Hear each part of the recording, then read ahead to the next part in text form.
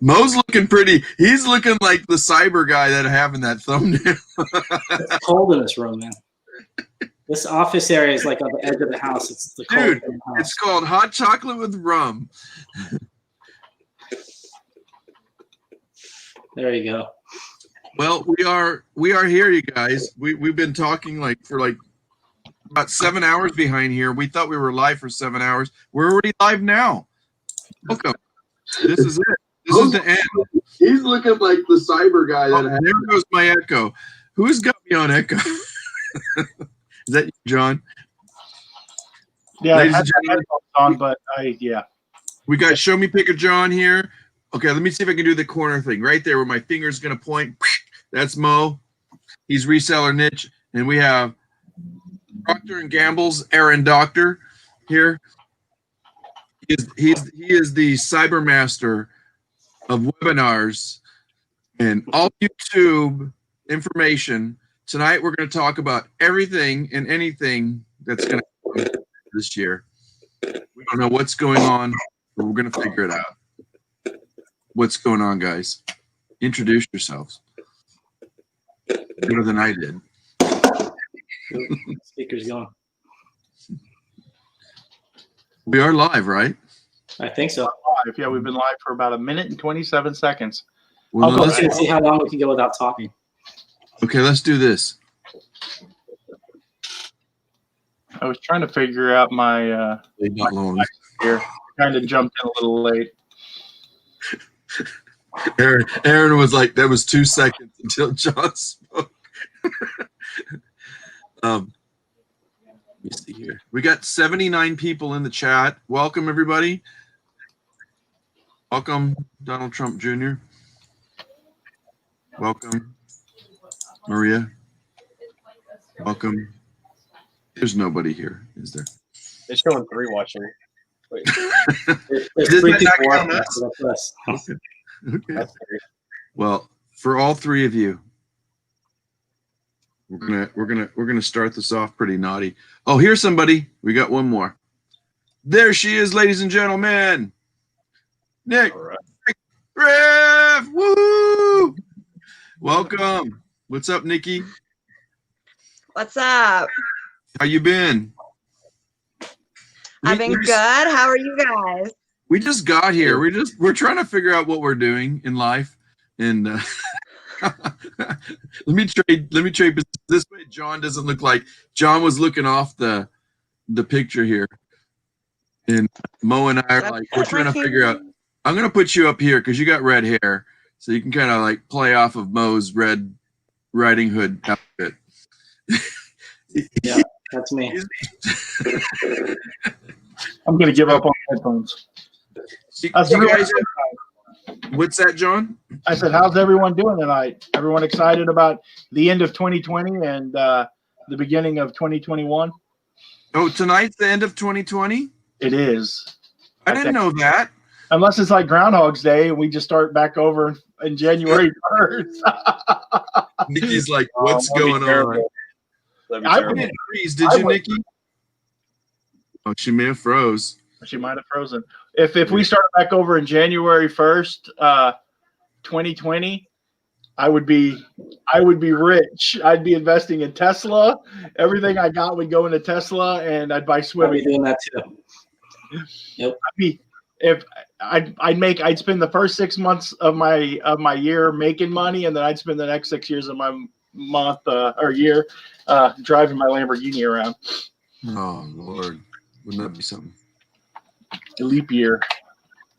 Yeah, I'm just trying to think back this past year, like, and there's a part of me that really wanted to critique it, like, and I had like a really plain Jane kind of dumb question, was like, what was your most challenging or probably most difficult things you had to deal with this last year?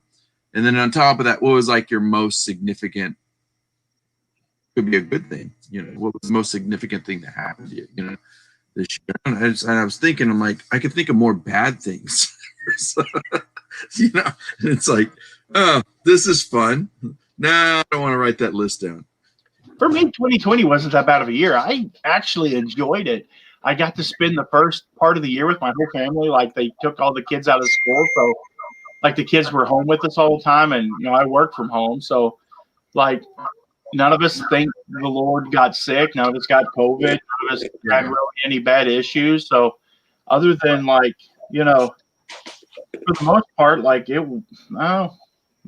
I'm not fond of 2020, but it isn't like it was the worst year of my life. Mm-hmm. How about you, Mo? Yeah, I got it kind of with John there a little bit. 2020 not bad. I hate to say that. And some people might get annoyed with that, but in terms of retailing, in terms of what I had to go through, I didn't go through that much personally. Yeah. So my speakers are all out of whack. Wackadoodle. You, Aaron? I think for 2020, I just was allowed to focus more on, I guess, the important things, and just put things that were kind of holding me back to the side. Just things that weren't really important. Just take my focus off of things. Do you think, like, aside from and maybe greatly due in part because of the pandemic and whatnot, that also gave us like a lot of time to, I mean, obviously some of us were forced to, had that time to step back and reflection. And then like you were just saying, Aaron, like what are the things we, need to deal with or don't need, to kind of cut out and refine and perfect a little bit. Because I'm seeing a lot of things. Like I've had so much time for self-reflection. I'm like, I don't want to use the word false because it has a negative connotation, but I don't think it's a poor way to look at it either. It's like if you're not doing something correctly and you keep redundantly doing something, that's not significant for, like, say your resale structure and your business model. You want to keep doing that? No, and some of it was just my attitude too. It's like probably earlier on, like this year, I remember seeing a lot of ways of like, how can I change the direction I'm looking at, the way I'm selling? How can I raise the levels up a little bit more? What is that I needed? I love Christopher from Refinement. Like he was saying, what do you need to take out? It's going to make things move, smoother, faster, better. I would say I went through every range of emotion in 2020. Would you say that's true for you as well? I went through, I want to say I confronted a lot more anger than I probably had in the past. Like I noticed, like I was starting to get angry and antsy about certain things. But the funny thing is, it was more so after, and it really wasn't. Well, some of it was my business, some of it wasn't. Some of it was like the relationships I had that were affecting my business, and I started like learning I need to cut out certain people, need to like kind of negotiate my time. And then towards the end here, I'm like realizing how much time do I need to spend on YouTube. But it's important, I think, for a lot of us. I'm finding like people that are on YouTube that are both resellers and YouTubers, it's a great place to come to like meet and minds that are of the similar kind. We're like-minded in the way that, like, well, we get bored easily, like after doing 100 listings of the same thing, and it's like, oh, my mind's gonna go numb. I need to talk to somebody who gets this, kind of right thing. That's one of the things that I've done is that I don't go live as much on YouTube as I used to, but I found a close group of friends that like we kind of have a water cooler hangout, and we hang out. Aaron's one of them that kind of hangs out with us, and it kind of takes away some of that loneliness. Either that or I sat here and as I was listening today, I watched like, oh my gosh, I probably watched like 3 hours of like UFC fights. And so, I find myself, always trying to find something to do to fill in that space, that kind of the loneliness, because you don't have a lot of people that you work with like you used to, like I used to in a real world job. So that's one of the things that I guess, I don't know, I guess a lot of people can understand that, because a lot of people feel that way in 2020. A lot of people have to isolate themselves and stuff like that. So I think people can empathize with that feeling as a reseller. Yeah, and it depends. Like with some of us that really have like a lot of family and stuff, you can't help it. Like, you know, here's Nikki again. Hey, Nikki. Hello. Keep trying. Keep trying. You there? Can you hear us? I think so. I don't know. Hey, I don't up, hear Bear anything Flag? yet. I think she's trying to. Hey, Bear Flag. Nikki, can you hear us? Yeah, I think my internet's messed up. I'm like lagging. Okay. Well, we'll bear with you. Don't go. But yeah, that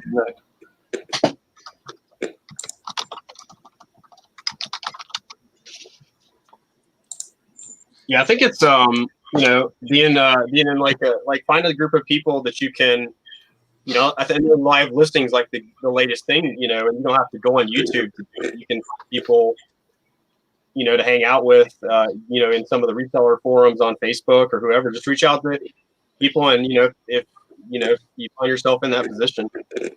Yeah, most definitely.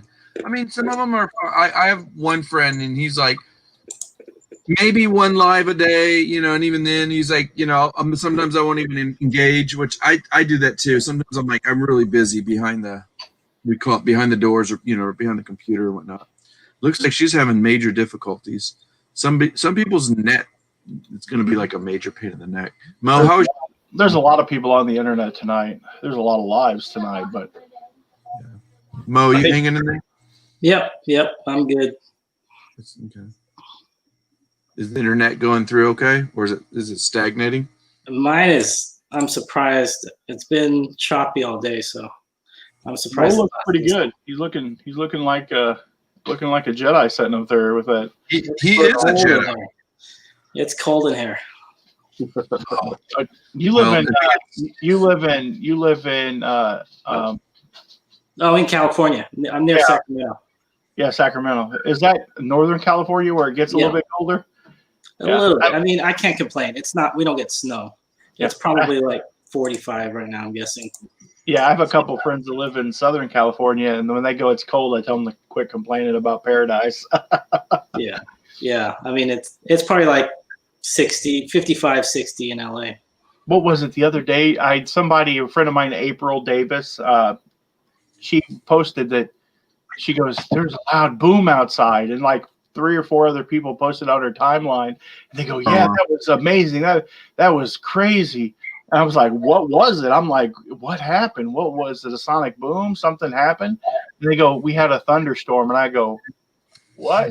I'm like, welcome to March in Missouri, like every day. You don't understand. In California, when it rains, people take like vacation. It's like, it's hard to handle for most Californians, the rain. It doesn't rain that much. But Louis, what are you drinking? Me? Yeah. Right now I have a little rum and coffee. I'm sorry. Okay. I'm on Instagram. This guy's having a hard time. So I'm just sending him. We have about 15 minutes around the East Coast for our New Year's. Yours is it Mountain Time or Central Time? I'm Central. Hello, Okay, Steve. Beaumont Picker. Thanks for joining us. And Duncan VR came in and said just a quick hi and a hi to Aaron. What's up, Duncan? Duncan, I'm trying to get on camera. in the future. Oh, here's somebody. Hold on, you guys. Let me see. Who's here? You guys, welcome another. Let me see if I can get him in here. There he is. Here he comes, the Beaumont Picker. Hey, what's up? How you been? How you guys doing? We're pretty good. Nice. We're going to put you up here between Mo and I think. Well, maybe. Let's see. There we go. Play musical windows or whatever. I have this what's the word? It's it'll come to me in a minute. But anyway, I'm color coordinated. So like every time John would look this way, it looked like he was looking off the screen or something. Well, what happens is that I was just trying to fix that, but now I'm messing everything up. I've got a cheap webcam. I was going to go into the store tonight for this because I've got 2 or 3 computer setups there with webcams, but it's icing outside, and I'm like, not going to play with that. Like, it's slick outside. I was just gonna come in from the house here. Hi, Duncan. What's that? Thanks for stopping by, Duncan. I know you just said hi. Yeah, I was gonna say, Duncan, is it already the future there? Because by the way, I always, forgive me, I already forgot you had your first name because of the package I sent you, and I already forgot your first name again, Beaumont Picker. Gil. Yeah, Gilbert. Gil. Do you go by Gil or Gilbert? What do you prefer? I go by Gil. I could go by Gilbert. Like Okay. that old commercial. You could call me Ray. You could call me Jay. You could call me. So you guys, this is Gil. He's the Beaumont Picker. Let me be pointing the wrong way here. And below me is John, and we got Mo. That's right next to you over there. How's it going? Yeah, I've seen Mo. I watch his videos. He's awesome. How Yeah. you guys doing? I'm surprised. Thank you. I'm usually just sitting here like this. This is my entire video is just this in a nutshell. Just me staring at the screen. I followed Mo for a long time. And then we got Aaron down below. He's the guy with all the time warp bandit kind of stuff that's there. He's got a time machine he's inventing. He just hasn't figured out how to make it go forward. Hey, look right here. Look what that is. Right there. What's that? See that where my finger is? What's that? Is that Gina Lollobrigida? It's the Lone Star Picker right there. Lone Star Picker symbol there. Yeah. Get out of here. Yeah, I printed it on my printer and put it on my Why did you do that? Dude, let me make you like you're BSing. and there's Nevermore Antiques before there. There's Thrifty Santa right there. What the heck? And I put an Auction Professor right there. You're a nutcase, dude. Hey, Harry. Oh God. Burn it. Quick, burn it tonight. Burn it. I mean, how do I take you out of this? Well, we're just gonna leave you solo layout all night. Oh yeah. I wanted to get a webcam today, but everything was closing early, so That's the problem. I want to get a new one. I want to get another 920 for here at the house because I finally got good internet. If anyone lives in the country and you're like, my internet sucks, look up T-Mobile. They have a mobile hotspot. It's a little white box. Yeah. And this thing's life-changing. I've lived in this house since I was 13 years old. And like, I've never had broadband. In fact, the room like right over there, the one right by where the door's cracked, that was my childhood bedroom. Now it's my oldest son's bedroom. And, dude, is it weird, or is it like kind of a pleasing? I love this house. That just reminds me of my mom and my stepfather and good times. So I love living here. I used to run 2 phone lines into that room, and I had 2 modems in my computer, and I could dial up with 256. Ooh, mad cat! I could dial up with the 56K modem, 2 of them, and I would get a whatever 250 or whatever 256 is 128. Is that what it is? Something like that. But do you know why Mo's standing still right now? Because he dialed up with his AOL.com tonight. Yeah, that's how long I've been here. Is we had AOL, and but so. Well, anyway, I'm actually on my cell phone. Yeah. So I'm not even on the computer at all. That T-Mobile thing, though, is guys, every time I call in, I usually call in with my cell phone. They're like, why don't you use your computer? Because like the computer I'm using is in the living room where my death pile is, and yada yada. And then so Aaron and I have been talking about trying to find good, cameras for the computer and stuff. Well, there's a new one, the 920S, I believe, and it has a thing called UVC or something, and it's supposed to like offload the like video processing from your computer. So Harry, drive by. I'm off to bed. You can jump on. I'll put the link. He's on. Good night. He's on duty. He said he's got to stick around the house in case his work calls. But he says drive by. I'm off to bed. I think he meant like he's driving by us, right? Yeah. You might have to. You might, if you could probably get him in if you offered him a cone top beer can. That would be the only way to get him in. I can look for a cone top beer can. All 5 of us can, but we're not guaranteeing you anything. He was awesome. He came on my channel the other day. I was too lazy to look. Oh, what are you drinking there, Gil? I'm drinking a Michelada. Ojo Rojo, it's called. Oh, that looks good. Oh, I think I've heard it's got is a little rum in it. It's actually it's beer. It's almost like a margarita. A Bloody Mary, but you use beer. Michelada. Nice. Nice. Yeah, so that's basically made like a Bloody Mary, but you put beer in it instead. So Sounds like tastes when good. we woke up from a hangover, we would just pour Exactly. Yeah. beer. The tomato juice.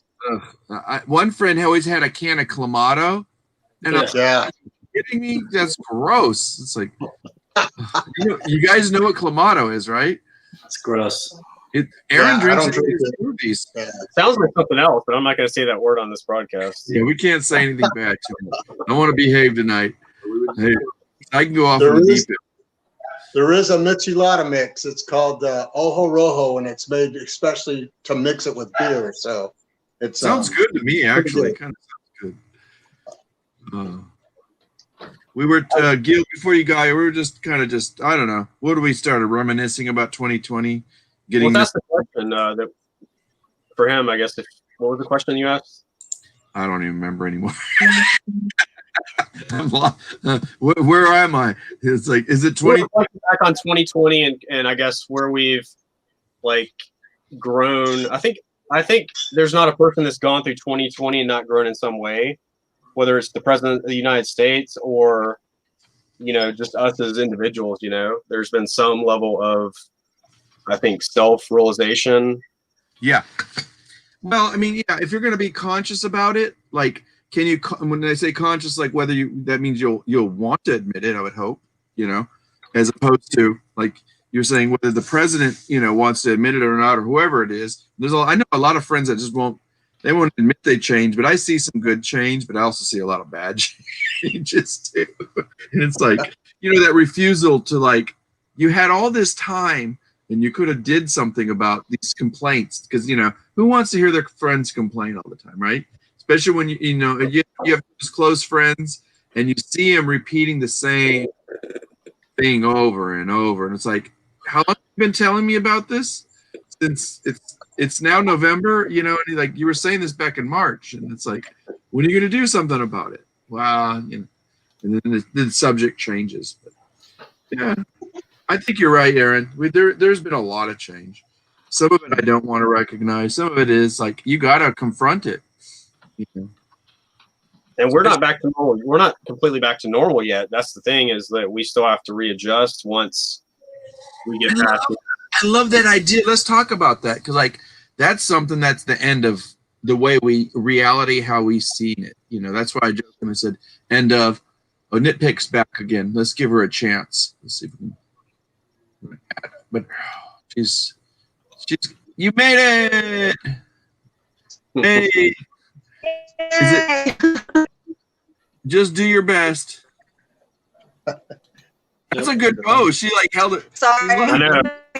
Everybody do this. Just hold your pose. We'll just all like pretend like we're not. Sounds like she's Hollywood. I love it. Just stay like that, Nikki. If you can hear us, you're fine. Then talk when you can. That's funny. That's horrible. Yeah, I don't know. I'm thinking about it more and more. I guess I have the habitual thing of wanting to like keep talking about it from a reseller perspective, but Hey, Nick, if you can hear me, try turning your camera off and coming in with just your sound. That might help because it'll help with your bandwidth. That's a good suggestion. That's a good. Say that again. Repeat. I said try coming in with your camera turned off because that'll help with her bandwidth. I If think she she can did.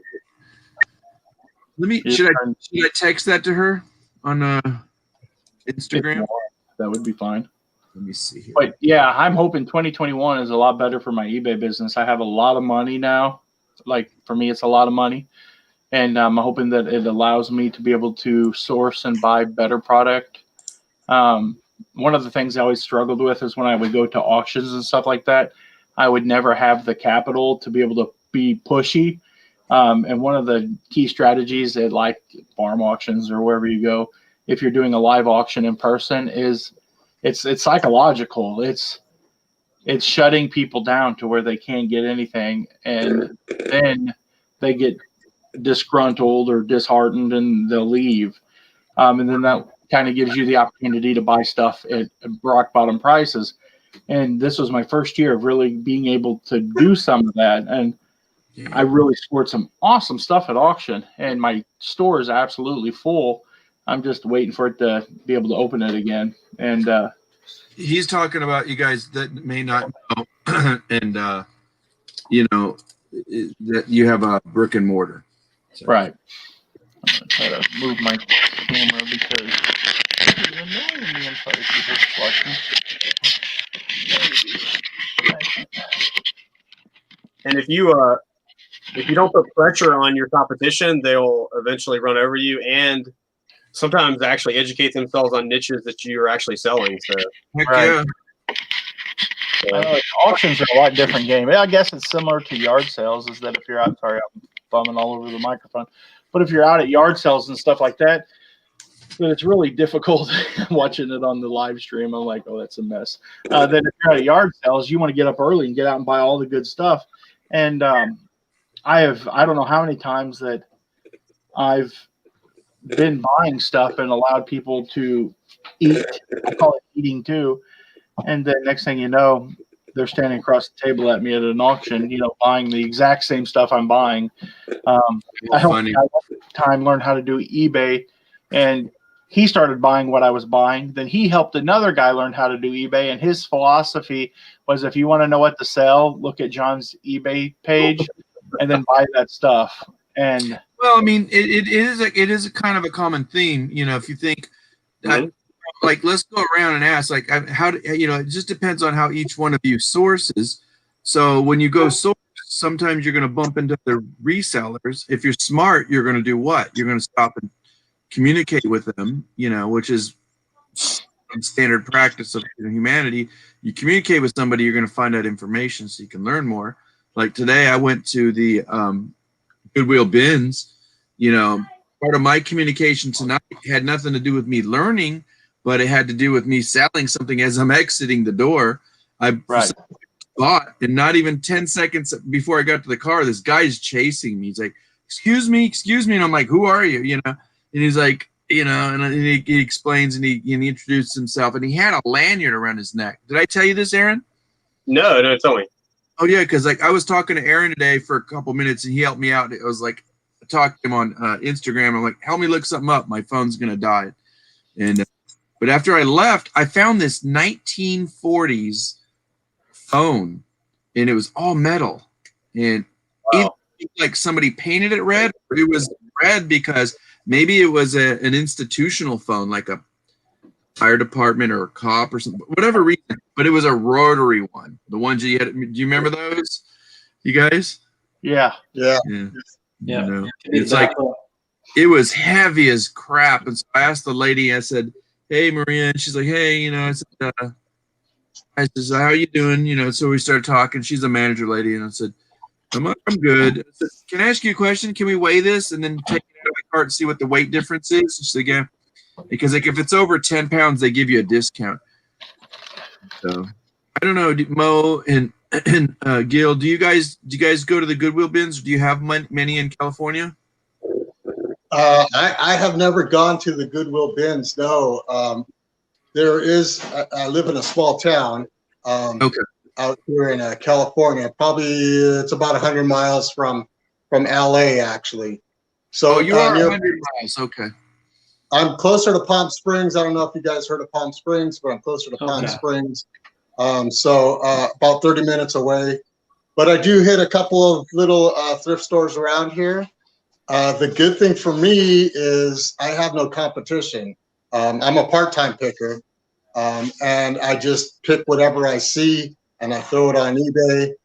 This is the first time this year that I started going hard with this and putting up a YouTube channel and trying to get this going.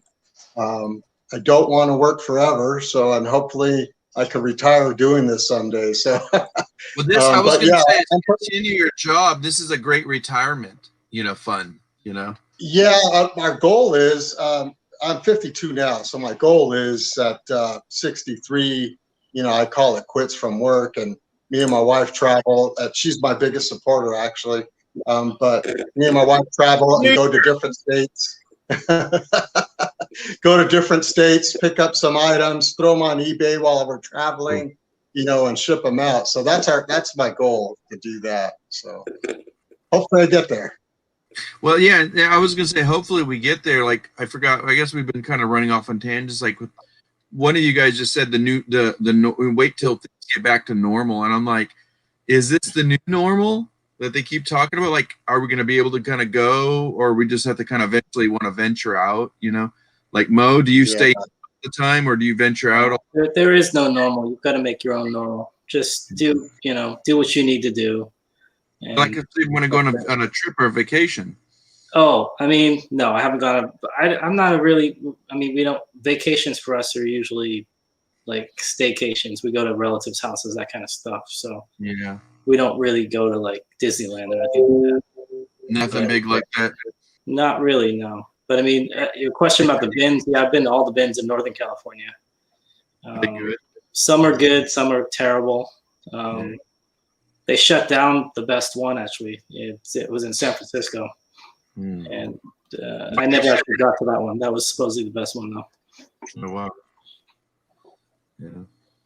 So tomorrow I got to go back at like afternoonish my time, a little before afternoon, like 11:30, to meet this employee that wants to buy this phone from me.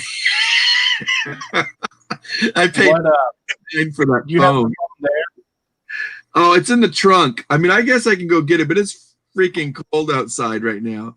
But I'll send you guys, if anybody wants to see it, I'll send you a link. I mean, it's like, oh, we lost him. He said he went to go get my phone from me. What the heck's going on with the live here? Who'd you lose? Oh, because be careful, because some of those phones are worth a lot of money. Like I have one that I just listed. If you can look it up on my eBay store, I'll send you a link to it.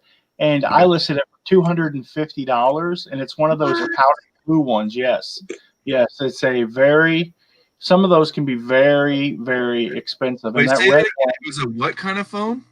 It's I'll just pull it up real quick. It's a rotary phone, and they are some of the weird colors. I have about 10 of them hanging up in my store because I love them. But this blue one, there's a green one that's kind of more of a sage green, and then there's a powder blue. And the powder blue is really sought after. One of the most sought after ones is the pink. Yeah. And then that red is one of the most sought after phones. So you think this guy knows something maybe, and he's just trying to I don't want to throw rocks at the guy, but I don't know why a guy like that would want an old phone. Just out of, I mean, let me see. Okay, let me just do this. There's also an Art Deco 1920s phone I look for, but I don't see it that often. Yeah, I just listed a green touch tone. Like even the touch tone phones are getting to where I listed a touch tone, beautiful green Western Electric phone. I listed it at $39.95, and it's a slim line. I was going to say some of the just the 70s ones, because of the plastics and the designs and stuff. Some of that stuff goes pretty good money. There's the donut phone. That's a good bolo. What else? I want a donut phone. Aaron, are you holding out on me? Yeah. What's going on? I just sold a members only jacket. Nice. Really? Yeah. It's been sitting there for a while. How long did you have it? Jeez, over a year, I'd say. Oh God. How much did you sell it for? Or can you say? 45 plus shipping. Woo! So $784 shipping. Oh, they did give you the shipping? That's nice. It's California, So is that what it looks like? No. Mm-mm. I remember those. No, mine is a what do you call it? When it sits down flat, and phone goes like this. Okay, it's a handheld. So that's a wall. This is a wall. They have different styles. Like my grandmother had an older one than that one is a wall one from a farmhouse. Yeah. Here's a green slim line, and then this is I sell most of mine pretty quick. Let me look up the number. I'll show you. Can you look this number up? I have it in my phone. One of my searches, and you'll say, "Oh, okay, that one." Mine is come on. There it is. That's the least valuable one. Look The up old this- flesh I cup. want to rent one of those. It's actually people like to find. I have John- one of these sitting around right now. What's that? A phone? No, these touch tone ones right here. Oh, I have one that's unlisted that, yeah, I haven't listed. Oh this yeah, one yet. those we had back in the 70s. Look up this number, John. It's 1243. W as in wheels. L as in Louis. I put telephone metal. It comes up like 1940s. So Okay. yeah. That one's 65. Not tested. Is that what it kind of looks like? Yeah. I don't know why it's. Yep, that's it. That's it. It's got like it's weird because like on the end of it, it's almost like it raises up. It's got this like Art Deco-y kind of look to it. You know what I mean? You know that looks like the bat phone, right? Yeah, exactly. You guys remember the bat phone? Yeah, yeah. It looks like the bat phone. That's If it was exactly- a rotary one, that's the bat phone. Dude, it is. Mine's a rotary. Yeah, it's crazy. This is a good bolo here. It's the these larger size buttons. This Oh, is nice. XL40. It's an amplified telephone for like seniors. Is that from the 80s? No, it's just meant so that they can have an easier time like dialing numbers and they go for like 40 You use your bucks. fist. You don't need a finger. XL is called I can't XL40. see the zero. Where's the zero? Oh, God. I have a video that's absolutely blowing up right now. What? How many watchers? Are you It's feeling yourself right 753. now, John? I'm sorry. Go ahead. Huh? Nothing. What'd you say? Nothing. No, No, it's just amazing. I've been studying YouTube. I've been studying it. I probably watched 100 hours worth of YouTube content over the past couple months, and I think I've got this figured out. I really think I've got it figured out.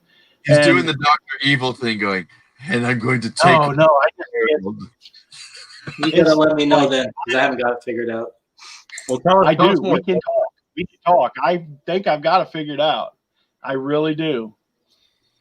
My videos have been trending, and I've gained. I went from the other day. You look on my Instagram.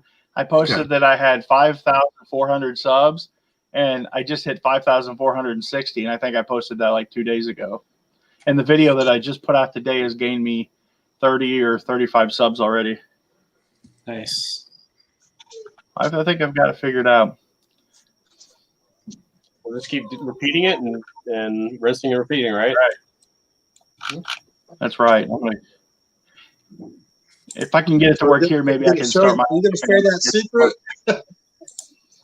Say what? You have to watch it Share that secret. to find out. Oh, share the secret. It's easy. I mean, here's the secret. You've got to be sensational. You've got to think Jerry Springer, but dialed back a little bit for your thumbnail and your titles. I mean, like my title for this video was this sneaky eBay buyer thought he was slick. And then I have a picture of me and my wife standing there, and I'm holding up the box that they returned, and I'm looking angry. She's kind of looking like she's got the RBF going. Oh my God! Here's the pic. Here she is. Okay. You don't say that word here. Here Okay, she that's is. way better, y'all. Did that help? Hey, You got the message right? Yeah, but I went out a little bit further into town because I live way in the country. You don't have to go all the way out. Aren't you ready for bed? Dude, be careful. Well, no, my days and nights been confused for so long, about 2 years. Oh no. Well, What's just up? Marrakech 7. Marrakech is Sadiq. You guys, if you guys want to come in, you're welcome to come in. And the cat. To like Cap guy. 1,579 people. Nice. Oh gosh, we've been talking about anything and everything, Nikki. It's like Yeah, that sounds about like y'all. all right. Everybody say their name real quick for Nikki, so she knows who's here. Or you can. My name is Fabio. Fabio Rodriguez. He wishes. I'm an eccentric billionaire. All right, shut up. Next. I'm Wade's Dentures. I fix people's dentures. Wade's Dentures.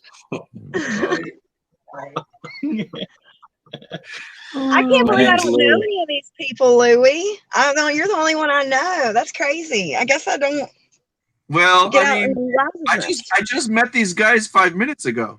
Yeah, we just popped in here. You just put the link. And I found a couple of them on the streets. Two of them are from California. you just said don't He talk. said he was paying. I'm paying them. Paying in Bitcoin. No. Oh, Lord. I figured everybody's doing this, and it's funny as everybody goes, "Oh, I see you're doing a last minute, live."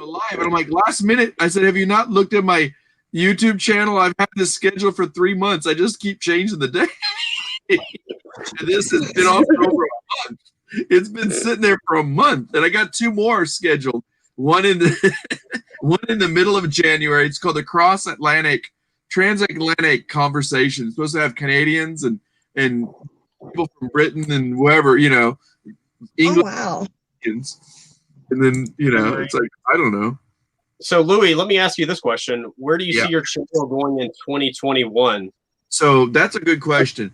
I've been thinking hardcore. I want to go back and I want to be like Montel Williams. Do you remember that talk show host?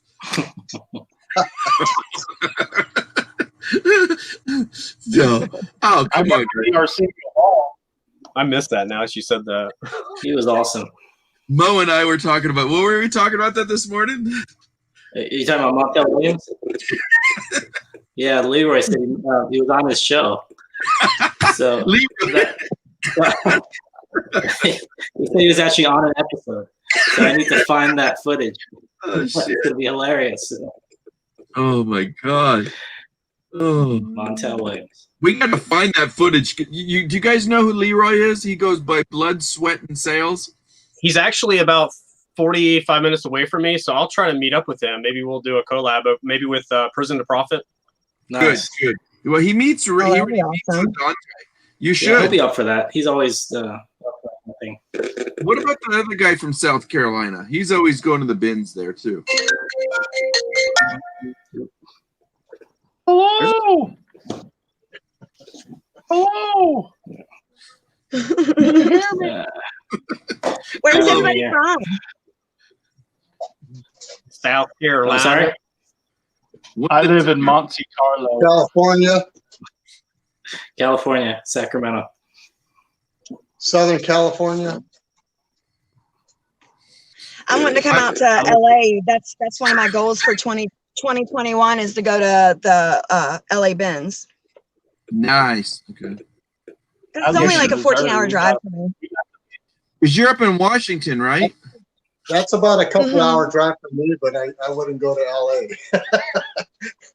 Well, Yeah, I steer clear of LA right now. there might be some closer, like Central. Nikki, try Central Kelly, because I used to live in Central. And Really? Yeah. Talk to Mo. Keep in touch with Mo after this. You can find him on Instagram. Okay, because also, is anybody everybody resells, right? I'm going to yeah. quit after this year. I think tonight's my last night. I'm not going to sell anything after Yeah, this. okay. Hey, Does what about anybody have those shirts, Louis? You promised me. knowledge in Does anybody have any knowledge in flipping pallets? Ooh. Cali That's my Reseller. next step. Talk to Cali Reseller Luis. Be nice to him. Yeah, He's I have been. he'll help you, but you can't call him names. He gets very offended easy. Well, darn, I don't know if that's gonna work. No, I'm just teasing. No, talk to him. He's one of the guys. I'll put you in touch with somebody else when I come across one or two. I have a couple in mind. Okay, because I've been wanting to get into it, but I don't want to. Yeah, I don't want to lose any money. I'm so scared that I'll make the wrong decision and I'll lose. Well, that's just it. To talk to the people, talk to them how they do it. like one suggestion, like Callie gave me, says when you're ready to do it, first find the person, talk to them how that works, the process. Don't buy a whole pallet. See if you have a pallet of all the same stuff, and ask them if you could buy like 2 boxes of it, which has multiples. And then just start slow, because that way you don't have to buy the whole.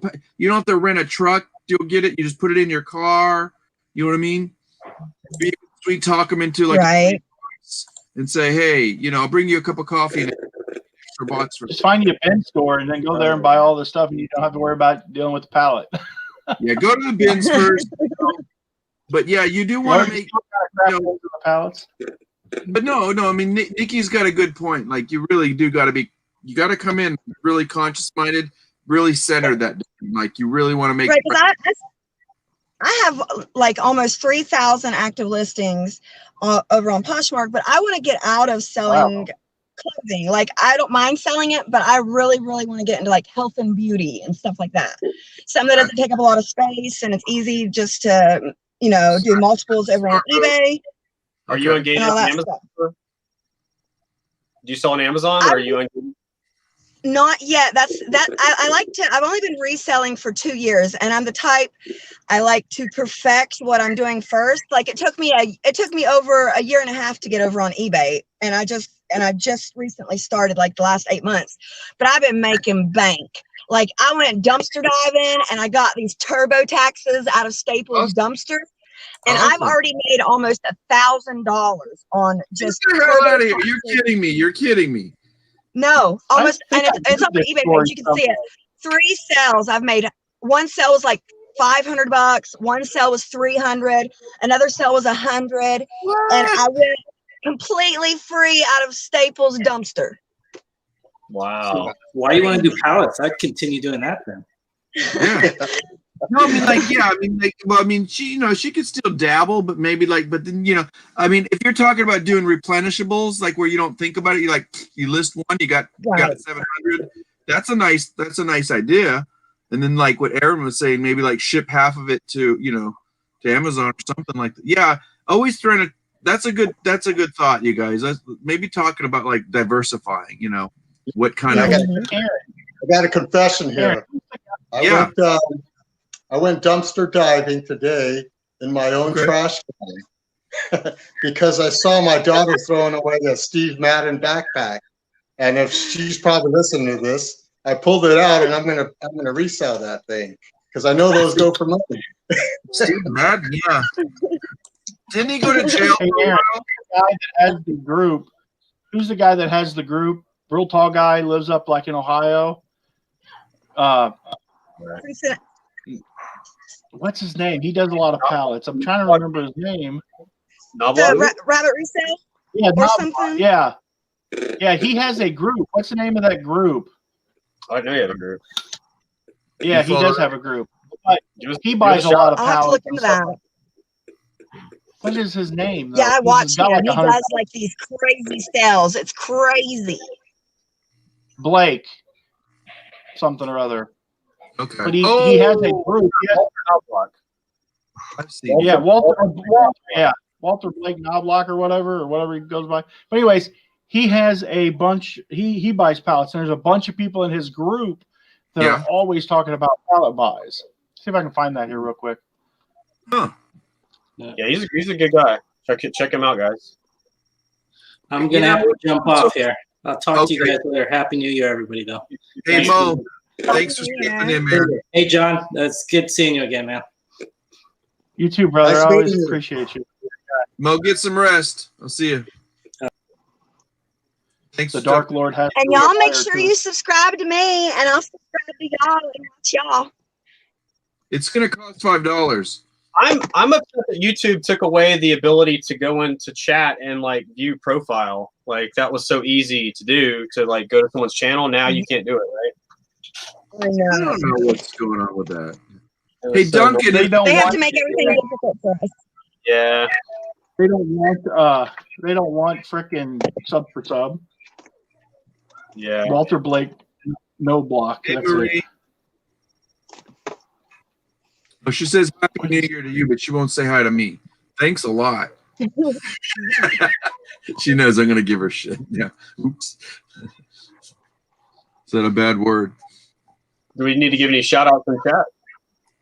Let's give a shout out to the chat. Hey, there's this guy named Aaron Kluge. You know, like who?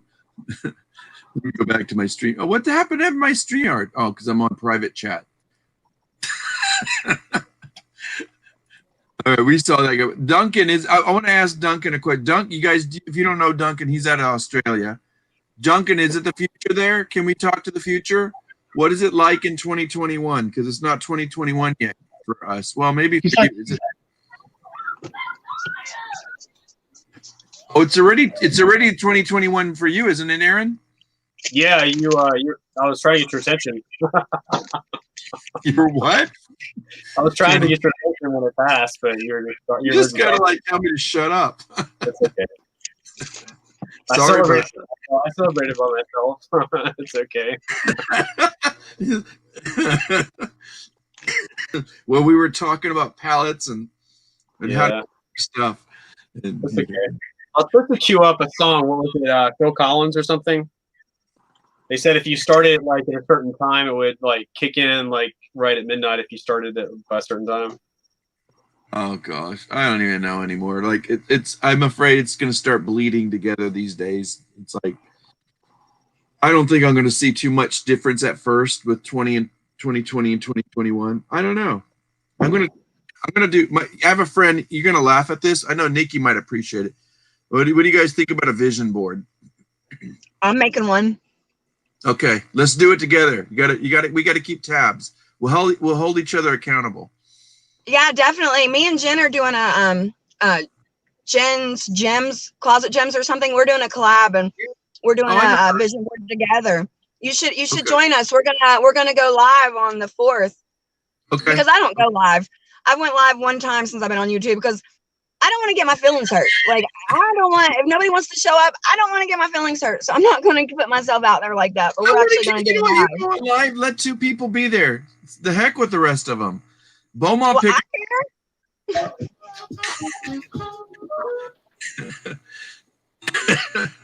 Well, we'll come. I'm I'm a dude, and I may fall behind and go. What are you guys doing? What's this part about? Like shut up and go find a picture of something you want. I know it in theory. I know John has like 27 of them made, but he burns them.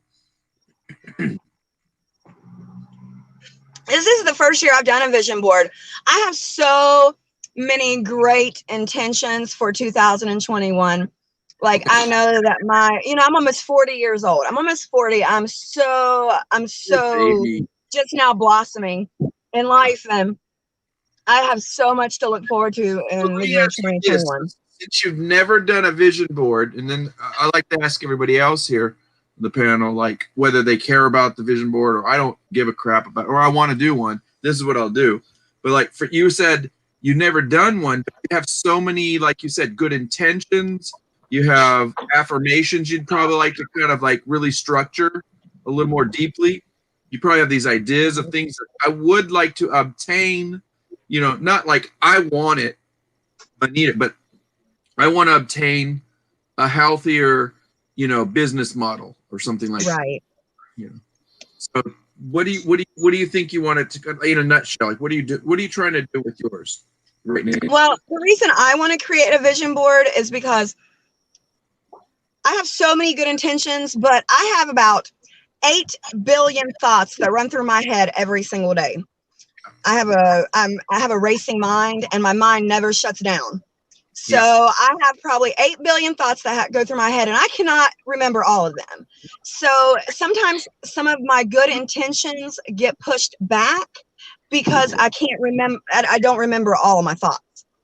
Okay. So my intentions with my vision board is just to take what the top 10 things that I really, really want to accomplish in 2021 and just put them on that board so that I can look back to them. I'm the type I like to check things off.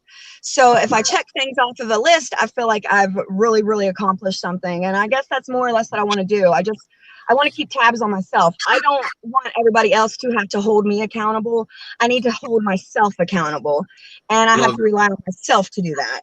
So it's just a really big step in my business and in my personal life that, you know, I'm really trying to, we call it the householding in my community. We say our householding. Here, I'll take you out of the thing. But, you know, like as far as householding goes, you know, like if you're, you know, happy home, happy, you know, business, you know, happy, whatever, happy family, happy everything, you know. What about you, Aaron? Yeah, exactly. Or no, you go first. Go ahead. Whoever wants to go first. Yeah, sure. You know what? A vision board. I don't think I have enough time to put a vision, to do a vision board. And like I said, I work full time. I do have visions though. One of my goals is buying a storage unit this year. So, why don't you just do a vision on that? Like a vision board can seem expansive and too complex. You ever thought about just keeping a journal about that? Yeah, and I would like to. You know, just like I don't know where to start. I don't know where to start with it. So, like I said, let me give you a tip. Just start with this piece of paper. Here's the piece of paper. There you go. Yeah. Just write your ideas down. You know, and that's really what I'm saying. You know, you know, they have those little. And maybe this is like maybe if you pay, like if you're cheap like me, I'm stingy. If you go out and spend money on one of those, help me out, you guys. What do you call those little notebooks? You see them at Barnes & Noble, those little tiny ones. They're really expensive. Diaries. Moleskin. Yeah, but it's a Moleskin company, isn't it? They're like diaries. But yeah, they're some of them are notebooks, but they have some for artists. So like if you want to do drawings and whatnot. But like if you just go get yourself a dollar store notebook, you know, just start with like, these are the 5 things you need to do to start. Well, do you know what they are? You know, just to kind of like jump on something like that, you know. Aaron, what about you, man? I kind of get what you guys are talking about, but what I do is I just keep random notebooks, and when I have an idea or a thought in my head, I just write it down, because sometimes like she said, you forget it and you go on with your day, and then it's like, man, I forgot that good idea, or I thought you know, forgot that like breakthrough moment that I had. And then if you forget about it and don't like repeat it in your head and just focus on it, you forget it. And part of me writing it down was so that one day I can maybe help someone else in that situation or in that moment that I can't go back to anymore. And it's almost like, you know, I'm capturing that moment in time so I can bring it forward just to help someone else in the future, you know. Okay. And even myself as well, to remind myself. Love that. It might just be a fleeting moment or something that maybe later I may not come back to, but at least I've wrote it down. It's there. It's either an intention, it's either you know, a passing thought, but I can use that as you know, something to come back to, because there's times where I don't have good ideas. There's times where you just don't have anything. I don't think it's just never I don't think it's ever a bad idea. It's like there's never really a bad question. It's just how do you build that question to be a little more sophisticated, a little more in depth and contemplated, you know. Speaking of which, and Landshark Pickers here, you guys. Let me just say hi real quick. Curious Pickers in the house. We got Craig. Hello, guy. Patty, Girl Hustle's here too. Hey, Patty. Hey, Patty, you're welcome to join us. Curious Picker, you're welcome to join. And what's up, Craig? What's up, man? You guys, Girl Hustle's here too? Yeah. Hey, welcome. That's Patty. You guys, I don't know if you guys follow Brennan. He was on the show the other day with Luis and I. He was really awesome guy. He plays good guitar too. That's awesome though. And you know, I think, just the way you. I mean, I'm looking back at some of the, and this is stuff I may not even want to share at this moment, but yeah, I mean, it's just like a different snapshot of just different days, and you know, days where maybe I had to pay a bill or come up with an idea for how to, you know, improve my store. Okay. But at least it's data you can go back to and analyze, you know. Well, I think that's kind of the whole premise. Like, even just for like vision boards sound overly sophisticated and fancy. I mean, for me as a dude, but at first, but then I went and sat down and I'm like, I'm a visual artist. I mean, I get that, you know. And then I asked, I contemplated that I did. Like, do I really need to go that far? why not? It's like doing something really good for yourself. You know what I mean? Like that makes you want to transform something, and it's basically just being a little more sharp about it. You know, and it's like, yeah, you know what? I do deserve something good like that. Why can't I own a Lamborghini or whatever? I mean, if that's what you really are into. For me, Right. I just want practical tools for my business that are not only practical, but stuff that's going to run it so efficiently and fast, quick, that I'm going to be making money because I'm not wasting time on doing these, ridiculous things. You know what I mean? Well, time is money. Exactly. That's right. Yeah. You That's know, right. Gil, repeat that again. What were you said something about storage sheds, or what'd you say? Storage units. Storage unit. So this year, that's one of my goals, is buying a storage, storage auctions, buying a storage unit.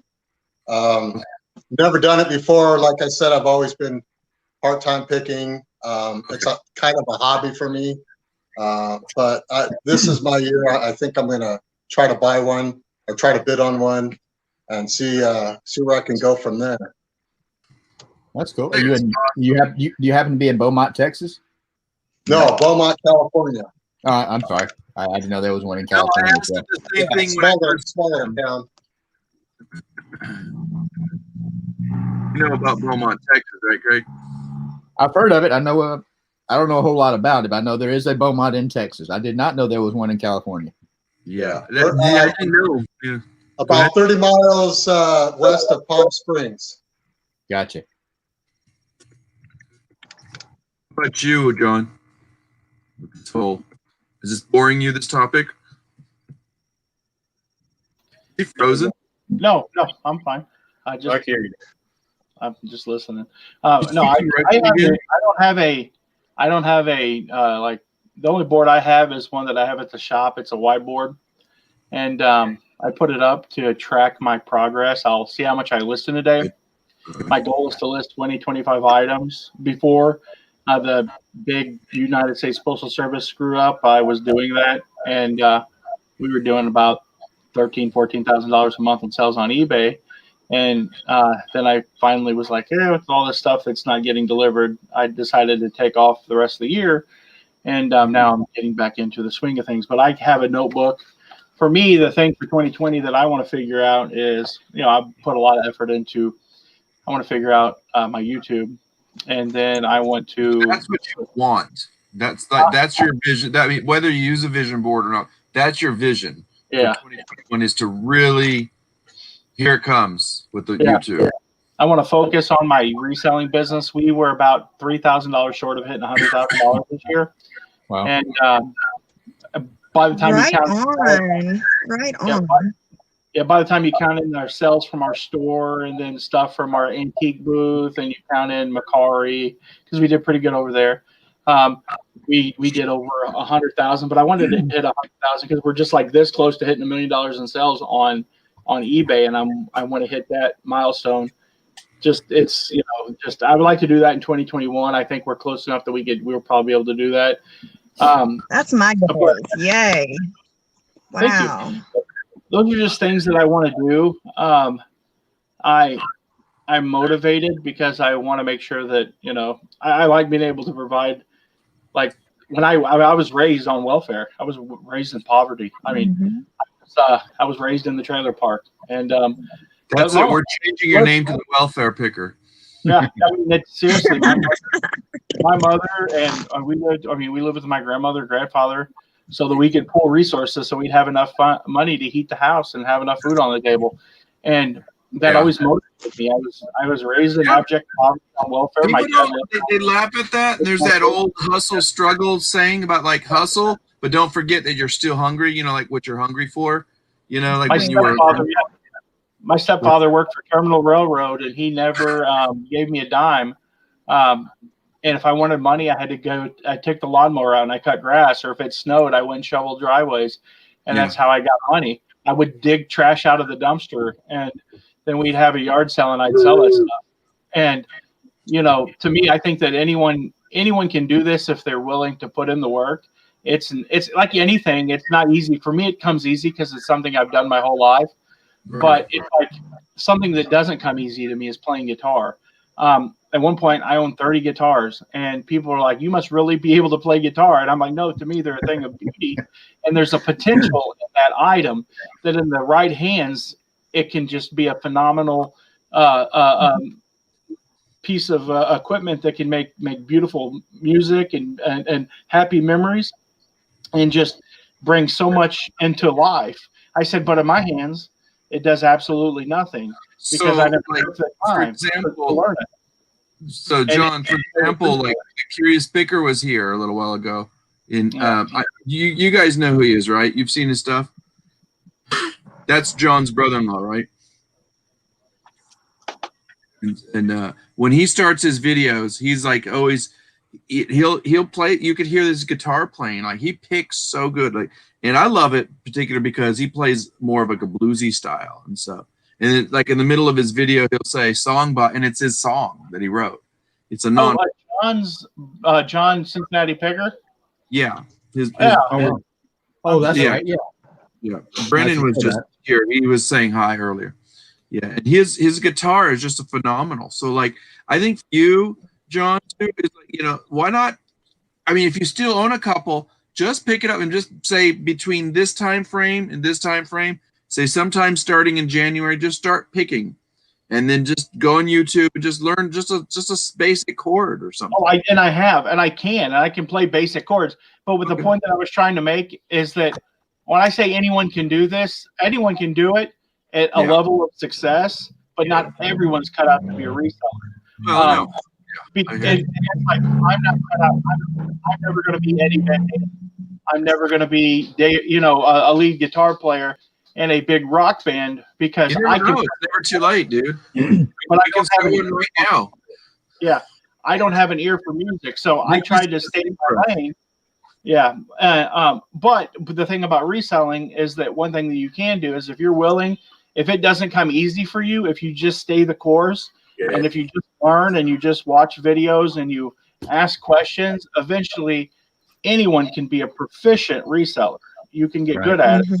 But personalities can keep you back. Like I'm not really good at negotiation because I'm kind of an introvert and I don't like arguing with people. I don't like. You would never guess that. Yeah, but it's true. Like I go to a yard sale. You're wrong, John. You're wrong. How much is this? And they're like, it's $5. And I'm like, okay. And I'll just put it down. I don't say, would you take 3 for it? Because I'm weird like that. But Craig, did you hear what we were asking and talking about, Craig? I didn't. I was kind of late to the show. Well, so Nikki brought up this idea of like, like what we were going to, things that we were talking about 2020, and she was talking about doing a vision board. I thought about like, has anybody thought about doing that? Or you don't have to necessarily put up the board and do it, but you can like, have you had some kind of vision ideas for 2021, whether you're writing in a notebook or I like the idea of a vision board. I like the idea of the board. I've never been a visual person like that with a board or anything. I've had whiteboards in the past. I use whiteboards if I'm trying to figure something out, draw it out. But my vision board seems a little more crafty. Like it's really, like, it's like you have that book, that magazine book, and you've been looking at all this time because you want those Maseratis or whatever it is that you want. Right. For me, I'm just going to be putting down, I want a new Zebra. I need a new phone cam. I need a new phone. I need. Mine is a van. I want a van. It's like a move pallets of stuff. I want to go pick. You know what I mean? Yeah. I want to have. My mind is always running, so I just kind of keep a mental note, of things I want to do. I'm like John. We talk YouTube way too much, and it's tough. YouTube is a tough road to ride because I can only talk so much about it. But yeah, you need one of these, Louis? What is it? Zebra. How much you selling it for? Hit me up later. I'll send it to you, man. No, I just need link where you can order it. I don't have power supply for it. That's it? I'll pay you for it. It's like a 20 volt. So okay, it makes a standard label. Yeah, I've got a couple of these. I just it takes the standard label. I forget the 20 size. volt. 20 volt that fits it may be a little hard to find. That's a higher voltage on an adapter. That's the only reason I never sent you before. I'll pay for shipping. All right, cool. Good.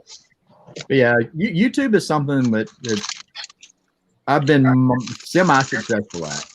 you know, in the grand scheme of things, not very successful at all. But, you know, I'd like to grow that side of things a little bit more. I am doing reselling part-time now. I took a job 6-7 months ago with Amazon, so it is more part-time now. And I can be a little more selective with what I buy and sell. So you did what a lot of Josh did. Yep. Been with Amazon for a little over 7 months now. Okay. Right on. You know, You guys know Prof Sale? do what? You guys know Prof Sale? Yeah, he did too. He just came. He just put out a video, and he was talking about his Amazon experiences, and he's working there now, and kind of contrasting that with his reselling journey, and that's kind of an interesting. Yeah, I talked to him last night after his stream. Oh, cool. But Just an interesting perspective, and it kind of allows me to kind of balance being a reseller, but also, you know, understanding where I need to be, taking care of like the necessities that I guess a regular job would provide. Yeah. Because we've got to prepare for retirement, we've got to prepare for, you know, healthcare, things like that. right. Yeah. But I think the biggest thing with reselling or anything you've been talking about, you only get out of it what you put into it. Mm-hmm. You know, that's always been my challenge with reselling. I love it. I have a good time. I really enjoy it. I've been pretty successful with it, but I've always been challenged with listing items. I guarantee there's not anybody out there that does this that just flat out loves to sit there and list items. Right. If you're one of those people, there are those that are really. I will say I've been watching just to learn, and also just from really more practical motivation is I've been watching two particular people, and I'm not saying they like it, but they have that drive, and they just say I have to pound it out. Yeah, those are the ones you're going to see their numbers go up high, right? And so it's like just depend, but also there's some that are, and I'm talking even part-timers can do that too, but then again, when you're working part-time too, and maybe Gil can speak more to that, I don't know, but it's like it's hard. But I will say I see people with full-time jobs, and I don't know how the heck they're still keeping their online business running like hardcore. Yeah. Well, here's my day. I wake up at 3:30 in the morning. I'm out the door at 4 a.m. Yeah. I work 91 miles away from my house, so that takes me an hour and a half to get there, 2.5 hours to get home in traffic. So by the time I get home, it's about 5:30, 6 p.m. And then that's anything I've sold, I got to pack up that night and get it ready for the next day. Then after work, I just drop it off at the post office there locally, and then drive home from there. So it gets pretty rough sometimes. I will give you a tip. I'll keep. I know people are going to go, "Oh God, I don't want to do that." No, I've done that. I don't like that. is just work with your post office. Go in and talk to them first if you feel like it. When you drop them off one time, say, "Can I ask you something?" Yeah. Say, "Well, I live here, and maybe you can go in your town." But I guess what I'm trying to say is, I think Nikki dropped off. Her thing went off. But I would schedule a pickup, from your house. Yeah, I've heard of that, but I think I'm going to do that this year, and maybe I'll write that down in my reach out to me. I'll tell you how I do it. I'll reach out to me.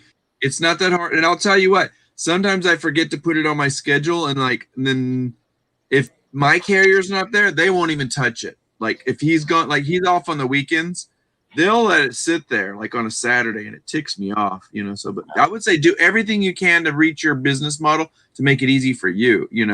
Make it so you're doing less work. We all know that. It's like I have a hard time putting my livelihood in somebody else's hands like that.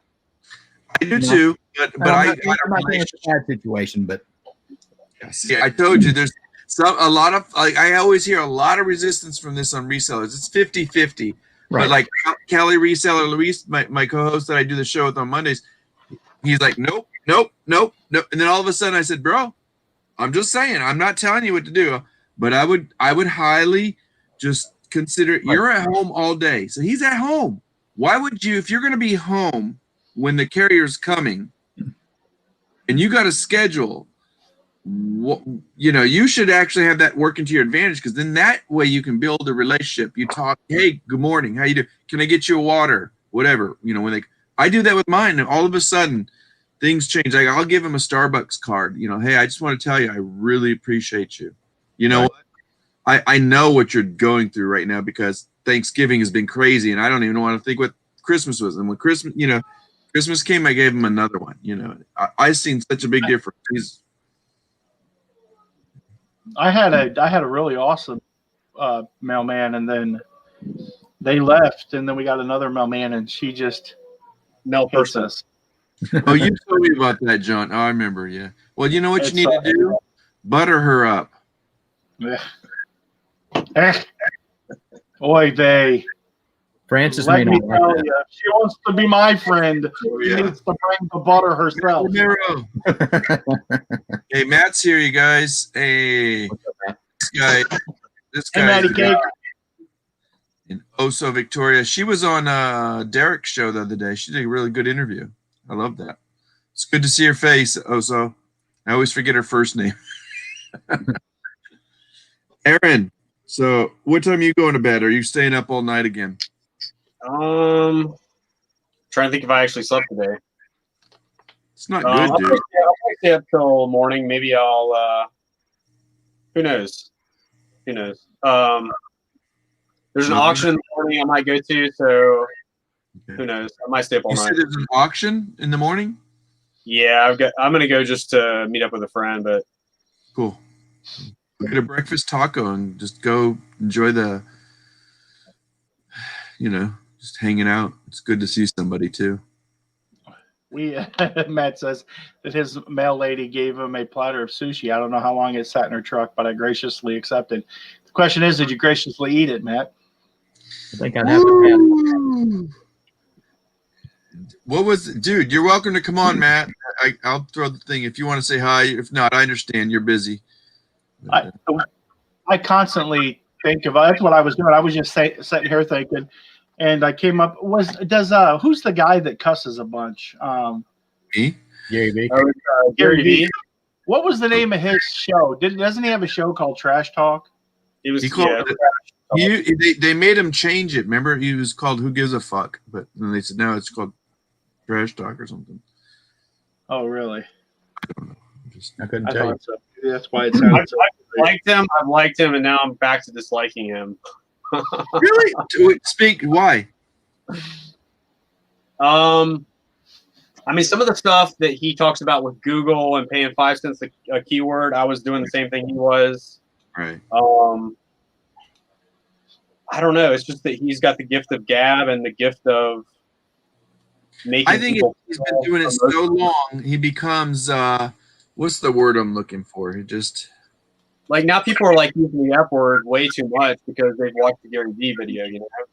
I think this cussing really is just is perfected to reach a younger audience, and I'm talking. Yeah, I can see that. Yeah.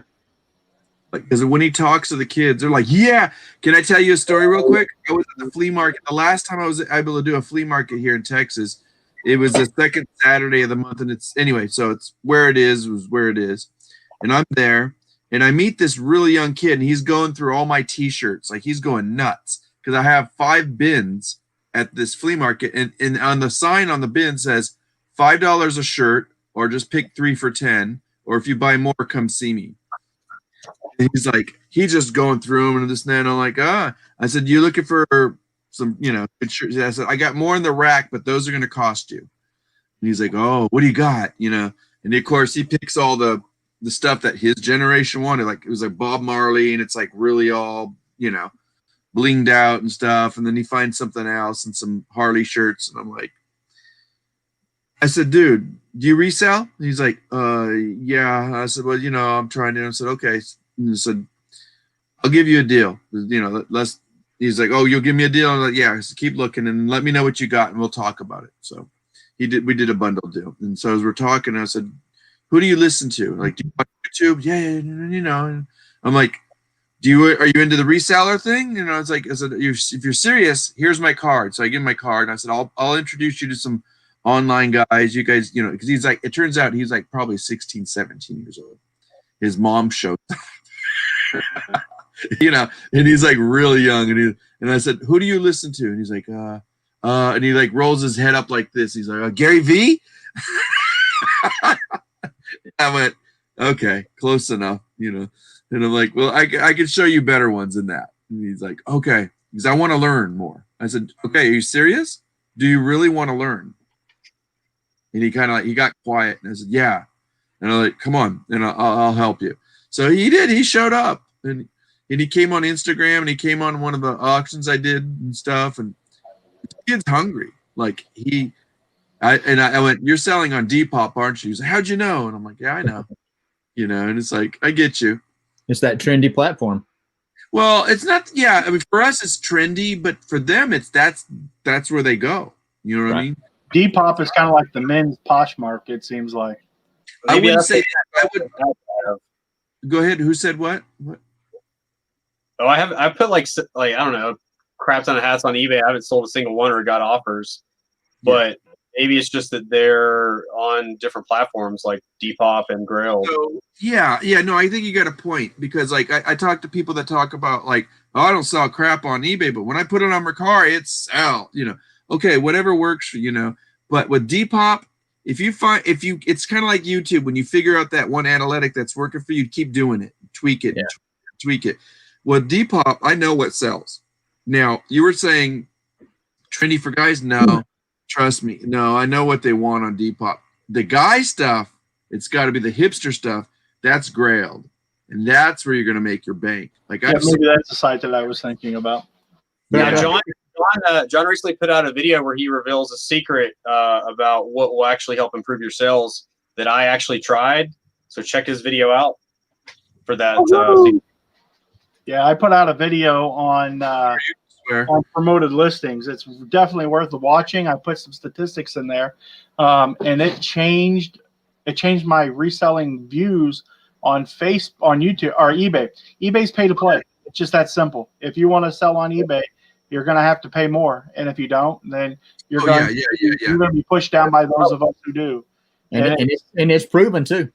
It's a sad reality, but I don't know. I was so like adamant. Even my sister's like so adamant about not using it, but she's got 0 sales, you know, 1 week, and then I've got like a bunch because I'm using it, you know. You're welcome to come on, Mike. I think the key to all that is people don't know what they're missing until they try. Is that the way you feel, Aaron? Now you gotta like at least just open your eyes to see what, and if it doesn't work for you, don't try. Well, here's the one reason I'm actually using it is because the ability to target people and send them an offer and try to instigate the sell faster. That's what I like. So it's not just someone clicking on your listing and buying it, but you're getting more traffic to the listing. You're getting more traffic to your store. And when you compare the possibility of repeat customers, I don't see many repeat customers on eBay. When I did music full time, I loved repeat customers. It was so exciting to work with someone the next year that you'd worked with before, or they'd come to you specifically. But I can't say that there's any loyalty with eBay. Yeah, and that's what is disappointing for me. Yeah. I'd like to have that relationship with the customer, and maybe there's some way that eBay can bridge that gap where it's a social aspect.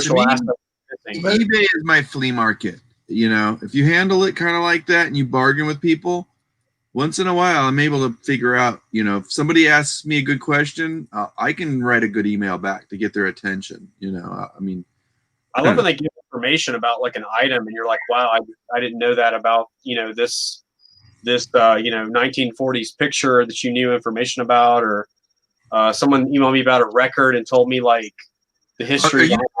Like, for example, where like somebody just writes, you said, hey, you got this information wrong. Or something. Yeah, I love that. It's so exciting that they take the time to do that. I think repeat customers are going to be driven off the type of item you sell, though. True. If you're selling a bunch of one-offs, you're not going to drive repeat traffic more than likely. Right. Yeah, that's a good point. How about you? I don't know Have if y'all you ever seen anybody repeat for you, or you do a lot of one-offs like some of us? I do more one-offs personally. Yeah. How about you, Gil? I'm sorry, what was the question? Like, do you see anybody return sometimes once in a while, or do you have somebody that like, do you have certain things you sell that you're good at, or you know what? Back in 2004, 2005 with eBay, the wife and I had a lot of returning customers. It seemed that trend seemed to like go away on eBay. Now I get more return. back in the day there was people? I guess maybe because, and I'm sure there wasn't as many sales. Like, and back in the day, it was kind of that new trendy thing. Hey, I'm going to go on eBay and find. Yeah, I think I get more return customers on Mercari now than on eBay. So, and I do double list on both of them. So if I list on eBay an item, I also put on Mercari, and whatever sells quicker, then I take it off the other one. But I do get more return customers on Mercari than I do eBay. I would love to see them implement some stuff. I'd like to talk to them, and I'd like to see them implement to where we could set up our own coupon code for our eBay stores, to where we could put make a coupon code and put how many redemptions are available on that code, say like 25 redemptions, and then we could make it for 20% off, and then we could post that on our social media platforms. And I don't know of any reselling site that does this, but it would be something that would be fairly easy to code. And then you would have people advertising for you for free by offering these percent off on their own stores. And I told that to my buddy Shane, Rising Around Picker. He actually was able to get on the phone. eBay called him about a video or something that he had put out, and one of their executives talked to him on the phone, and I was like, tell him about the coupon code. Tell him about the coupon code. But I don't think he did. I don't think he ever did. And that's an interesting thought too. I mean, not that the corporate cares, but in some ways I don't think it's like most corporate. They don't really listen. They I'll say they're listening, but they're not hearing what you're saying. And that is like with a concept like that, with a coupon code, like you said, and it could be put it on different platforms like Facebook or whatever, or even if you had it like somehow on YouTube, But my point is it would drive all this traffic to them. Wouldn't you think that would be interesting for them to say, hey, yeah, more people, more spending money, the more profits we make? They don't think like Amazon. Right. Amazon does do that some ways. Right. Yeah. I look for eBay to make some type of move or acquisition in the next year. What it is, I don't know, but it would probably help them be more. They sold off StubHub. They sold off PayPal. Yeah, but StubHub is a niche market. If they buy something, I think it's going to be another marketplace. I think it's going to be a Mercari. It's going to be a Poshmark. It's going to be something like that, I think. Did they actually sell off StubHub before the pandemic? Because if they did, that was probably a good move. I think they did. I think it's been a while. Well, right about the same time. Yeah, that'd be interesting. Can I tell you something about corporations? There's this corporation here called HEB.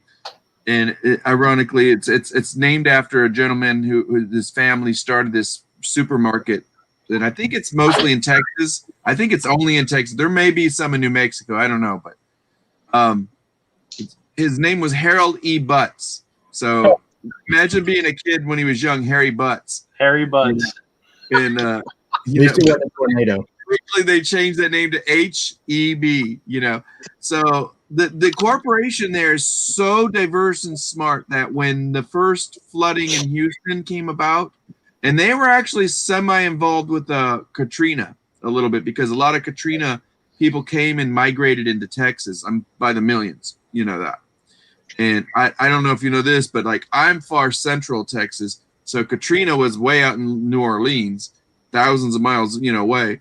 And, for people to be migrating all the way to Dallas, which is way north, it was crazy to see that. So they were starting to realize, as these epidemics come up, let's have emergency epidemic. And they had these strategies where like their distribution centers would only not let, certain things go, like toilet paper and water and stuff. They made sure that it was always in stock and always stored at an equal rate, so like it was there, you know what I mean? Like the distribution of that was like a brilliant concept in terms of sales and marketing, because, the strategy is to make sure that everybody was able to purchase it.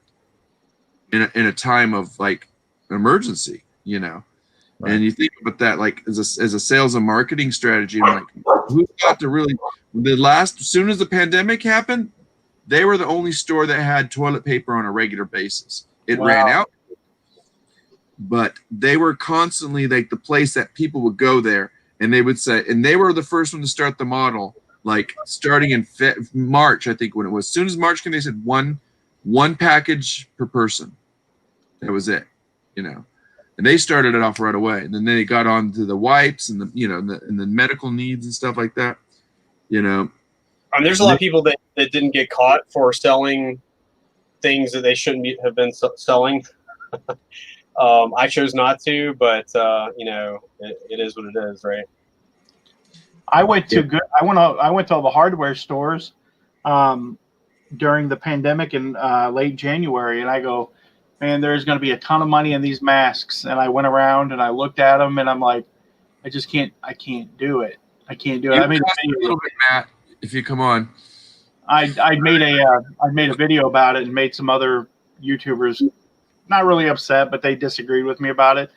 But I think that by doing the right thing, the money that I did make for the mask, I believe the universe rewards you for good behavior. And I turned around and found swimming pools and swimming pool filters and swimming pool accessories. And we made probably, my Lord, I don't know how many thousands and thousands of dollars that we saw. I walked into Rural King and found 18 pools for $150 a piece. I bought 10 of them, came home, brought my wife back with me. We bought the other 8, and we sold them for $600 a piece. Isn't that crazy? Right. Amazing.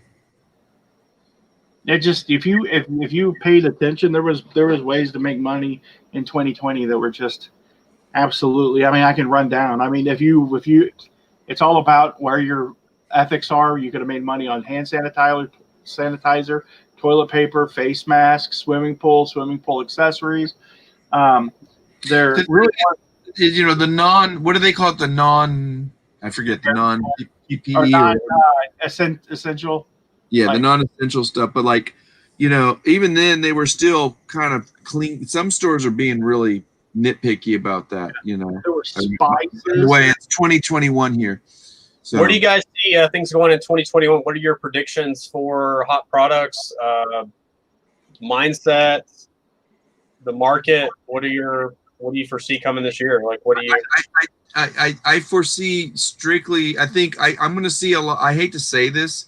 I'm going to see the business models of corporations really struggling to modify to like not just our needs, but to their needs, how to make online shopping a heck of a lot more effective and efficiently and a standard practice. Because I'm seeing less people, you know, wanting to go to like the shopping markets and stuff. Although that's not necessarily the case. I mean, there's people that are always going to want to, you know, kind of come and be there, but at the same time, they're going to, I don't know. I see a lot more online modification. I see a lot less waste from people. I think the used market will continue to grow. I think we're going to be positioned well as sellers on eBay to take advantage of those people that are really already now conditioned to buying online. Yeah. Hey, Gravity Goods.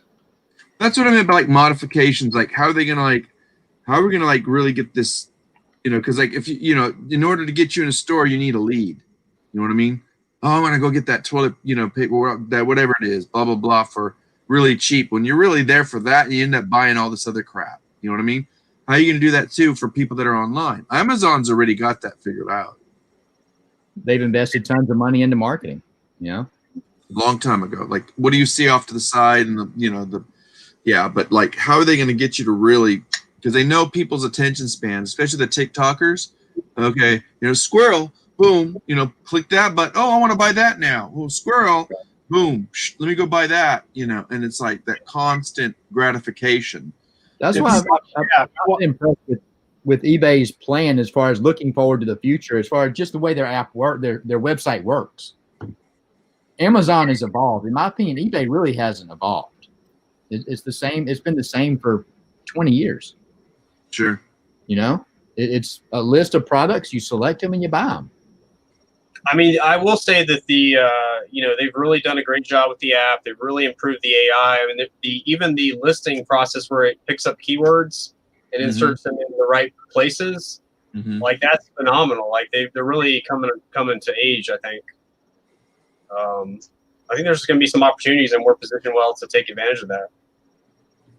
What's the name of the operational language that programmers use that Google is and everybody else has used all along, where they get in the search engines such as eBay uses? You know, SEO, search engine optimization. Yeah, it is. But there's what's the coding called? I can't remember this. XML. Yeah, is it XML? I think it is. XML. It's probably it's still like I don't know what stuff it's on to now. I used to have books and books on it. I was studying it when I was trying to do project management, but they were giving us this opportunity to get a project management certification. But then they kind of said, "Oh, but you got to study this too." And I'm like, "Are you kidding?" You know, and it was next to impossible to do project management study and get your certification for that. And then they wanted you to do this coding, and I'm like, "You got to be kidding me!" It's like. But it was I was getting it all in theory and how it worked in terms of just I see why just optimizing every single when you put you don't have to spell the word vintage when you're putting it in eBay. Right. You just put VTG, then it knows you don't why not use that extra how many letters in the word vintage? So just cut it down to 3 and use those extra spaces. You know, I would recommend to people when you're listing items, if you're listing a movie, add an extra keyword always descriptor. If there's a director for that movie, take the time to look it up because someone may be looking specifically for that director.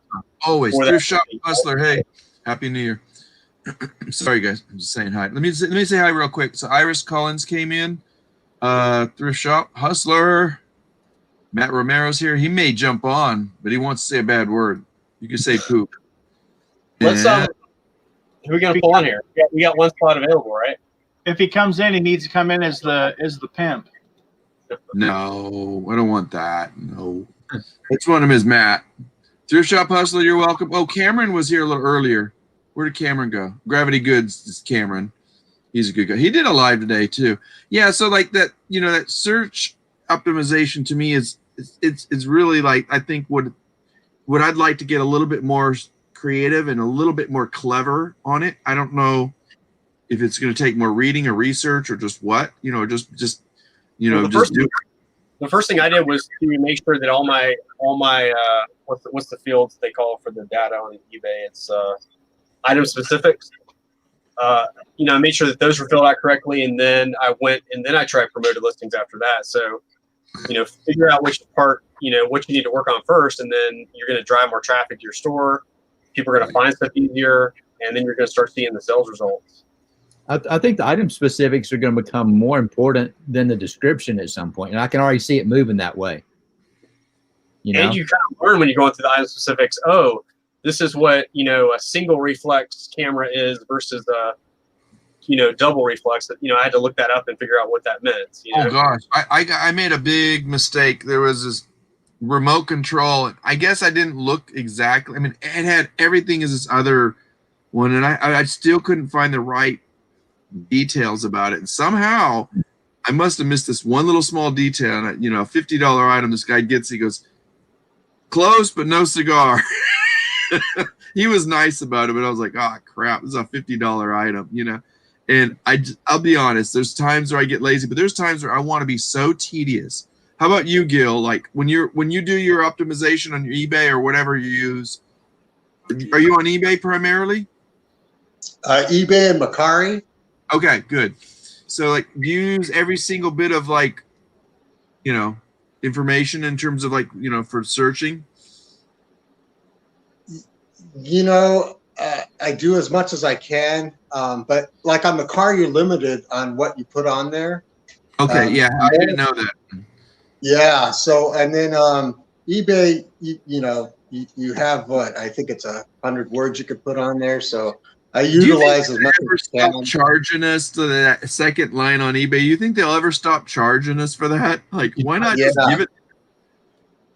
They used to charge back when I first started on eBay. I think it was in early 2000. They used to charge you photos also. So they said they used to give you like 3 or 4 photos, then they would charge you in 2021. Why not just give us that extra search engine bar for the clever guys that know? Like, I don't get it. Video where we can actually upload a video directly to eBay talking about the item, saying, "Hey, I'm Aaron. This is my item." It brings so much. Like, I'm actually linking videos now, and some of the. I'll tell you why they don't want to pay for the person that's going to have to modify. First of all, they're going to hire these guys that are so-called programmers or whatever that's going to build the system, which they're just too cheap. They're not going to do. But also they don't want to pay for storing all that images on their site. eBay's problem is they're stuck in the 80s or 90s. Pretty much. They have their own way and allow themselves to grow. But speaking of growing, back to what like Aaron was saying, like imagine these. Like I know there's other people who like imagine having the video. Like if you have this really beautiful art piece, this sculpture, you know, you have this 3D video of it turning and stuff like that. You know what I mean? Instead of like having this photo, just have a video and you put it on a lazy Susan and turn the sucker. You know what I mean? You're gonna get so many more sales because of that. I will say what I've been doing recently is some of the records that I've been coming across, you know, they may not actually have ever been heard before. Like people may not even know of these recordings. So I'll actually put some of the recordings on eBay and then I'll drive traffic to my store by putting my store link. So if someone's finding that record on YouTube, they might end up in my eBay store and they may purchase some items related to that item. So repeat what you're doing again. Say it again. So you're like, doing. Don't be afraid to use YouTube to target traffic towards your eBay store. Okay. Like make a video about your items. You could even like set them as a private video, I guess if you have to, but you know, put that in your description. I got 6 of these Grateful Dead albums, blah blah blah blah blah blah blah. And yeah, okay. I think it's under a very that's why I'm hoping that they come up with some social media solution because Instagram is too, like, you can't even put a link on Instagram. It's so like, it's terrible. eBay is the worst place. They do have a communication board, but like Greg was saying, it's like MySpace from the It's terrible.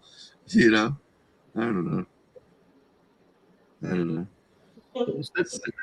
Somebody's going to take a big step, and they're going to make some earth-shattering change to the way e-commerce is done on these platforms. I think the Macaris, I think the Poshmarks, all that are moving in that direction. There's going to be an earth-shattering change here in the next 4 or 5 years, I think, and it's not going to be eBay, and that's the sad part.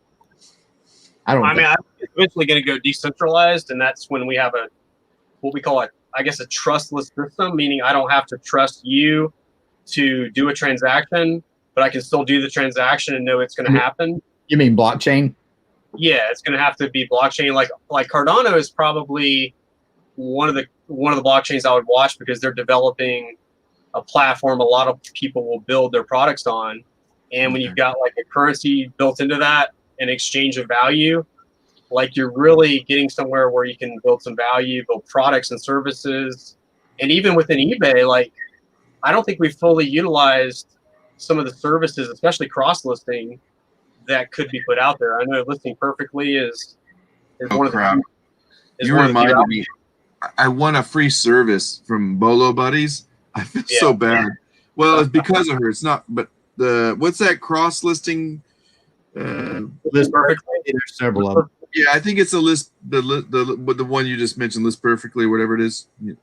And the lady reached out to me, and then Bolo Buddy said, "Make sure to use my code." So I can, and I'm like, "Yeah." I said, "I'm just not ready this weekend because I said I'm going to a flea market. Can I start it in about a week or two?" So yeah, just let me know. And it's like it's been over a month now. Yeah, she does a great job. And I like the fact she's full time. You know, she's not just putting videos up just to put videos up. You know, she's actually doing it full time. So. Yeah, I think those tools are great. I think they've got a lot of room to grow though before I would really jump on them heavy, in my opinion. Yeah, because there's still a lot of manual work you have to do. If I live, my primary platform is eBay. If I want to push stuff to Poshmark, Macari, Grailed, wherever, I've still got to go in and modify categories because there's not a one-to-one relationship between categories. I've got 80 characters in a title on eBay, and you've got a lot less on these other platforms. You've got a lot of manual work to be done.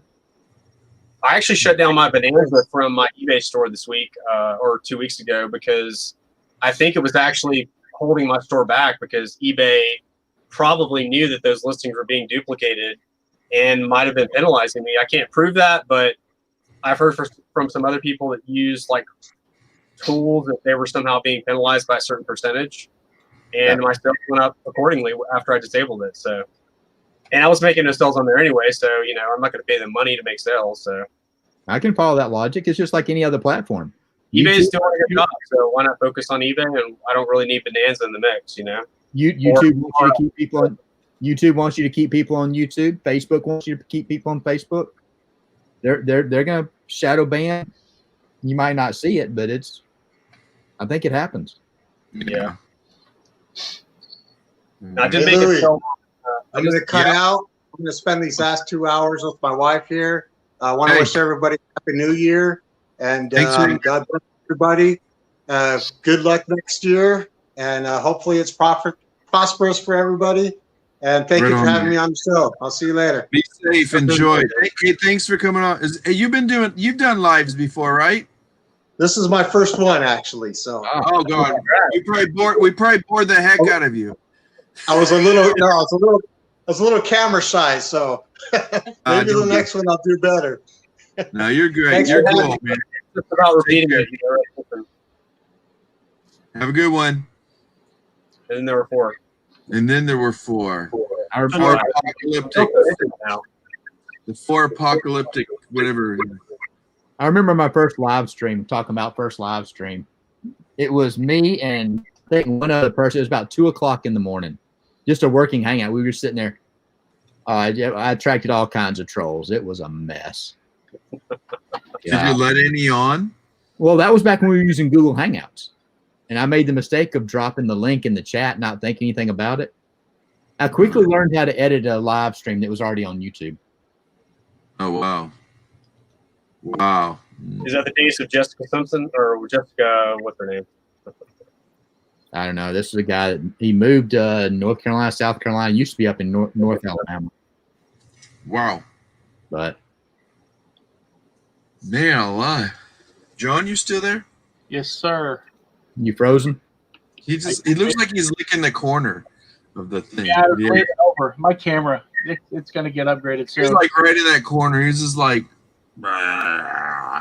AOL doesn't like a lot of traffic.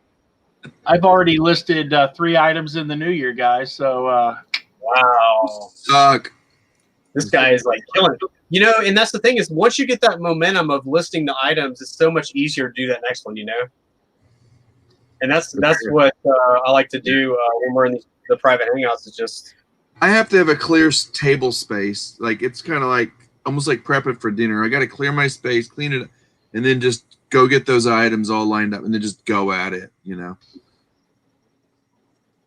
Who's that? I can't. What the heck? Why would you put that up there, dude? Why do you need to look at that? I do that today. I was like, we're gonna be on this live stream. I want to promote you guys. I can look at it. I'm about to have a speaker from the light. I'm annoying. I'll put Landshark Picker like right maybe here. There's Landshark Picker. Yeah. Who's this guy? I'm not putting me back up. Oh Lord, that's so funny. Yeah. But I was in the post office today, and a lady was asking about how to ship stuff like cheaper, and I was like throwing out the regional A, regional B stuff, like pirate ship, and she was like getting all like inundated with all that information. But there's a lot of people out there who could use eBay or e-commerce as a way to make ends meet right now.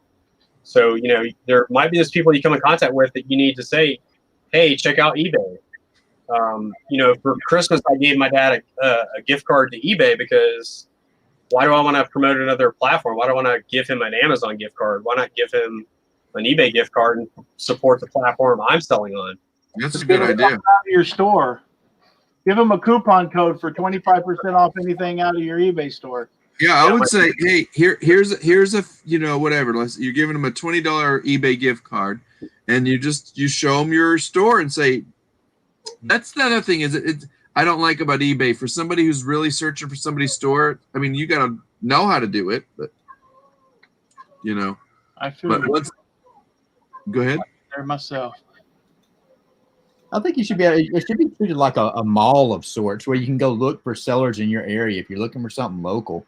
Maybe not looking for a specific item, maybe browsing to see your competition in your local area. Doesn't Depop or somebody do that? Or they go, hey, look at all these, sellers in South Carolina. I think at some point we're going to have virtual reality where we're basically in a virtual world, where we're in a virtual antique mall where people are coming into your shop, talking to you about the items that you have that are unique in some way.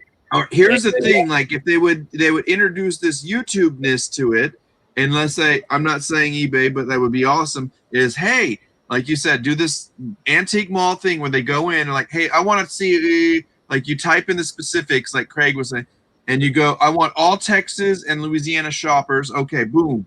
And then it's like, but I want them all from the southeast part of this area. So you're getting a demo. Basically, you search by demographic, and then once you're there, like everybody has this opportunity, like on their business model of their page, they go, hey, did you know between 2 and 4 I'm live? So if you have any questions about my product, or if you're looking, and it makes it cool. Like a YouTube live thing. Like, I think if eBay understands that we're embracing them as a platform and they're going to listen to us as sellers, how long do you think it's going to take?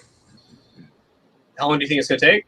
Yeah, I think they're already listening. I think after that pig mask incident, that's pretty much what woke them up to say, we've got to do different here. We've got to change what we're doing here, because there's some good people at eBay that probably didn't like what happened, and you can tell that they're trying to change things. I do see some change, and here's the reason I can say I'm not saying I'm an expert. I'm not saying I know all about it, but I was very, very aware of when the new CEO took over, because I worked not for Sam's, I worked at the Sam's Club as a district manager for this one of their vendors that they would have, and so I was like an inside vendor of this specific store. And I remember working with customer service a lot because I had to go behind their counter because I had to use their computers. And you know how Costco and Sam sets up, there's always that customer service center. I was one of the guys that was stuck up there a lot because I had to use their tools. Unless I can go into a business office manager and go in the back room or something, which they never would let you unless you had a good relationship. And once in a while, most of those were up front near the pharmacy. And rarely they would let me use their printer unless ours was not working. That's why I was up front. And as I was up there, I was just paying so much close attention to like how their sales procedures work for the internal versus online merchandising. And I was like learning so much what was going on. And sometimes I would use that to do arbitrage too, because I would go, oh, that's the hot item, And I was like, okay, I get it. And as I was doing this, I went, who's in charge of online for Sam's, and who is now the CEO for eBay, right?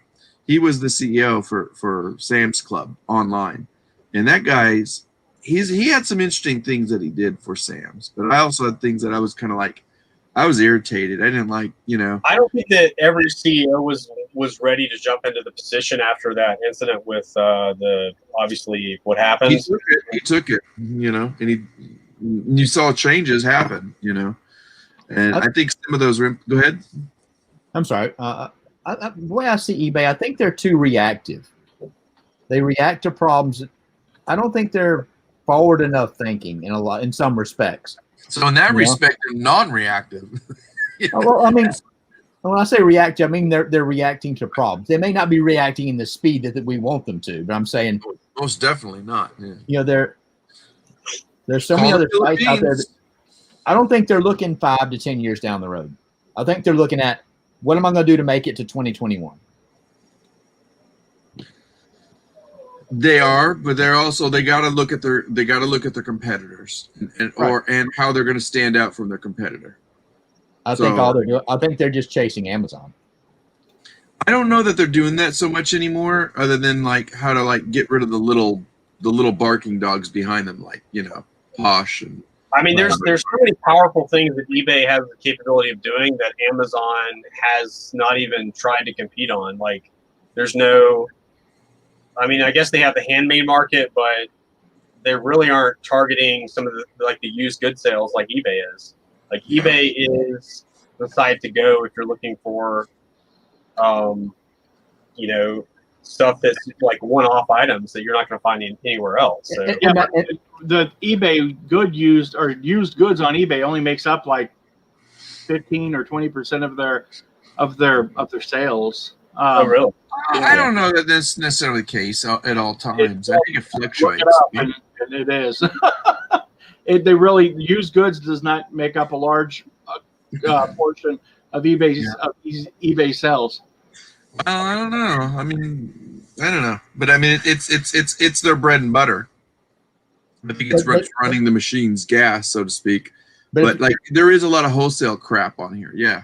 But if you go out there and you say, what's the first e-commerce platform you think for a new item? 99% of the people are going to say Amazon. More than likely. If I'm looking for a new item, where do you go? Isn't that ironic, though? Because like half of the time it's like, new in the sense that somebody bought it from Walmart or wherever they got it, or, new in package, whatever you want. Alibaba.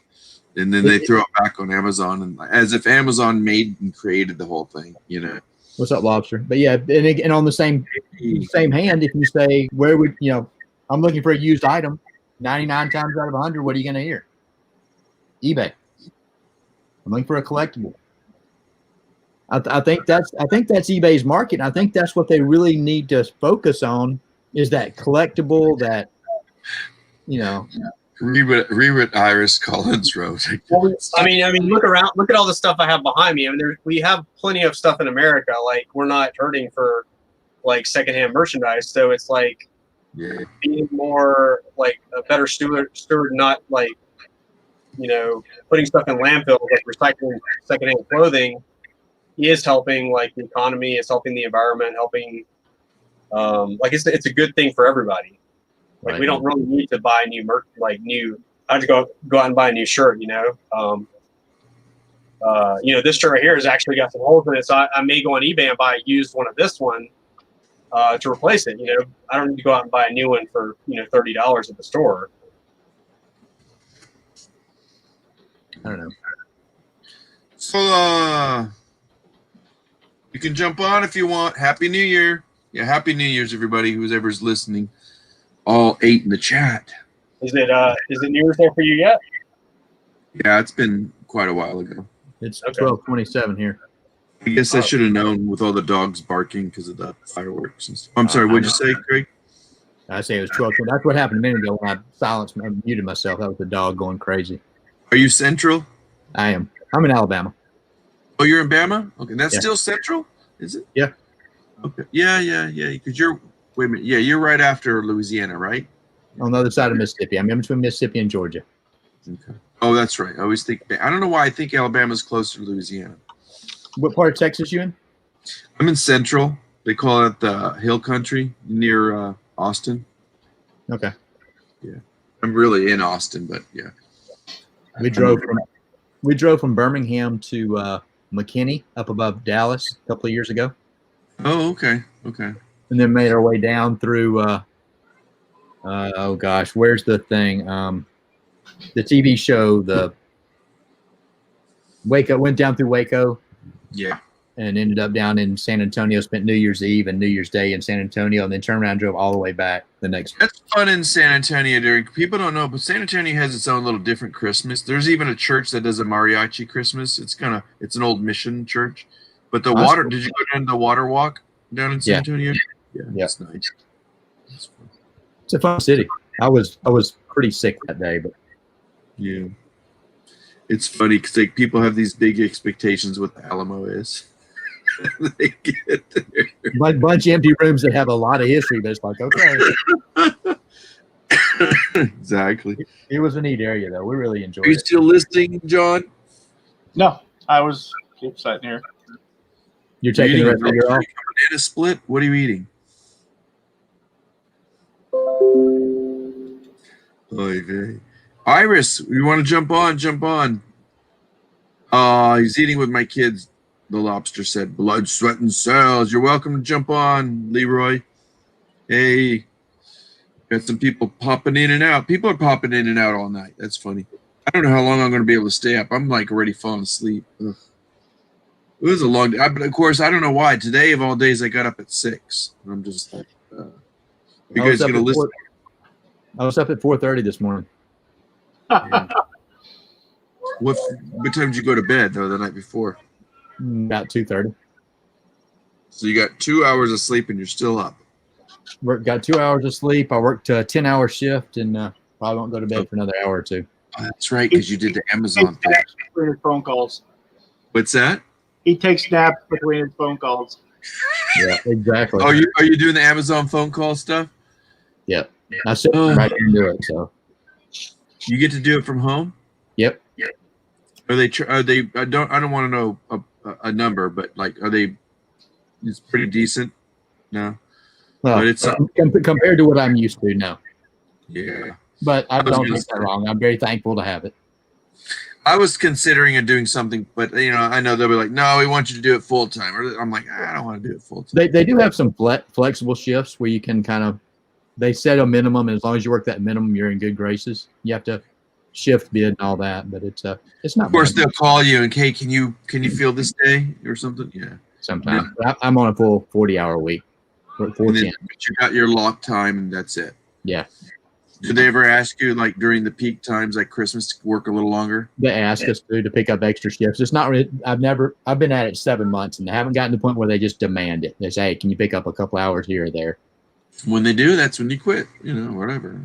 Well, the job market is pretty rough right now. Don't they pay you to quit? Don't they pay you to quit? Not that I'm aware of. I thought they paid like people $2,000 to quit. I don't know. They need to quit. I'll live on that $2,000 for a whole year. Huh. Because they really don't want people working for them that don't want to work for them. So it's like giving to people that they're, I guess, loafers. Right. I would not want to work for them. I despise Amazon and the way they treat their employees. At least So, John, have you watched that documentary that PBS put out? I have not. I don't. It just make me even more mad. No, I mean it's a good mad. Like when I watched it, I was infuriated, but it was like I needed to know this because I don't care if you subscribe or disagree with PBS, but Frontline is pretty accurate. Whether right. I mean, when I watched this stuff, I was like, boy, they were bold to go ahead and do that. But they did take. There was a couple times I was very careful. I'm like, okay, how much is this too right wing or left wing ish? But or whatever. But it was like they went in for the kill on a couple of things, and they couldn't get the answers. But they went in and they dug deep on Amazon. It was crazy. There's some people they're talking about unionizing now. Some of the facilities. Good. Good. Wow. I mean, yeah, that's what unions are for. Exactly. Like good. I kind of jumped on that good, didn't I? Quick. Jeff Bezos makes a bunch of money. He can. I'm not much of a wealth redistribution kind of guy, but he's got enough. Dude, is it me or does Aaron? Do you think he looks like Lex Luthor? I think he looks a lot better now than he did 10 years ago. He does resemble him. I better be careful what I say here. I thought it was funny. I thought it was funny what they. Obviously, we're not going to do this in reality, but it's funny what people put outside his house. Yeah.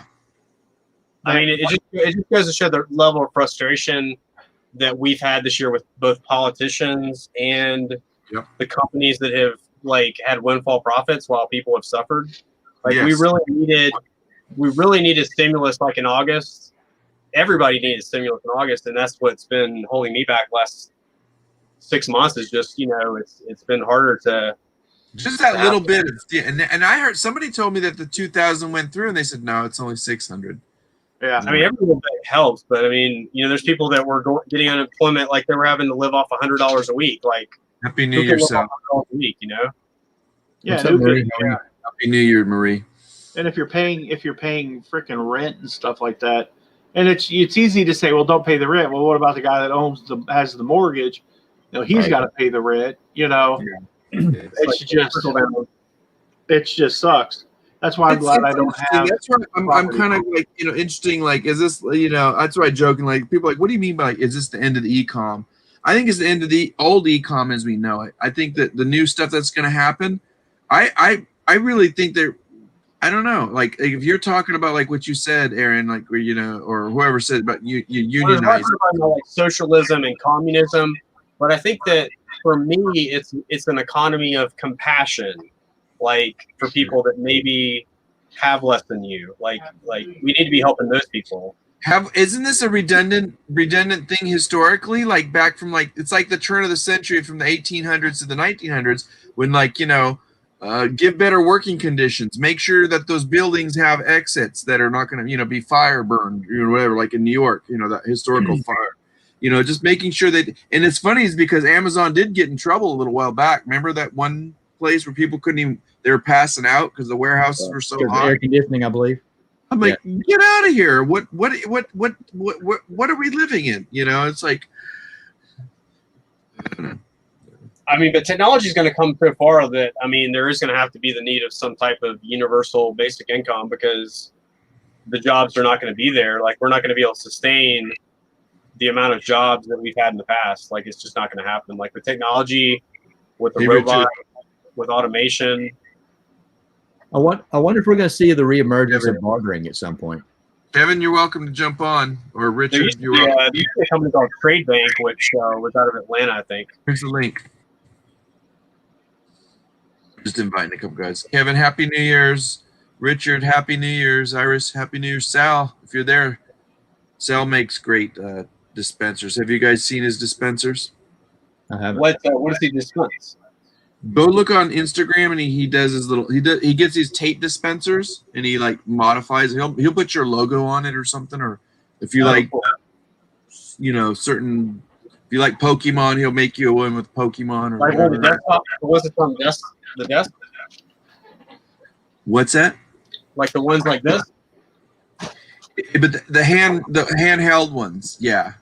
Like this? Kevin, you're welcome to come on. I mean, Cameron, you're welcome to come on. No, the handheld ones. The handheld one. Yeah, I guess I need to replace this little blade. Can I order this somewhere? Yeah, on Amazon.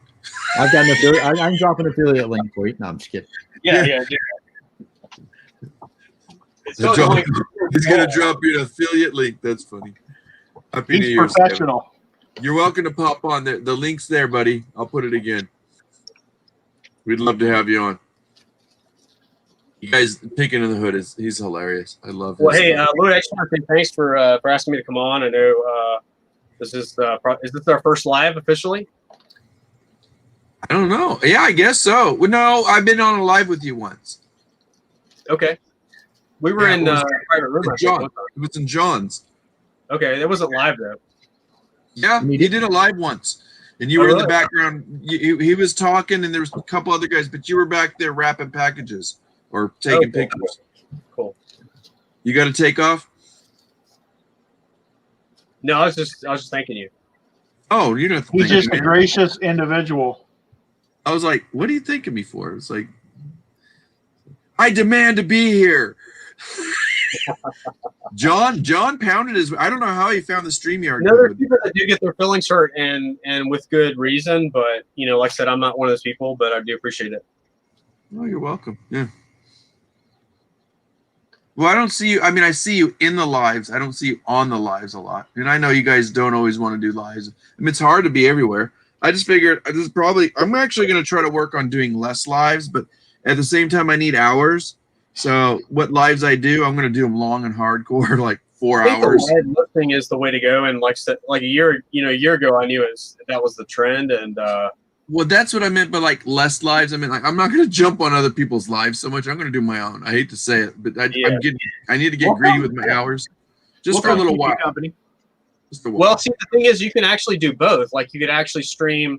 Like, I could be streaming on mine while I'm on the chat with you. So if the person is okay with that, it's like on Twitch, you have like a squad stream. And I think that is that YouTube doesn't like you to restream other people's content. Yeah. That could be a problem there. It's against their TOS. If you can hear us, Kevin, you might want to turn your video off. It'll let you come on. And then leave your voice on. It might help you because if you're using your phone, I don't know if you could hear us. If you're on CompuServe, YouTube's gonna have to change though. I mean, YouTube's gonna have to compete with Twitch and some other platforms that have, much better integration of chat and. Can I be honest? I don't think Twitch is gonna ever go far. It's already. I mean, Ninja went back to Twitch, so it's a viable platform. Yeah. I think it's gonna stay a niche platform. It's primarily it's a high percentage of gamers over there, isn't it? And It's and ladies. Hey, Marie. Oh, Metallica. Let's go. Ooh, ride the lightning, girl. Ride the lightning. All right, she's gonna be dead center. We're gonna wait for Kevin to pop on, and then we'll see what happens. We can see you there. No ice cream. Are you frozen, Marie? Oh no, she's not. There he is. This guy. What are you Hey. I don't have any ice cream, boy. What?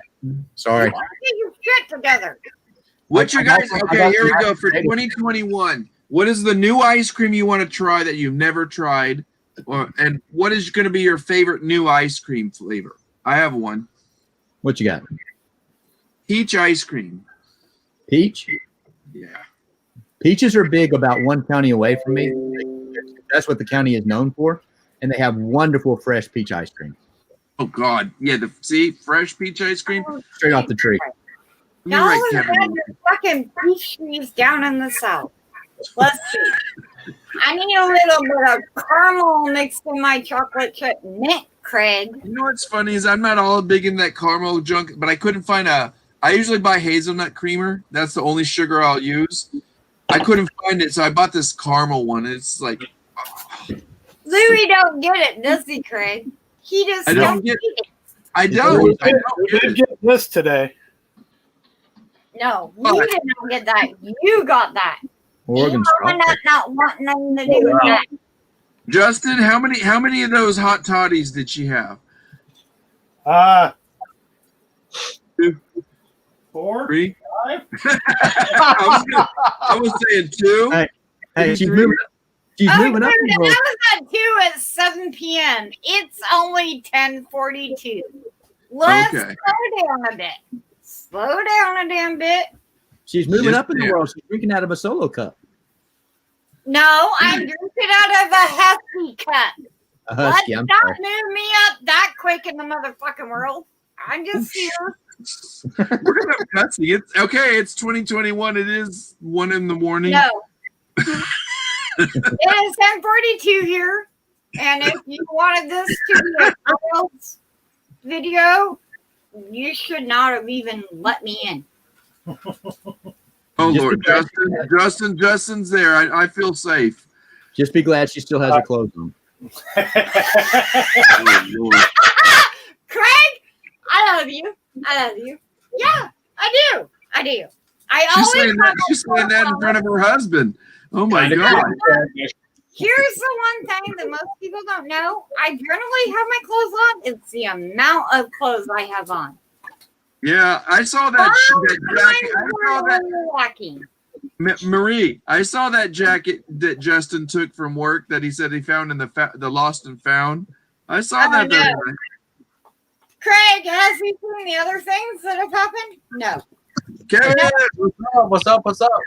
hey. Hey, what's going on, y'all? Happy New I was Year. gonna say, if your thing goes out, you can shut the video for a little bit if it helps you. You know. Hey, I had to change phones. I I was don't know using where my John went. John I went. was using my Hi, Ultima. Craig. How y'all doing? I was using my Ultima. Hi, Louis. Can you hear me? Yeah. Yeah. I had to change phones. My new phone wasn't. It was like just kept booting up. It So I had to bugging put out. I had to put my I got a Note Ultima 20. It's supposed to be 5G, but it's more like a 1G. Guess what? I'm like you. I'm about to get a new phone, but I waited till 2021 so I could write it off as an expense for this year. Well, I already wrote mine off. I'll write mine off this year, but I can't write it off. I just got it like You're 2 months talking ago. to the man in the future. I'm already in 2021. I know you're in Cal. No, you're not in Cali. You're like me. You're St. Louis. I'm in St. Louis. Oh, so you're Central too, right? Yeah, Central Time. Yeah. Oh, never mind. So Happy New Year. Happy New Year. Happy All New right. Year, everybody. Who's that young lady that's cursing? That's me. Introduce Yeah, I'm saying, Marie. Her name's Marie. Marie, what's up? How you doing, Marie? You sound like me. You two will get along. I feel like cursing every day. Go ahead. I don't give a shit anymore. Yeah. I take your voice a little deeper in my wife's stuff. Louis knows I'm drinking, so he knows if he let me on here about to Here's the thing. Let me look. How long have we been on? Let me look at the time on this. Let me see how long we've been on for. What's that? Louis, wait.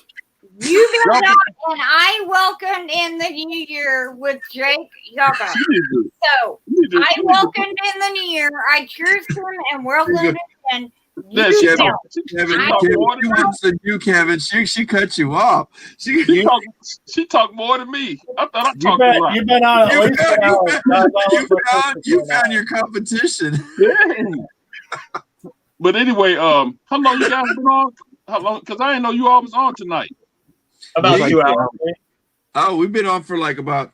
Good Lord have mercy. I don't know what 2 hours. I can't see it. No, you have been 2 hours and 15 minutes. Yeah, it said 2 hours. Yeah, I didn't know anybody was gonna be on tonight. I didn't know people was gonna be on tonight. Well, yeah. I mean, you know, like because this year you and I got acquainted. Okay, you know, now yellow.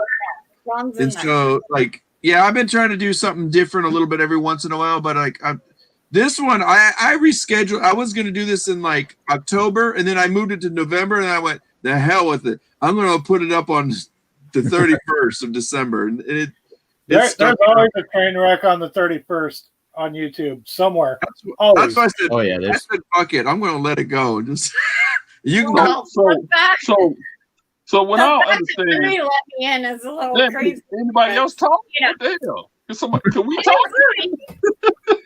There's oxygen to be consumed. But anyway, I'm just wondering because dang, you're still there. He got to put up with it. He got to put up with it though. You know what I'm saying? How the hell are y'all? I'm not saying that to my wife. My wife can talk all night. I'm really saying that you ain't gonna get me smacked.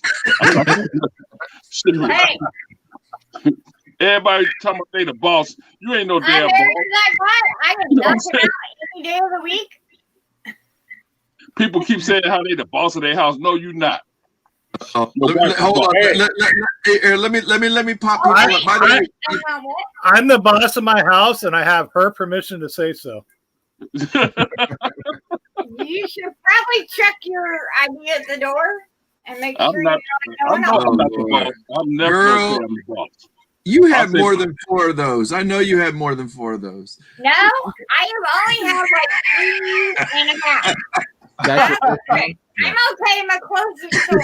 We're good to go. I'm putting you in the corner. Look, I put Kevin center here. You've been a bad girl. Stay in that corner for a little while. Oh Lord. She said, so how are the babies? How are the babies? Really? Hey, hey, what you guys? One is born. What the hell? One is born, and he's amazing. Somebody get that. I'll be here in about. What the heck?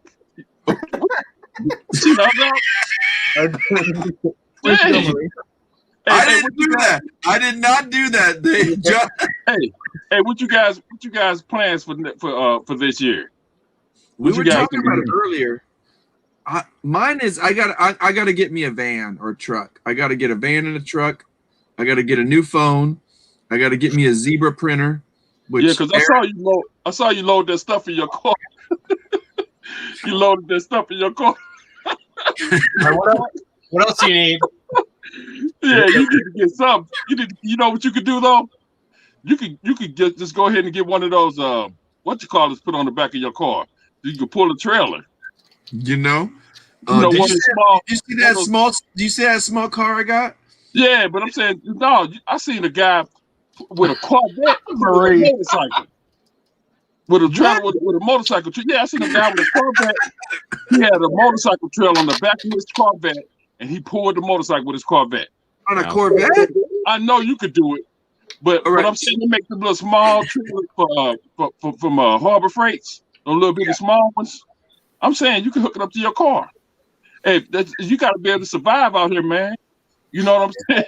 So that's the only thing you got, but you probably can afford to do it. You're making all that money. You probably can afford to get you a van. I was gonna say just get a van, you know. But I'm saying if you can't afford it, you got to do what you got to do. You know what I'm saying? That's true. Make sure it says free candy on the side. So let me say hi, like, Resell Hobo. How you doing? Everybody know Resell Hobo? I don't. Resell Hobo. He a hobo? I guess so. Yeah. Marie, do you know Resell Hobo? No. Well, welcome, Resell Hobo. We don't know you. Yeah, welcome, Hobo. Because he's blue on my phone, which means you made him a wrench. Oh, okay. You need a wrench? No. You made Resell Hobo a wrench. Oh yeah. It's been a while. Yeah, okay, I do remember now. You know, I'm sorry. I'm gonna say because he got a wrench, he was on it before. Okay, so he's a guy in California. He's planning on moving to Texas. I didn't hear a word you just said. Sorry, I ain't hear nothing. Sorry about that. I'm just saying. Can you say it again? All that oxygen's getting. Can you repeat yourself? Clay, what are you doing? Clay. What's up, Clay? Hey, buddy. Oh, hold on, guys. Here we go. I'm just saying, man. Okay, I gotta. Okay, wait a minute. It's Leroy, and I'm trying to add him in. It says this studio is limited. Shit. I'll jump off and like get somebody else on. That's fine. Are you sure? It don't matter. I'll jump off. Well, I mean, I can always kick. I can kick John off and bring him back. It don't matter. I'll go. I'll jump back in. Oh, wait, come back, Leroy. Never mind. Leroy jumped back out. Oh, dead gum. Oh, tell him to come on. Let somebody else jump on. Back, Leroy. Put Leroy on there. Leroy, jump in. Hold on a What second. the hell? Leroy kicked me out once. Leroy, come back, bro. Hey, Wendy. Clay's Closet's here. Clay got done doing he's been doing some car runs today. Oh, you know what it is? We're the only ones still on. So who the hell jumped off? John. He said he wasn't gonna let you kick him off. He was gonna jump off. He's like, you're not gonna kick me off, John. No, John. Can't nobody talk. That's why John went off. So we can't get no word in. We try to get some strategies going, man. I want to know what you guys doing so I can copy. You first. Right, 2021. What we doing? What we doing for 2021? It's almost. Hold on. What the hell? I thought you asked a question. What's he saying?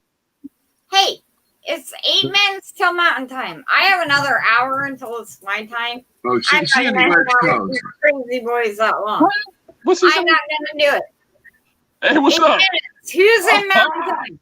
What's up? going on, Blood cell and sweat and cell. What the heck? Kevin, you're a mess. Man, you're a mess, man. How you gonna Good. Anybody in the scratch mountain time? you sell it and you sweat? What the hell? Happy New Year, everybody. Here, I'm gonna put this is the beard. We got the bearded folks up here. Right? Tell my boys to shut the hell up. You got all the. You gotta turn your hat backwards, Leroy. You gotta turn your hat backwards. Leroy, you ain't gonna be able to talk, man. I'm just saying. That's you ain't okay. gonna be able to talk. I know you spiritual and stuff. I know you spiritual. But you got to be really spiritual tonight. You got to be really spiritual tonight, man. I'm just saying. You got to Okay. Yeah, I gotta show John, if you're listening, we love you. All right. Hey, guys. Hey. Woman in the Yes, room. ma'am. Anybody in mountain time? Yes, ma'am. Who? Yes, ma'am. What's he say? Huh? Anybody in mountain time? Hell No. No. It's 12:53. It's 12:53 where I'm at. Same It's here. almost 1 o'clock. 153. Yeah, you're on the east. You're on Yes, the east sir. coast. I am not on the east. Get it right. I wasn't talking to you. I was talking to Leroy. Right. I'm out. Good night. If nobody's I was in mountain talking to- time, I'm out. Good I was night. talking to blood sweating, and all kind of stuff going on when this dude go out and pick, he's sweating, he bleeding, and everything else. What the hell? Oh, Kevin. I'm just saying, Well, man. hey, Leroy, how you doing, man? Good. I can sweat and bleed, then sell. If you're not gonna say anything, I'm putting you down here, Leroy. I'm gonna come up with the old guys. 'Cause I'm Woo, now we can talk. Woo, I'm glad. Dang. Man, Go ahead. You got the floor. Here we I'm go. just saying, but that's what I'm planning on doing, man.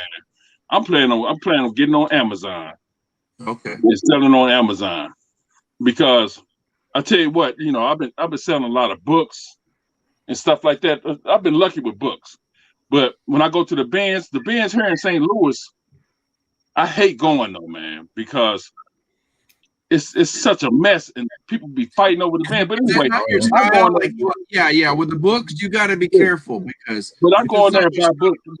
Well, I've been good with books. I scan them before I leave, but I accumulated a lot of them, so I would like to send them to Amazon. Yeah, you need to move them. Yeah, that's what I mean. Because it takes you for themselves. Huh? What's that, Aaron? I would do merchant fulfill. I think that's the most underutilized asset of Amazon. That's what I'm gonna do. That's what I'm gonna do. That's what Buffalo turned. Buffalo Picker. Yeah. Yep. He stopped doing what's that? DMA, whatever it is. He stopped doing that. And he went to merchant because they charge you too. Well, in merchant is just like eBay. Yeah. You got to send stuff off. You got to send the stuff off yourself. And you cut out all them fees, the storage fees and stuff like that Amazon charge. Well, what's that, Leroy? They started doing both because what was happening is when Amazon slowed down or pretty much stopped when Corona started, Buffalo and a bunch of those guys, they still had product at home, so they just switched and they were able to sell from their house and still get money because USPS was good at that time. Yeah. Well, and Amazon was also restricting what you could ship in. Yep. Yeah, but my thing is he cut off a whole lot of them fees. But right now, with going to merchant, it's probably a little harder though, because you got to mail 10 times more things than what you're mailing now. You know what I'm saying? And you got to pay for it, don't you? You got to pay for it. Yeah. Yeah, but you can pay for it. You can pay for it through the fees that they was charging you to store your material. To store your items. They have all these fees. You could pay for your own shipping just by saving money from that. Yeah. You know what I do is I do merchant fulfill. I price low. I'm in and out, and I'm shipping the stuff off, like whether it's a Wii, whether it's a PS3, whether it's an N64. Hell yeah. I mean, you don't have to do double the work because you get to send it into FBA. You have to label it. You have to package it. You have to hope that it's returned. No, what I'm saying, if you got a whole lot of say like Buff, I seen all this stuff in his garage. He had all these Barbies and all that. Now I'm saying, say you just like him, he sell all this stuff. He got to pack a whole lot of stuff. Yeah. Then he go to work full time. I couldn't do that, man. But I'm gonna try to do it. But you see those guys. You see those guys' numbers. Yeah. Oh my God. And they got on you last time when you were there. Like they're just real. Those guys are just real. Well, I don't feel like they got on me. It's just stuff that I need to do that I know I need to do. Understood. I know I need to do it. I just haven't done it. Yeah. And the reason why. No, I want to say something. I want to say something real quick, Kev, because like that day when you were on Tommy's thing, I was there. And then Leo and I were kind of indirectly talking about. But don't put me in the middle because I'm friends. No, I'm not. No, I was saying that I was like kind of like defending you because one thing I saw is like you were just ready to start, but I was telling everybody like give them a chance to start slow, but they get it. They've been doing it so long, and I could tell. Well, I've been doing it since 2002. Well, I've been doing it since 2002. I work a full-time job. I got my hand in that business. So it's your business model, that's what's like Aaron was start. Just do what you got to do. If you got to fulfill it, do it your way. But do it. But I'm gonna tell you what I'm gonna do though. I'm gonna tell you what I'm gonna do. I'm gonna leave one of these jobs alone and just work. I'm gonna work. Not my business though. I ain't leaving that alone. Yeah. So I'm gonna leave a job alone, and that way to give me time to You should see all the stuff I listen. You figure it out, and then you can kind of up your game a little bit and up your game a little bit. Yeah, that's what I'm gonna do. Because I've been selling on eBay since 2002. Yeah. You know what I'm saying? You know this. It's just a new. I know the game. I know the game. I'm just scared to step out there. You know what I'm saying? You got to step out there. You just got to get familiar. You're not scared. You got this, dude. I'm already familiar. I just don't want to. How can I put it? You hear it? It is a little intimidating, but it's like I wouldn't let it scare you. I Yeah, don't trust stuff. I don't trust stuff, so I don't put. I'm not. Here's the thing. Here's the thing, Kev. You got a lot of people here. Like you just reach out. Somebody will answer that question. You're gonna figure it out. You know. Yeah.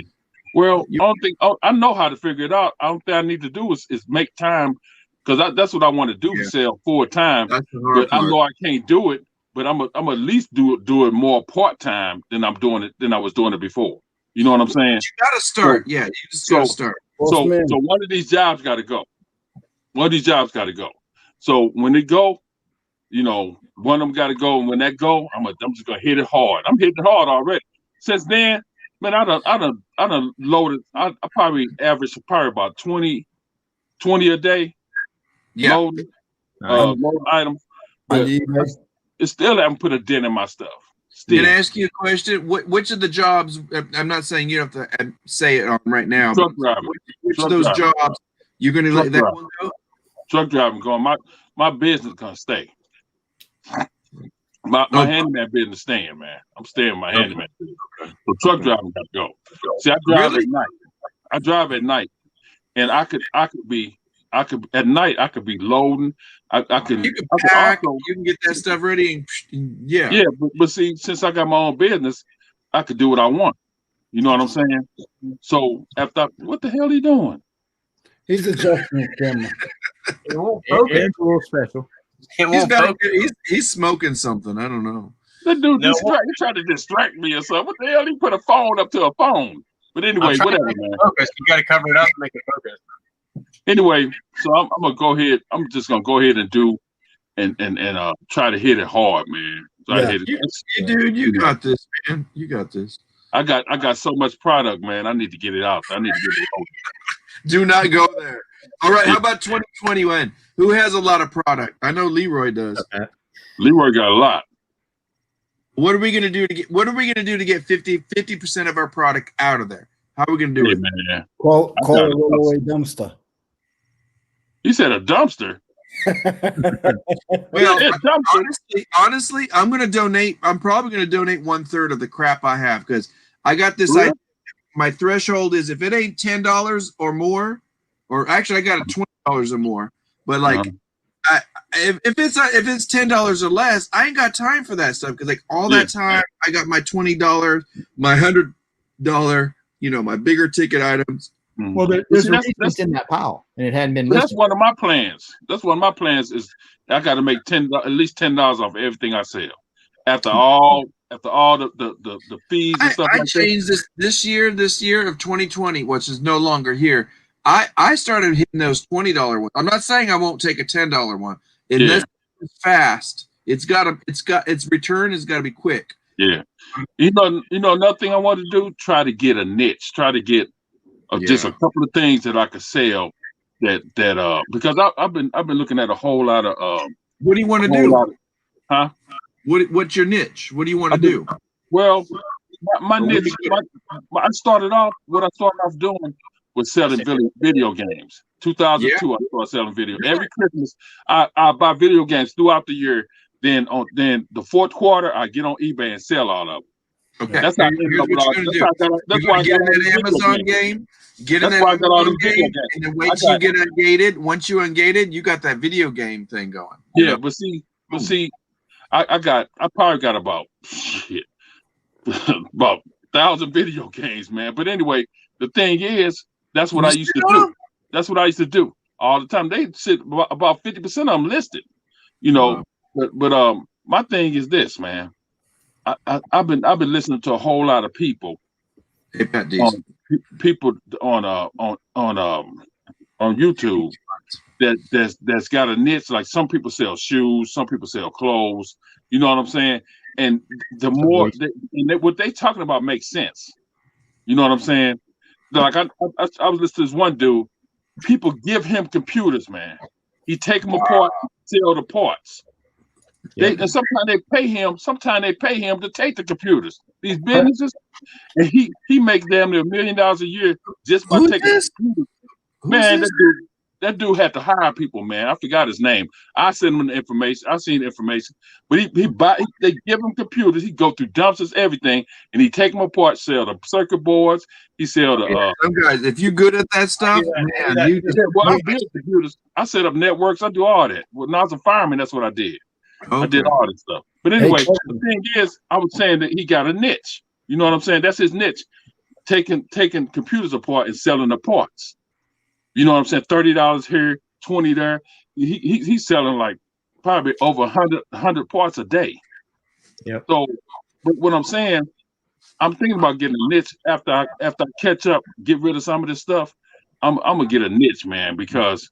But Kevin, especially with shipping, say like a video game. We know how much it's gonna cost to send a video game out, right? It's under 4 ounces. It's under 4 ounces. It's gonna be like $2.80 or whatever it is. So when I sell a book, I don't have to pay. I pay media. So I'm saying I'm sick of like selling the VCR, and then I want to charge them all this money for shipping. I charge them half for shipping, and I pay half. You know, I want to get something where it's consistent. I can get the same boxes, the same packaging, everything. You know, that's the whole thing in your business model. You don't want you want to make it quick and the same and repetitive. Yeah. If you're gonna find a niche, find something that you got redundant that's over and over and over. Yeah. See, when I sell books, man, I just slip them in a poly bag. You know what I'm saying? Put them in a poly bag, set it off, and I know how much it's gonna cost. You know, you're preaching the choir, dude. Add a new category once you've like got books down, then you go to the next category. Yep. Yeah. Batch list a bunch of those items, and then go to the next one, batch list a bunch of those, and then you have your template set up, and you know how everything's going to work. And that's what I'm doing. That's what I'm saying. It's one guy, man. He sells is shirts. He sells clothes, and you see him when he goes to the post office. You know how people take pictures of the stuff they're selling, and they stack it up. All the envelopes look the same. All the poly bags stacked the same. All of them look the same. I'm like, damn, I wish I could do something like that. You know, because it's saving you money. And you know what kind of bags you want. You know how much shipping gonna be, and it's just, to me, is much better having a niche. Repeatable processes are king. Being able to repeat, replenishables, things you can just repeat, rinse, repeat, resell. You know. See, what I'm gonna do with this? Look, what I'm gonna do with this? You're gonna ship in the 87 by 13 box. This is a $65 gun. I'm shipping it. But I'm saying, Happy New Year's, Patty. I gotta take and find a box for this. So, what I'm gonna do with this, man? I got a whole cardboard box of this. That's I'm saying, what I'm gonna do with this? Sell the damn thing. Sell it. I'm gonna sell it. It's sold already. It's sold already. But what I'm saying, I just sold you two items. Right? The two different boxes. One of them giant. I could probably put this in one of them shoe boxes though. One of those. I could probably put this Batmobile thing in one of those shoe boxes. Who in here? When you got something listed, who in here either finds the bag or box that it's gonna fit in prior to like shelving it? Like, who knows? Do you do that? I want to do it that way. Man. Leroy, you do? I do it for my big stuff. Like what? The big stuff I do. 90% of my stuff is first class. It's poly bags, like Kevin said. It's poly bag or it's priority flat rate envelope. But if I have something a little bit bigger, I put it in the bag so everything's on the label. So when I go to list it, I already have the size on there and everything. Sometimes I got to work with the box a little bit, but I try to do most of my big stuff already in the box. I just don't close the box unless I got to take it out to give customer information. I got a question for you. So you were talking about first class. You said I do everything first class. Are you saying we're lower class? No. That's funny. Hey, Pat, how are you, sir? Thanks, Leroy. Thanks. Just for that, I'm putting you on big screen. That's it. Where's Leroy? Let's put him on big screen here. I'm getting him. Here he comes. All right, go ahead. Say that. I got the mic. Speak, Kevin, baby. Kevin, just take care of that pile that you have, Kevin. Do a goal. Do goals for yourself. So every day, like you said, you're doing 20 listings. Try to go to 25. Don't go too crazy. Say 4 days a week. List 25 things and get that piled on. Start with a box. Once you get that box out, you get that box out, and you'll find that niche. That niche will come to you. Don't pressure it to yourself, because one day you're just gonna get into stuff, and that's gonna be your niche. So let the niche come to you. Work on your pile. It will come to you. I promise. Yeah, but I got to get rid of this stuff, man. So that's what I'm doing. I'm not like you. I ain't gonna pull up the stuff to my house. I'm selling my stuff. I'm just saying. You talking about pulling the stuff to your house? I don't throw I'm selling my stuff, man. I'll give it if it take 3 or 4 years. You're in St. Louis, right, Kevin? Yes, sir. What kind of niches? I know it says like the competition between your state and mine is barbecue. I know you got good barbecue there. So like, is there any model to barbecue that you know is the best barbecue? Have you ever tried to go look and scan that stuff and sell it and try to get it cheaper? Well, what I do, I don't want. How can I put it? It's a whole lot of places got barbecue sauce, but I don't want to be into food or something with, right now it's a whole lot of barbecue sauce. The good barbecue sauce is in a glass, you know what I'm saying, in a glass bottle. But anyway, the thing is, I love selling toys. I like selling books and video games, but I don't till when was it, last year when I started selling almost everything. So I was digging in my old piles that I had. That's why you see me with a whole lot of old games, a whole lot of game controllers, brand new. Because I don't know if you guys remember JCPenney Outlet. I don't know if you guys remember that. Yeah. JCPenney Outlet. A long time ago, man, I used to go on JCPenney Outlet and just buy all kind of stuff. So I had them. I had them in containers, man. So that's why you see me sell new controllers and different kind of controllers and stuff. I've been had that stuff 15 years. Yeah, but now you're sitting on gold, probably. Yeah. I'm gonna show you something, man. I'm gonna show you one thing. Okay. While you're doing that, go get that. I want to say hi to Pat real quick because he's been here. Happy New Year, Pat. Hey, thank you. That's all right. It's nice to meet. I'm listing. What's his name? Leroy. Leroy just bumped. He got bumped off because. No, my name Kevin. No, this is Kevin. Oh, this is Kevin. Yeah, I heard you say Leroy, so I wasn't sure. And it's nice to meet other people and network and learn from different things that they sell, because sometimes there's things that I've walked away from years ago that I wouldn't have bought, and to learn the value of stuff is always, important. And how am I trying to say this? Just another look at something and revamping your perspective of like, I know, but then you're like, oh, I didn't know that about that. You can do that with this, or this that's trendy again. I got a whole crap load of that stuff. Or John, if he was here, we would bash him for his Millennium Monopoly game. Monopoly. John was I actually got this one item right here. See this right here? I don't know if y'all remember this. Hold on, I'm gonna make you. Hold on, real quick. Solo layout. Okay. I don't know if y'all remember this. You probably could see the drop ship. You probably remember where it came from. Is that a Star Wars or no? This is one of my favorite movies. It started with an A.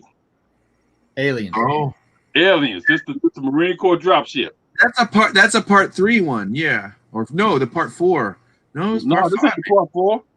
Do you you sell just on eBay? No, look, that's what I was trying to tell y'all something. Stuff like this, I used to get from JCPenney Outlet. This cost me $12 at JCPenney Outlet when it was brand new. This right now is $70 on eBay. How much did you buy them for? I paid $12 for this at JCPenney Outlet. At that day. This is how long I've been having stuff, man. I'm saying. So you're investing in it in a way. Well, all I'm telling you is that and then it's stuff that I won't sell. You know what I'm saying? That I'm not gonna sell. I'm not selling this. I got a gopher up there from Caddyshack. I ain't selling that gopher, man. No, I'm just saying. It's stuff that I'm not gonna sell. That gopher is $45 on eBay. You know what I'm saying? So I got so much stuff. Hey, lady. Just this top shelf up here, I got stuff that I'm not selling. It's stuff that I select that I'm not selling. But all the rest of the stuff for sale. But I'm just saying, I had this for about 12 years, man. This right here. So that's the kind of stuff I got. You know what I'm saying? So yeah, but you know what? When you need to sell it, you know you'll sell it. Yeah, but I don't know, man. I don't know But about also, that. think about it this way: are you going to take half that stuff with you when you go? No, but somebody gonna have it for kids. They probably sell it. Come on now. What are you gonna do with those? My daughter, she don't want none of this stuff. She left the house in a hurry when she saw these piles get bigger. No, man, I'm talking about. See, these not piles to me. The other stuff in here is piles. Yeah, you know what I'm saying. I got probably about 15 items and I'm not selling. I got a brand new Kobe Bryant game for Super Nintendo. It's $99 that I'm not selling. I'm not selling that. But I wasn't selling it before he died. So I guess the question is, I always hear, Kevin, is like, are you more of a collector or are you more of a reseller? There ain't nothing like 12 to 15 items. I got like 10,000 items. I'm saying it's a percentage. It ain't that much. It's about a little pinch. Okay. You know what I'm saying? It ain't that much. It's just a pinch. Yeah, just a little pinch. I'm saying a little pinch, man. Yeah. You're starting to sound like that 50 Cent song, just a little bit, just a little. Yeah, man, I hate that dude. I hate 50 Cent. 50 Cent suck. I like him. No, don't make fun of him. No, you know why I don't like him? Because I've been struggling all my life, man. This dude was a criminal. He was a criminal going around shooting up people, selling drugs, and he a millionaire. I don't know that he shot up people, but he did get his ass shot. Yeah, he shot up people. Anyway, I'm selling stuff like this on eBay. You know what I'm saying? And the dude got damn near $1 billion for selling drugs. I think you need to get that. I think you need to get that Amazon game. Make 2021. Let's prosper. Maintain your focus, man. I think you got this. I'm doing it. Shit, I'm doing it. Ain't no doubt. I already been studying. Already. You've been doing up for it. Okay. Already signed up for it and everything. Okay. I'm doing it, man. All right, I got to tell you something, you guys. We got another one. This one all the way from the future. Drifter Thrifters from Australia. What's going on, mate? Howdy. Hey, mate. Still drinking. Look, it's daylight. The dude in the sun. Oh, don't get him started, Kevin. No. Don't. He's going to take you to visit his cow. What the heck? Oh, shit. He's going to take you to see his crocodile. The world. Bears. No, the cow's all the way down. Cow's all the way down there. I'm going to leave you guys. I'm going to bed. I'll leave the live running. When I wake up, I'll shut it off after. Hey, man, I want to ask this dude a question, man. I was going to ask somebody from Australia a question. Get ready, a real outback man. Did you ever get chased by one of them dangerous animals and turn around and kick his ass, beat his ass before you got bit? I'm just saying, did you ever do that? You talking about kangaroos or? No, any kind of dangerous animal. It don't make no difference, kangaroo or whoever. This live is going to get wild in a minute, you guys. If your life was dependent on it, what would you do? Punisher's in here too. Like for a lot of the dangerous snakes we have on our property, they sort of say about, they just stand still and all that. But if I got an avenue to run, I'm pretty confident I can outrun a snake. So no, I'm saying, if it was going down, but I'm not going going down and you couldn't do nothing but fight, what would you do? Thanks for coming on, Craig. Would you scream, oh, snake? Or would you grab his Punisher in the house, everybody? Bite his ass back, or whatever. I'm just saying, what would you do? If I'm out there working, I've got the steel toe boots on, then I'll have to go to the boots. I'm just saying. Ballerina shoes. I always want to ask somebody from the outback that, man. Because if I'm in running shoes, I'm running. If I'm in working boots, then I'm stomping. If my life depended on, I'm fighting. I don't give a damn. But all they can do is bite. I could bite, pinch. I can scratch. I can bite back. I can stomp on them. Just saying, why people scared of stuff, man? If a bear come up to me now and I know he gonna kill me, he gonna leave with one paw. One paw gonna be gone or something. I'm just saying. He gonna stomp a hole in his ass. No, he's gonna leave with something. Something gonna be messed up on him. Bears and mountain lions are way more scary than what we've got to deal with. Like snakes and spiders is one thing, but I'm just letting you know. If I lived in the outback, they'd be calling me the snake hunter. Oh Lord, man, I'll be out there killing everything. Man, when you gotta live, you gotta live. Just like I tell my daughters or my sons or whatever. If somebody pull a gun out on you, they're gonna shoot you anyway. You might as well fight. I'm just saying, but all my kids, all of us got guns, so I don't care. But anyway, I'm just saying, somebody. Oh, Pat took off. I'm sorry, Pat. But look though, some people gonna be mad at me because my life depending on. I'm scratching. I'm getting DNA. I'm getting everything. I'm scratching. They like, the big guy scratch me. You know what I'm saying? I'm having DNA in my fingernails. Anyway, y'all, I always want to ask somebody about that. You know what they do if somebody they got the most dangerous animals in the world.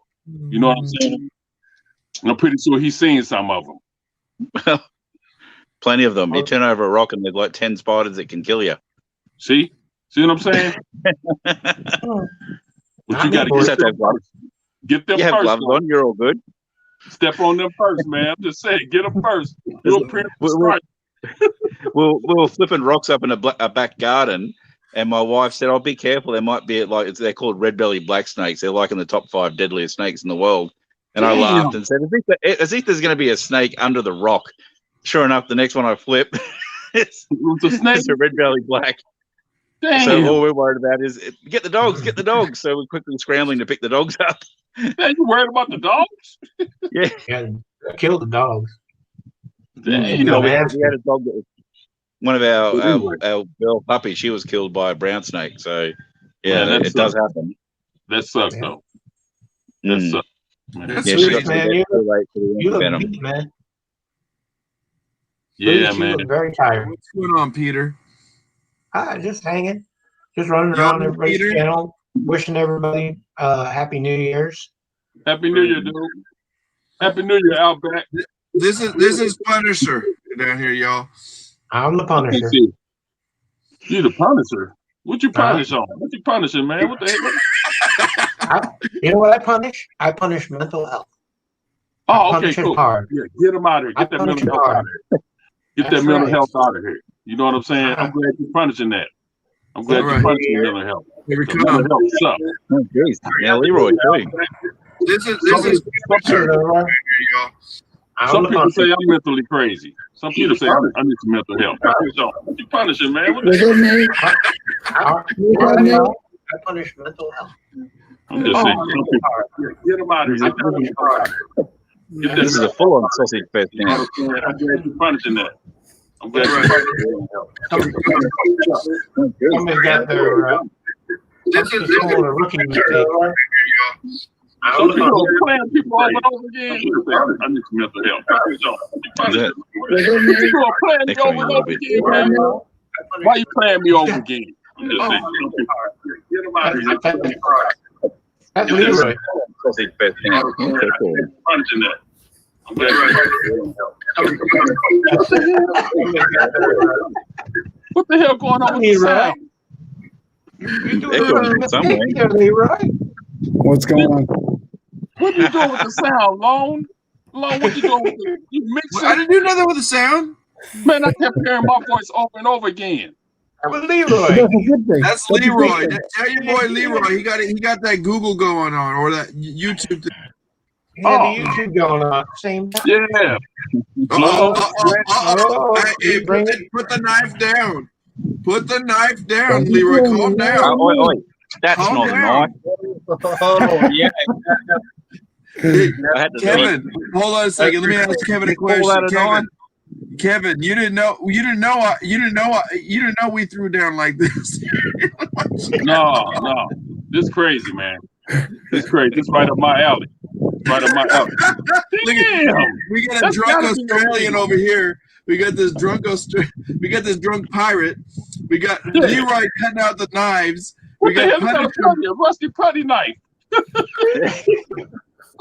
Hey, that can give you tetanus and make you really sick in a couple of days. You know, this is deadly. Yeah, that's dangerous. Punisher right here. We'll take care of everything. Oh, All right, man. So, what are we going to say about 2021? Is it 2020? All of us, we're all here It's going to be a now. much better year.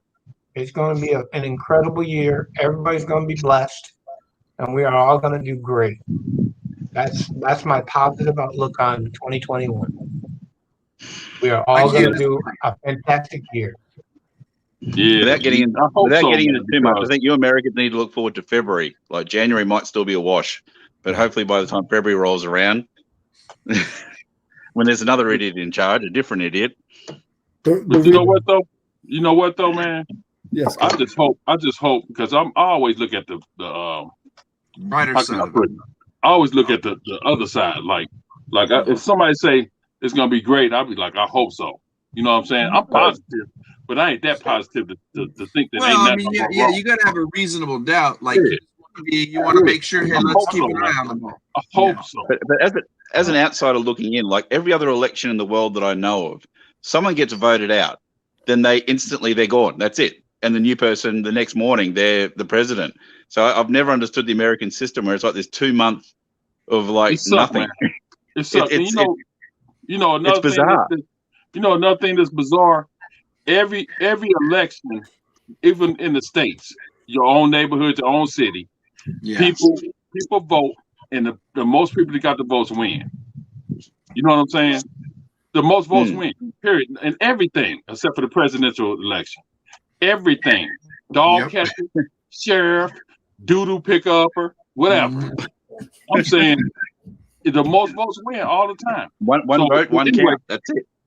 Each person as long as the powers that be, the powers that be don't start using the whole exclusion and whatnot, don't nobody have no common sense, man. Nobody got common sense. No. Well, until the people start screaming about it. I'm gonna tell you exactly what it needs. It needs real people up in there like us, real people like us that live struggle every day trying to make it. You know what I'm saying? That's what it needs. Instead of these rich people getting in there making all the decisions for us, we know better than them because we out here struggling. We know what people going through out here. You know what I'm saying? So that's what I believe, man. I believe that regular people should be in these positions. That's what I believe. And I agree with him 100%. Regular people, not these assholes that grew up with money in their life, that just working for corporations and all that. Man, regular people, we need stuff too. We the one paying their salary. They get free insurance.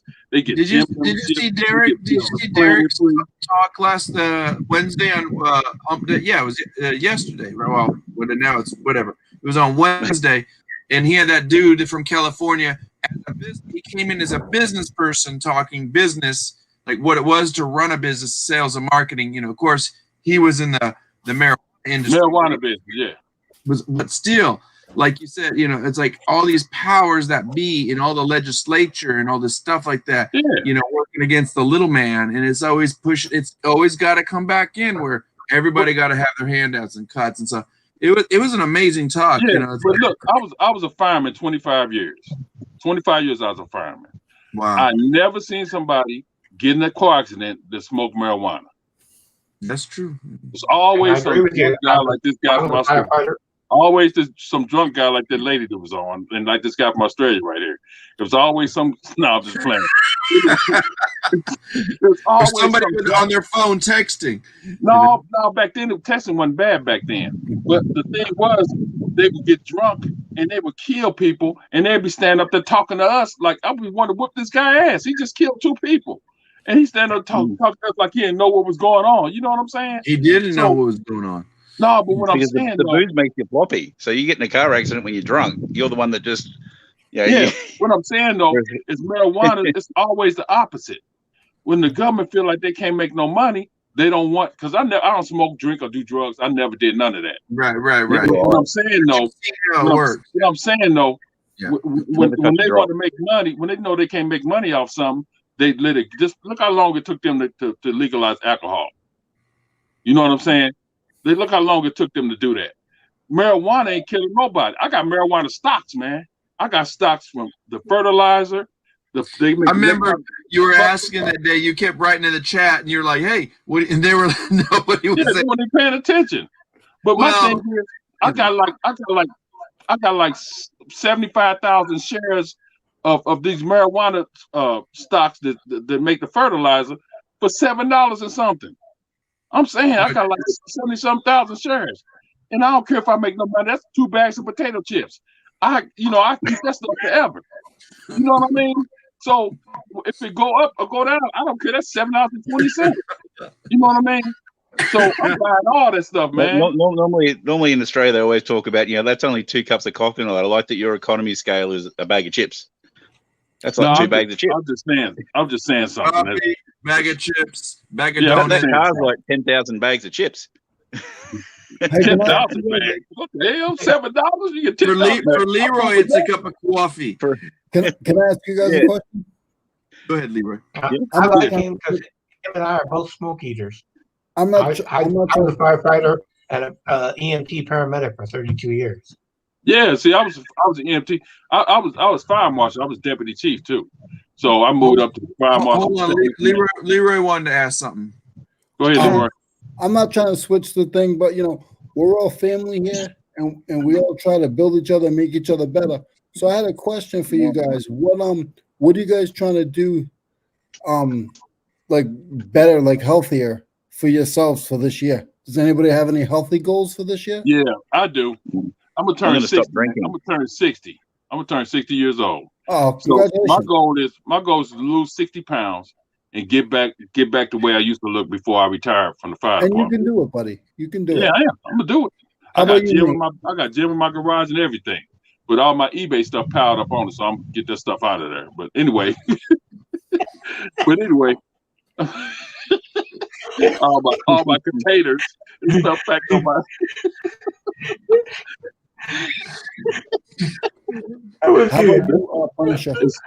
It's all Pyrex, all pointing wear, stuff like that is on that side.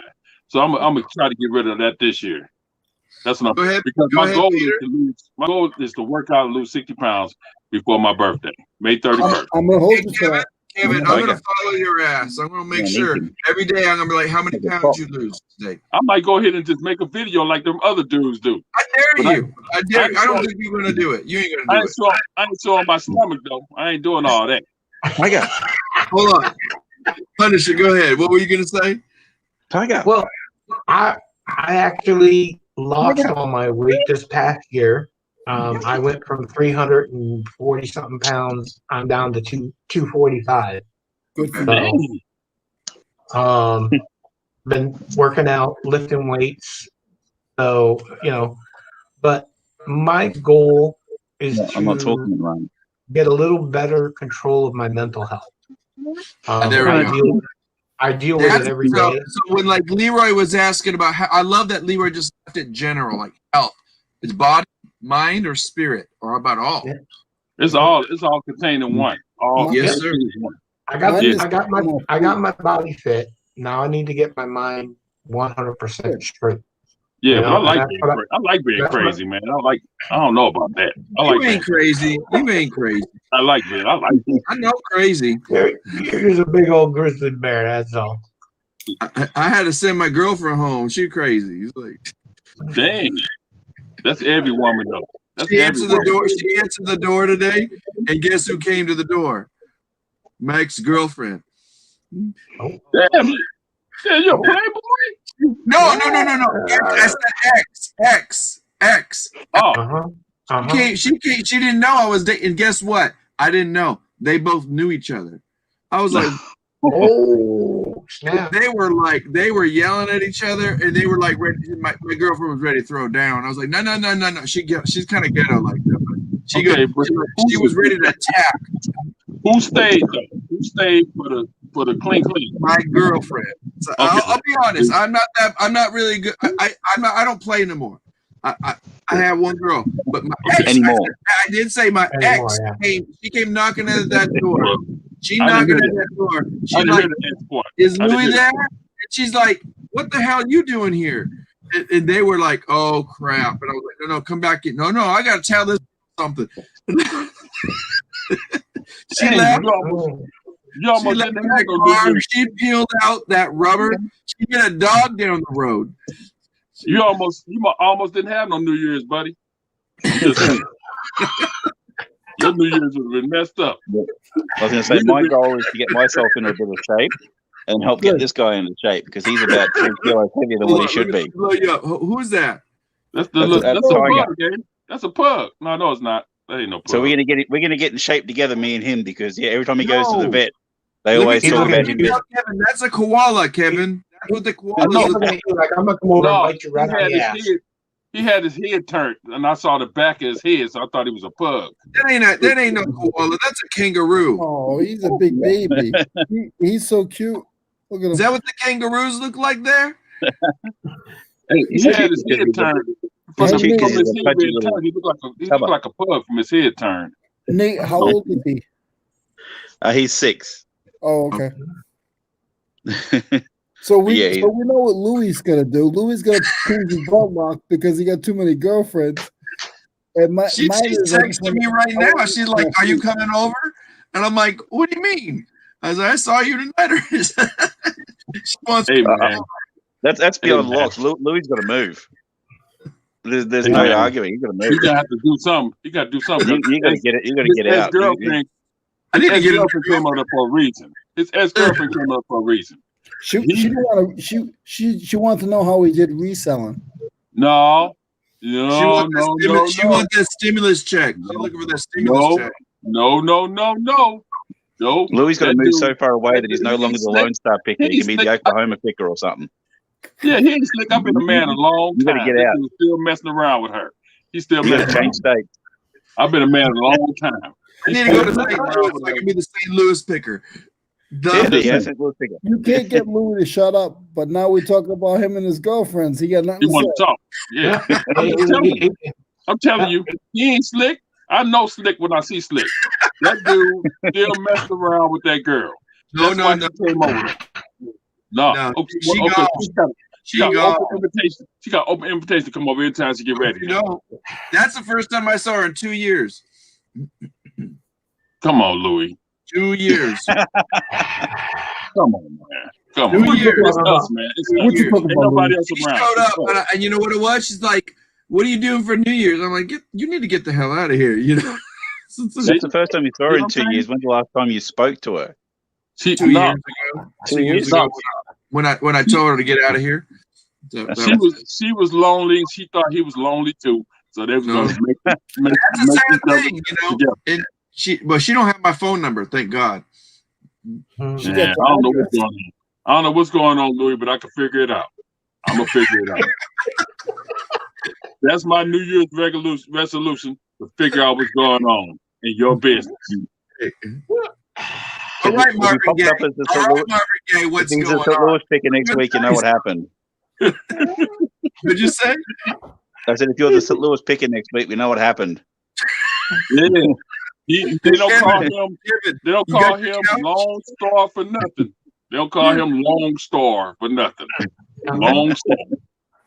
Lone Star. I'm just calling in for a minute, guys. I'm going to get out of here. They don't call me Lone for nothing.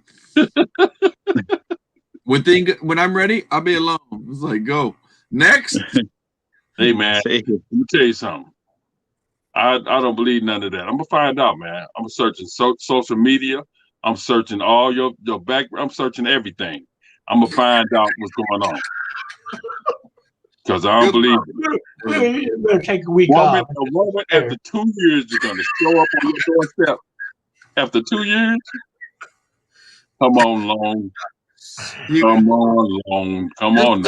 Just let me know if I got any kids somewhere I don't know about. So. Come on, Long. Tell the truth, Long. After 2 years. Hey, man, that don't make no sense, Long. I'm sorry. I'm telling you. I had some pretty scary ones in the past. I'm like, but this one is scary. After 2 years, she gonna knock on your door. This one is really scary, Long. It is scary, yeah. This one is scary. Right, she ain't coming back because this girlfriend, she put her foot down. I'm telling you. I don't know. You one day you might be out thrifting and she might, She don't know about that. She follows you. Hey, man, you don't know, Long. You got stuff everywhere. You got stuff on Instagram. You got stuff everywhere. People know, Long. People know. Well, She gonna rape you. You're gonna be shopping. You're gonna go use the restroom.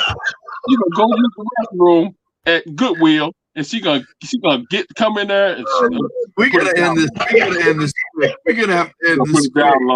I'm saying, tell the truth, Leroy. Leroy, I'm gonna let you speak. Wait, go ahead, Leroy. Here, Kevin's getting. Why you let Leroy talk? Go ahead, Leroy. Kevin, don't worry about it, because I'm gonna give him crap too. He thinks he's trying to push one over. He doesn't realize I was raised by a pimp. Okay, oh man, was a pimp. So all the games he's playing, he don't know. He don't even know what he's playing. I know he ain't slick. This dude ain't slick. This between me and you, blood, sweat. Look. Okay, go ahead, Punisher. You want to say something? No, this between us two. This between us two, man. He gonna cut me off though. This between us two. This between me and you. You know what I'm saying? Just play like Louis not there. Look, hey man, this dude right here, he messed around both of them women. Ain't no woman gonna show up in those 2 years and knock on your door. And then I'm just saying, this between me and you. He not here. He's not here. This is between me and you. No woman after 2 years. What woman after 2 years you know gonna come knock on your door? I'm gonna say like this. She wanted him to put the loan down. He's just gonna knock us all out. Watch. We're gonna end this live really quick. We're gonna go for like 3-4 hours. It's time to go, y'all. Thank you, my guests who've been here and on 9. Hey, don't wimp out. Don't wimp out on us, Louis. That's disrespectful. I'm about to go to bed. You do us like that. You don't do us like that. I'm going to bed. I'll see y'all later. Y'all have a Wendy happy asked New me Year. this.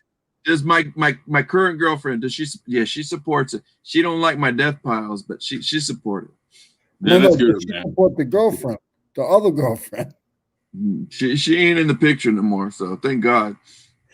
Hey, thank you for hanging out. Buddy. Like this, she was doing this, and my guys. girlfriend, they're like, "What do you want? You need to get the hell out of here." All right, now Kevin. You left? All right, Kevin.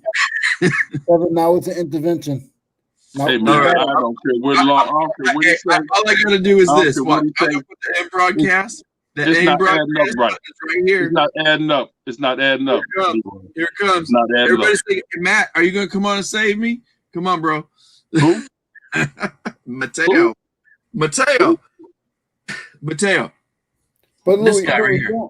Louis, don't push away on us. We're gonna give you some slack, but you got to be careful with that stuff. I've had those problems before. No, I did.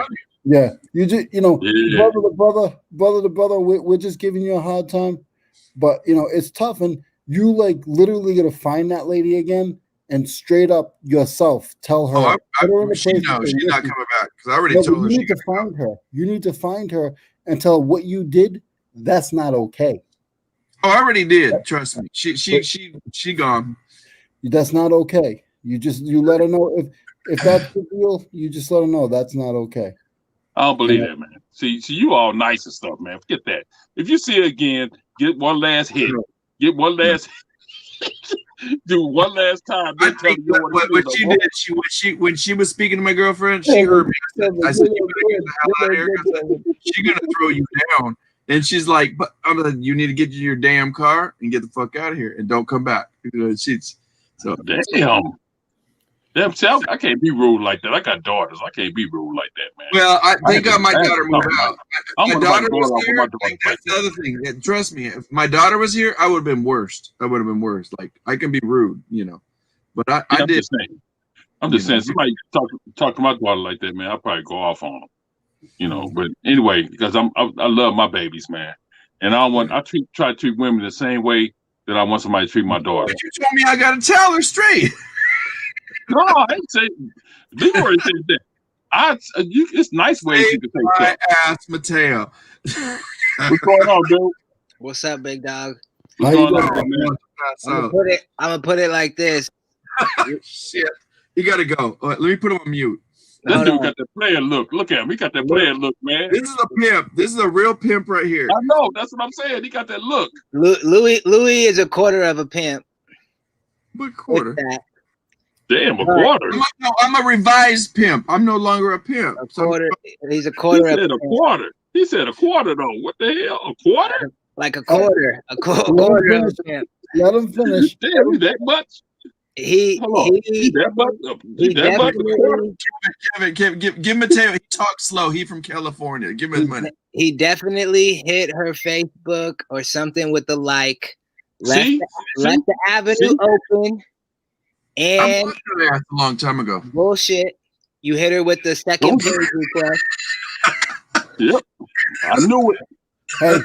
Hey. I knew I liked this dude. I like this. He swiped left. He was swiping left. Mm-hmm. Where he was supposed to swipe right. Yeah. His girl said, I did that. Maybe I did do that. His girl said, I'm not going to be able to make it. Let me go back and look at my history. His girl said, I'm not going to be able to make it tonight. That's her. I didn't think that was her. That's her. When you're on YouTube, you're on Instagram, you know, we have so many other people in the reselling community. You just hit the heart. Boop, boop, boop. Because you want let me tell you something. You know what happened? They knew each other. And I was like, what? How the fuck you guys know each other? And she's like, I know this bitch. It's like, fuck. And I was like, oh shit. They're trying to get the house.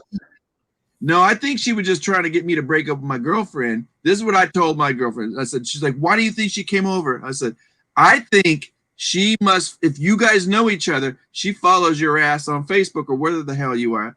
And I said, trust me, if you had one picture of me in there with you, and you know I don't like those pictures, one picture, she's going to see it. She's going to come over there and fuck it up. That's the quarter of the pimp showing. No pictures, no Facebook pictures. No that's the quarter of pimp. Yeah. See, I don't like those pictures. He's a sloppy player. He's a sloppy player. I didn't say I was a player. Let me just say this. My alligator shoes are back under the bed. That's all. Now. Damn. Alligator? What? You got Stacey Adams? You got Stacey Adams? You might have been a pimp. You got Stacey Adams? I had some. No, I burnt off Goodman. I mean, there were some clean ones too. They were green. Yeah, you had some Stacey Adams. You're a pimp. With the wide leg. $200. They were nice. With that little cup. Yeah, and the crease down the middle. I had a nice. You don't know me, but back in New York, I love. Oh man, I had some good man. Whew. Yeah, you from New York too? Yep. I lived there for a while. I say you probably drove a 4-door Nova. No, I had like it was close to an Impala. Yeah, I got a 65 Impala. I got 65 Impala right now. I got 70 SS Chevelle. I got all that. Okay. I've been working on cars since I was 13. You know what, dude? I've been seeing you in some lives, man, and we kind of do the same thing: handyman work, a little picking and selling, and all that. Yeah, I'm never giving up my handyman business. Nope. Never. It's skills and trades that I'll never forget. So why would I ever? No, but see, I'm a home inspector. I'm a certified home inspector. I do all kind of stuff, man. Yep. No. Well, we like to say I had my real estate license for a while. I was doing inspections. I was doing all that too. So. Yeah. Easy money. I can make $1,000 in 2 hours and have the rest of the day off. You know what I'm saying? So I'm just saying, man. I'm never giving that up. Never. But Stop driving. I'm still trying to figure out this dude over here, man. I'm still trying to figure him out. It's trying to figure Louis out. You talking about Leroy? Throw the book at him. Hey, man. Hey, dude, the stuff not adding up, dude. Nah, throw the book at him, man. He's guilty. It's not adding up. What do you think we on Derek's show? We're gonna Derek playing the judge and like who's guilty, who's not. I mean, what is that thing that Kevin? What's that thing that Derek do? I don't know, man. He keep cutting me off. He won't let me talk or nothing. So I don't know. Here, you want the floor? All right, here we go. You got 2 minutes. No, say what you Derek. I'm talking about Derek, man. Derek keep cutting me off. So I don't know what's going on. But anyway, I'm stuck on you though, man. I'm stuck on you, Louis. I don't know what else to say, but I'm trying to figure this out because after 2 years, 2 long years. No, my girlfriend said, I'm gonna get to the bottom of this. I said, if you get to the bottom of this, come tell me. Oh, somebody adding up. And that's a pimp down here at the bottom. That's a pimp. No, you know what it is? She missed me. He still pays the phone bill. It's coming out now. See, it's starting to come out. Hey, everybody be quiet. It's starting to come out. Nah. That phone bill, no. He miss you. No baby. There's no babies involved. Nothing. That's it. Hey man, that don't sound right though, man. I'm gonna move to another subject because I'm like a forensic detective. I can figure stuff out. So, You got no. Let me tell you what y'all like. Y'all like just some like gossipy nitty gritty. Ladies got to figure out that information. Like you got to no. I just don't like. I don't like people, but I don't like people just lying lying on a live chat. You know what I'm saying? You just lying on the live chat, man. No. Hey, you know what he did, guys? You know what he did? Little Christmas present.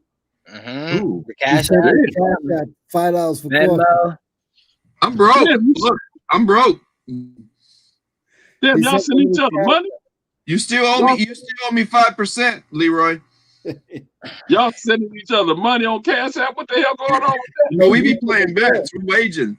He said the Wage girl. what? What y'all wage on? What the hell? Oh, now you want to come in. You want to cut? I want my $5 too. I want some $5. You got to bet. You got to put the bets down. Bet what though? What y'all betting on? Did We your bet girl came over? Your old girl came over? Mateo cheat though. Mateo would cheat. But see, that's the plan. See, I know what y'all betted on, that your old girlfriend was gonna come over. He said you what? You said she wasn't. He said she was. You know what I'm saying? That's how I know what's going on. I know what's going on. Listen, if I was back into Texas Hold'em, she'd be there. But I don't want her, so like she gone.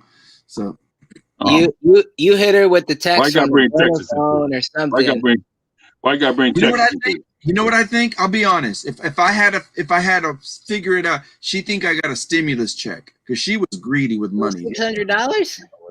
She don't care. She broke. That girl always took my money too. I was like, that's why I got rid of her. She was greedy. That's you want no pimp man. What the hell? That's his 75%. I was a stingy pimp. That's what I said. I'm a quarter pimp. She come and get my nickels and dimes out of the. She go in the. You know what she do? I remember this. She used to go in my. She would go in my laundry. You want me to do your laundry? She didn't want to go do my laundry. She wanted to go see how many 20s I left in the pocket. Hey man, let me tell you something. When you out there dating, you're a single man. You out there dating. When I was dating, I had rules and regulations. I had rules and regulations. You had to have a car. You had to have a job. Mm-hmm. Car and job. If and you gotta get a car, I check the credit. But you didn't have a car. That means I got to pick you up, and I don't have time to do what I want to do. I'm just saying. Got my new one. She got a car. All I'm saying, man. All I'm saying. Now you gave me some advice earlier, right? I'm giving you some advice. Take notes. I don't give advice. I give suggestions. 2 things: car, money. No, 3 and a big old booty. Yeah, you got to have a pillow. You got to have that pillow. You got to give Matt that. Yeah, you got to have that pillow though. Wendy's in here listening. Everybody listening. All right, sorry, Wendy. You got to have it. You got to have that pillow. Yeah, you got to have that. A pillow's better. You don't want to be laying on the bone. It might I give up one of the it might make your complexion up. Right. Should I go offline? Should we end this broadcast? We can talk about this in private. No, I'm just saying, man. I'm just letting you know. Make sure. That's just How long is this going on?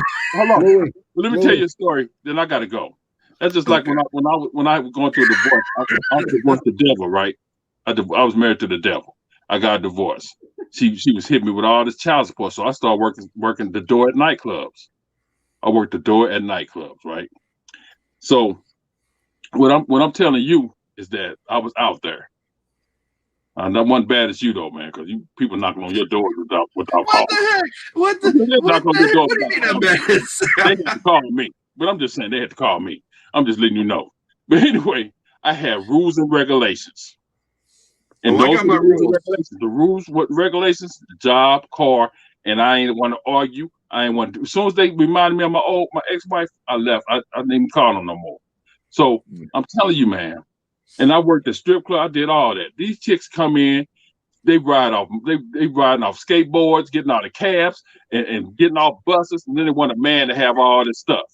You know what I'm saying? They got fleas flying around them, and they put their makeup on them. They put their makeup on and be out there like they're the finest thing in the world. You know what I'm saying? Matt don't know nothing about this. Matt's virgin ears are bleeding right now. My advice I gave them is to make sure you don't need no man to take care of you. Make sure you got stuff to take care of yourself. I'm just saying. The same way with you. Make sure that they can take care of themselves. They'll stay out of your mouth. See, I'm trying to. That's how this one is. I'm trying to flip the role, so I got one to take care of me because I get my own. Thank you. Well, that too. That too. You're a young man. You're a young man. Matt and I think alike. That's like Cali. Hold on. Don't be throwing me. Don't be trying to get me on your side right here.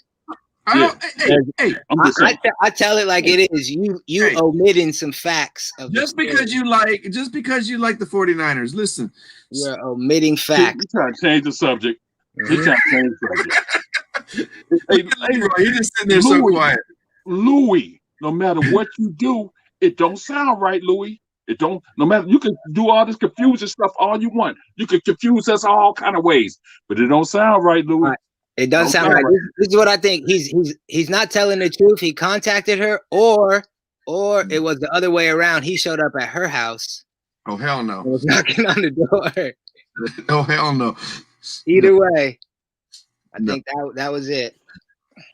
7 minutes till midnight, Wendy. All right. We're gonna need the lie detector results. Is it? All right, man. Well, it's been nice talking to you guys. You get out here, Louis. I'm gonna figure it out, Louis. This state, I'm gonna be on you like right on. I'm gonna come see you. We're gonna get that barbecue. We'll talk it out.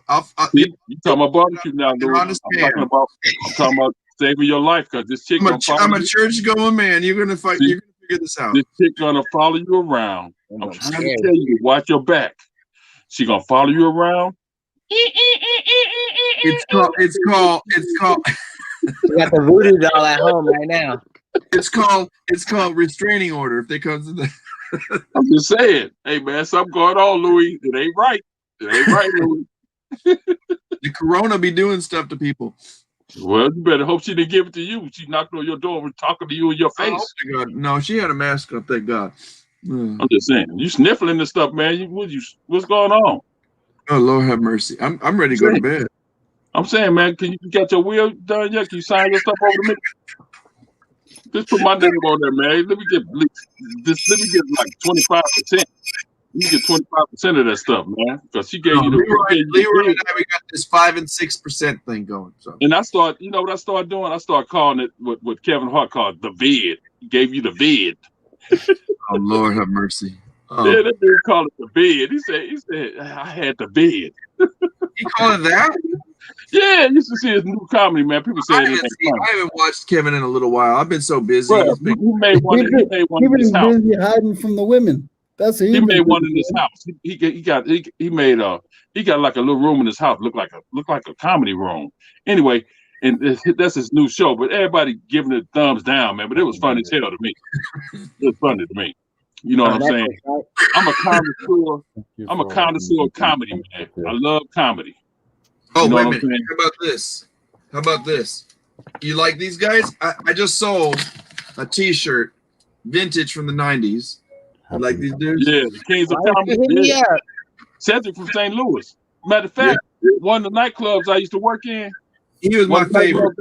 One of the nightclubs I used to work in. You sound like that lady, man, that was on earlier. Can I talk? Anyway, one of the nightclubs that I worked in, we had on Tuesday was comedy night. And Cedric, you know Lavelle Crawford, right? Cedric and Lavelle used to come through there, and that's where they started at. It's a club called Sanford's in St. Louis. Yeah. Sanford's in St. Louis. The Sanford's nightclub. That's where I work. I don't like that one dude, but Bill Bellamy, he ain't funny. He ain't funny, man. No, he ain't funny. No. Jamie Chris Foxx. Jamie was good. But I say, can't none of them dudes. Bernie Mac. Dave Chappelle eat all of them up. Dave Chappelle eat all of them. Yeah. Early Dave, I agree. Dave Chappelle eat all of them up, man. Dave Chappelle, the king of comedy, man. Right now. You know, but he getting old. It's okay. He's still funny as hell. And I tell you, another hidden gem is what's the name of that dude, man? Who? I can't think of his damn name. You know the dude, man. He I like the old school guys. He played Like, the Batman movie. He played in the Batman movie, and while they was whooping his ass, he was tired of while they was whooping his ass. He was talking all about him and shit. Oh, that guy. Reynolds, that's his name, Reynolds.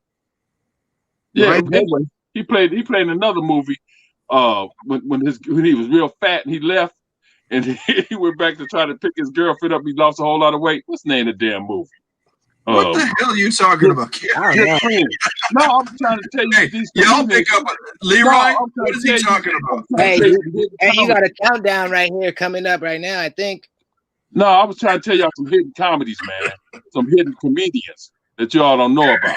No, I know it's about to be. Sorry. I may be the old guy here, but I love my Red Fox, and I love. Happy New Year, y'all. Happy New Year, man. We already said that. It's 2:00 where I'm at. It's 2:00. Are you out of here? I'll be right back. He's on the West Coast. If y'all still here, I gotta go make a call real quick. All right, man. I'm gonna probably shut it down a little bit. Have a good New Year, okay? Good to meet y'all. I'll see y'all in some other lives. All right, right on. Yeah. Happy New Year, fellas.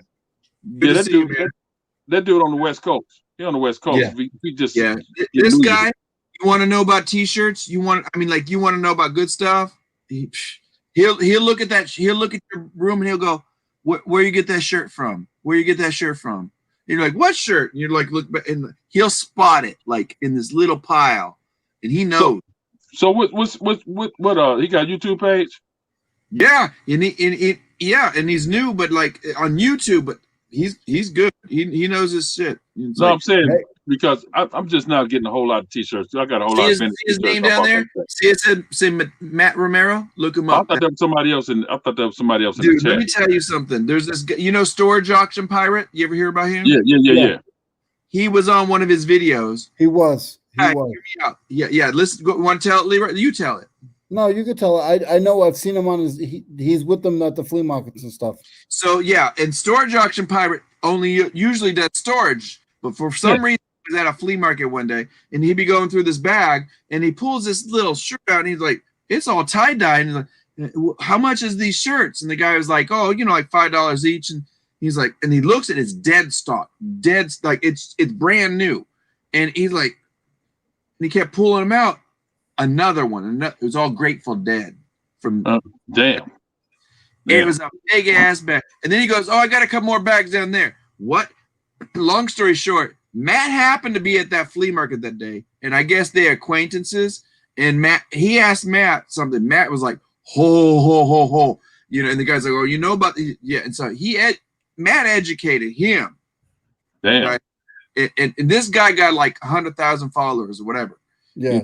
And Matt was like, dude. And then the guy that he's buying it for, how much you want for all of them? Like, it was like, a few thousand, wasn't it, Leroy? I don't remember what the money was. He goes, "I'll give it to you for this much." And he's like, "Okay, I'll buy them all." And he's like, "Okay." He bought them all. And then he goes, "I may have a truck more of this stuff." And they were like, "What?"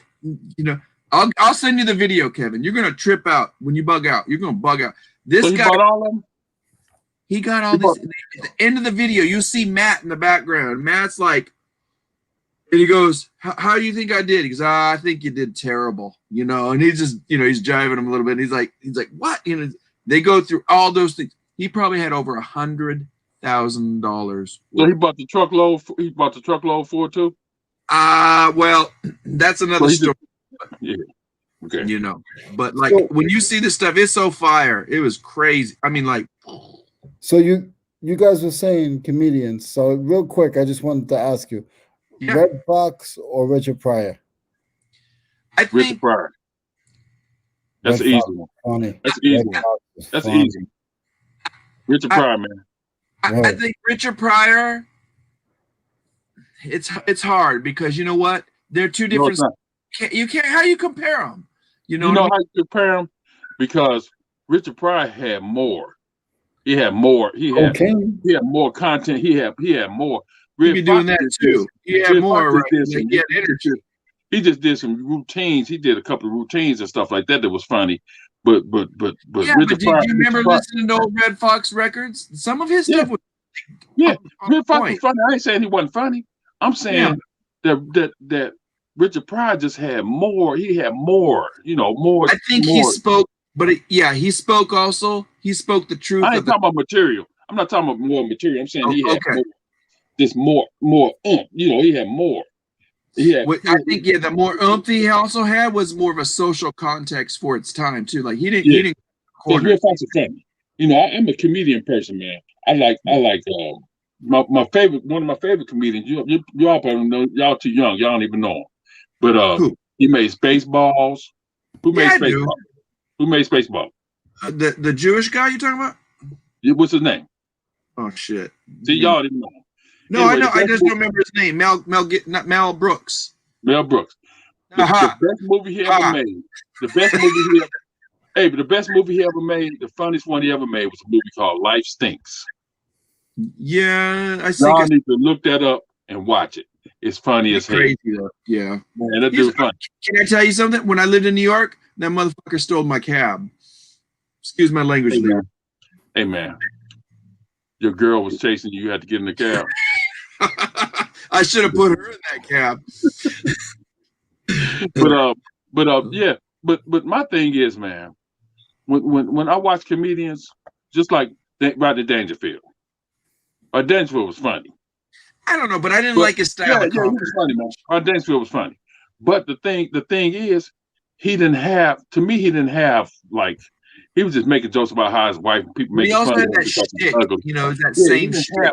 He didn't have the energy that like a Richard Pryor had. Richard Pryor walk across stage, he'd be talking about people. No disrespect. I don't want to go there. I'm not disrespecting, but he did a lot of his thing. You know what I mean? Yeah. He got all burned up because of it. That. Probably helped him a little bit.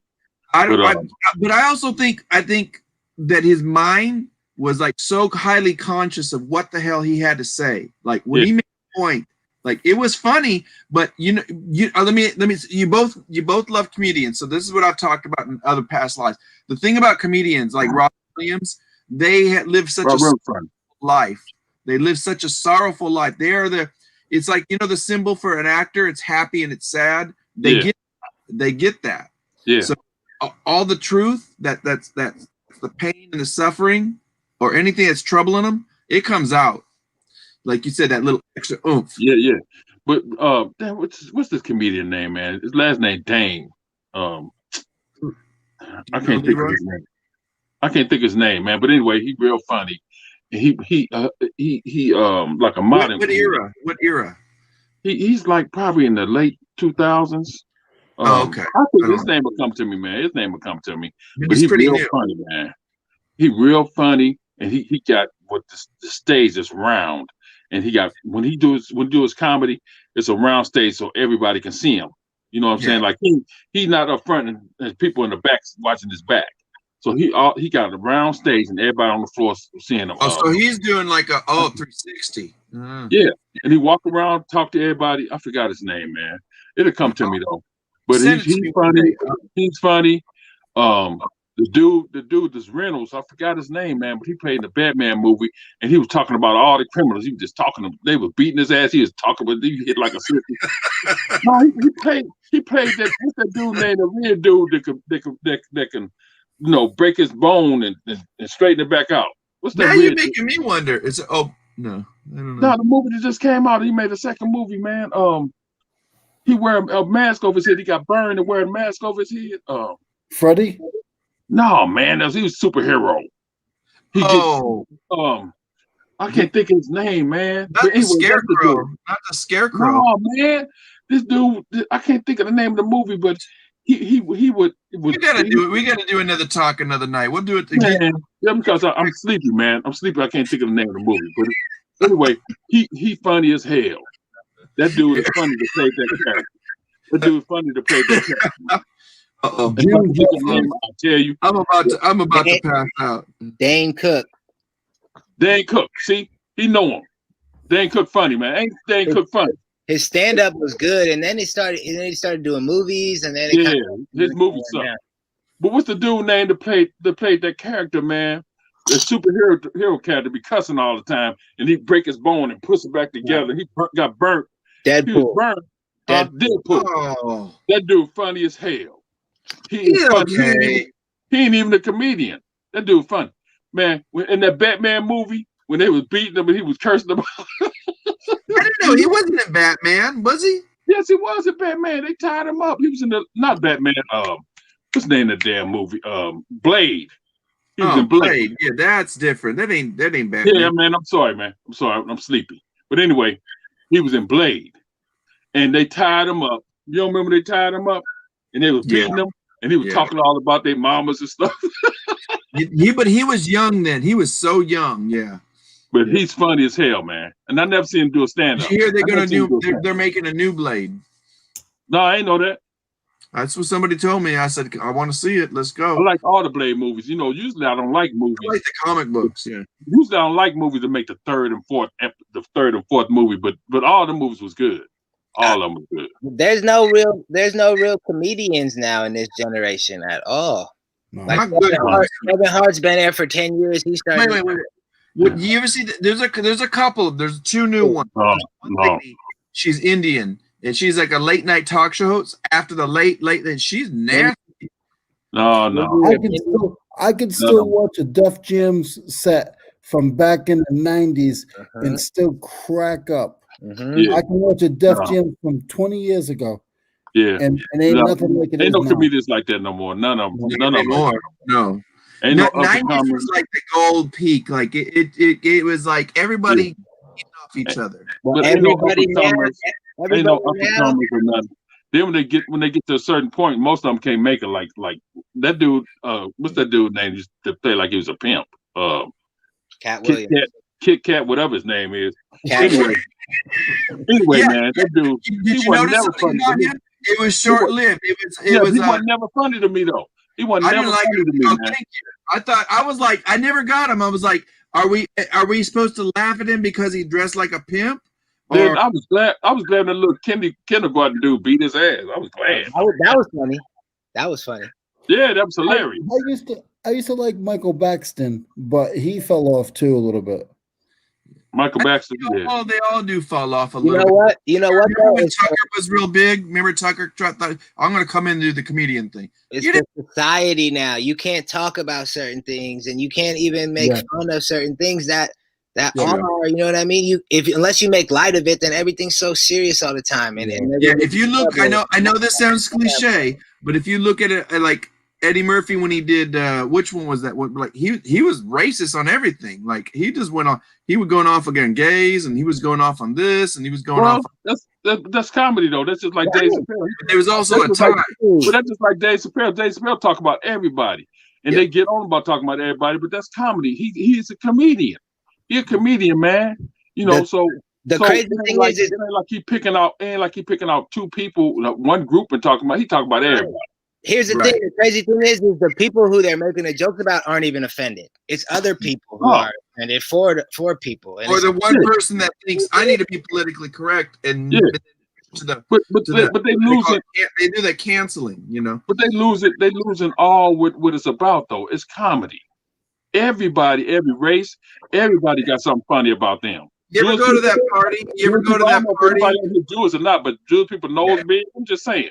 You ever go to that party and there's that one, I'm not gonna say if it's a guy or girl, but there's that one person that just like spoils it for everybody, you know. Yeah. Just like I put it like this. When I worked at the comedy club, when Cedric and Lavelle got finished talking about people all night, there would be a couple of fights after the comedy show was over with. Because these stupid fools sit up front with pink suits on, with I'm just saying, they sit up front and then they get talked about all night, and then they want to fight after the show. Yeah, I don't get that. Like, why you want to sit up front? But you shouldn't. I don't know why people rush up to the front. When me and my wife go to comedy shows, I'm sitting in the back because I know I don't want to be up front. You know what I'm saying? And if I'm up front, I deserve what I get, and I'll be like laughing with them because I know it's comedy. You know what I'm saying? Ain't no use to get mad. Everybody, they just got the mic. We ugly too. I'm just saying. You know who was real funny? There's a dude named Patrice O'Neal. He passed away, but he was very small, but he was hilarious. If you look him up on YouTube, Patrice O'Neal. Yeah. We were talking about you when you went on the phone. We were talking about vintage T-shirts and stuff. Yeah, what kind of shirt you want to see? I got it probably. a buddy of mine I met down here. He just started about 3 years ago. I don't do t-shirts, but I've been picking with him like two days a week. And I want you to check out his I'll get some. Instagram. We'll show you something. It's Thrifty Nate on Instagram. I know Thrifty Nate. No, you don't. Yeah, I do. I watch more. Yeah. I know what Thrifty Nate is. I've seen his. Doesn't he do auctions too? No, you don't know who he is. But he does t-shirts. Thrifty Nate. Oh, with the I. I know what Thrifty Nate is. You ever watch Afro? Did you ever watch Afro Vintage? He's a country boy from down here. He doesn't put himself out there. He doesn't sell his stuff much. I know if you ever see anything, let me know. Blood, sweat, and soul, and I can see if I can get you a deal. Okay? Is he out of Florida? Yeah. No, he's out of South Carolina. I think I know. Yeah, I know he is. Everywhere too. That's crazy. Like if you're in a big city like mine, there's crazy competition. But you can go anywhere, and you should see the stuff he picks up. When you look through his page, you'll see. I'm looking at it now. Yeah. I see it in his stories all the time. He has fire. Down there, you guys got a lot of that NASCAR stuff. That stuff is crazy hot. Right? That stuff hot. That stuff hot. A lot of country t-shirts. Mm-hmm. Yeah, I'm probably sitting on like 600 t-shirts right now. Yeah, he's probably good ones. 1,000. You're doing good ones, right? You got any like black exploitation t-shirts like Rudy Ray Moore and stuff like that? Not that'll fit your big ass, I don't think. Damn, man. What you got? Kevin, you said you gotta put it like that. I'll hook you up, skinny boy. Yeah, you gotta be like that. I gotta be like that, Cali, man. Punk ass, huh? Kevin, did you anyway, man. But thanks, man, because I take jokes. You know what I'm saying? Who do you want? I'm serious, but I'm serious though, man. You got any like Can any old? Yeah, go Let me ahead. tell you something.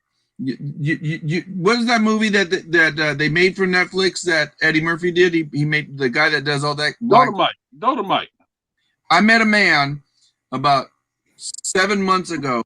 He's in my community in Austin. He's an Army vet. He's an old dude. And we started talking. I'm like, you like this stuff? Yeah. Here, you can have all my military stuff. He said, thank you. We just started talking.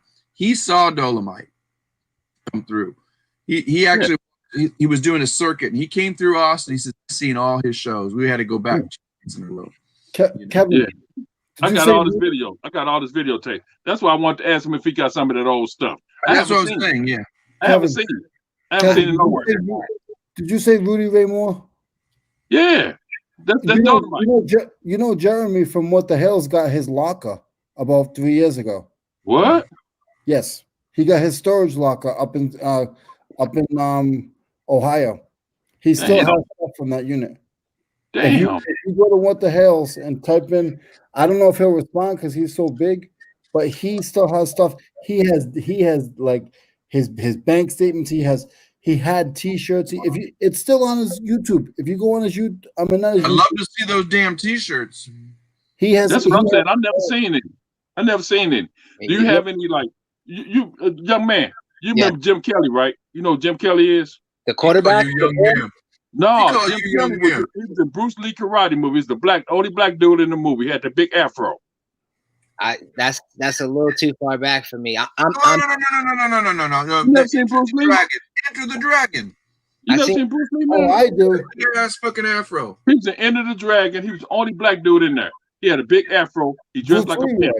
But you're not talking about Bruce Leroy, man. This is way before Bruce Leroy. But anyway, he had some t-shirts. What? With some karate sticks. He had a big afro. He had his gi on. He had some karate sticks. I'd like to get some of that stuff. You know what I'm saying? I did just get a bunch of like old 80s karate tees. This was back in the 70s. It's not what's in there. I was born in 90. No, but I'm asking you like but you know your stuff. You know your shit. I keep my eyes anything vintage I pick up. So that's what I'm saying. So I was just wondering because he said you know about t-shirts, you go all the way back, you like vintage. So I thought maybe I'd ask you. You know what I'm saying? I will. I definitely keep my eyes peeled. But look up Jim Kelly. Look up Jim Kelly Leroy, you're gonna have to There's a help whole me. lot They're of them out about there. to throw down. You got to remember though too, shirts from back then, everything I find, even if it's tagged a XL, is like a small today. It's about I a know, but I ain't large trying to small. put it on. Oh, I you ain't want trying to to wear it. train it or something? All right, see, that's what I was saying. Oh, so you trying to crack jokes, man? I ain't trying to wear it. See, Nah, you trying to be a comedian? See not that? even, You trying not to use even, me as- bro. You trying Not to use me as just starter jokes? You Not trying to use even, me as just starter not jokes, even, man? bro. Whatever, True, man. true. But for real though, what I I keep want to do is like put it in a frame or something because yeah, I'm just building a theater room in my basement. I, And I already got old posters. I used to collect posters, movie posters, and I still got hundreds of them. But anyway, I'm gonna line them all along the wall. And if I had some T-shirts like that, man, look at this dude. Is that gonna fit your ass? Yeah. See, let me see if you know what this is. 3X. I ain't wearing the stuff. I ain't wearing the Chucky, man. I ain't wearing Chucky. No, I just wanted to show my tail. Look at this. It's crazy. Let me look at this. Look at this bling they put on that shit. Isn't that weird? You see that? there's no date stamp on that though, huh? That's probably like 2005, 2006. I don't know about that. You think so? Yeah. That look like a modern tag. That's like a modern tag. It's a repop, but it's a Philippine one. The tag is modern looking, and they ain't put no bling on no stuff back then like that. Dude, I know who got some original Chuckies with I think it was 98. From the movies? From the movie, 1200. Really? Damn. 1200 had them? Damn. Yep, I got one of them. You know why this is not original? This is at 3X. They didn't make no fucking 3X for.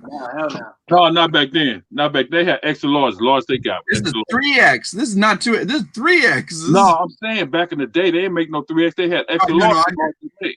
You know what I'm saying? Oh, Leroy got mad. I said, yeah, I see this guy. He said he got original Chucky, so I want to see what he pulling up. Dude, this guy got what he'll find it for you. See there, he got that. Is it the Bride of Chucky?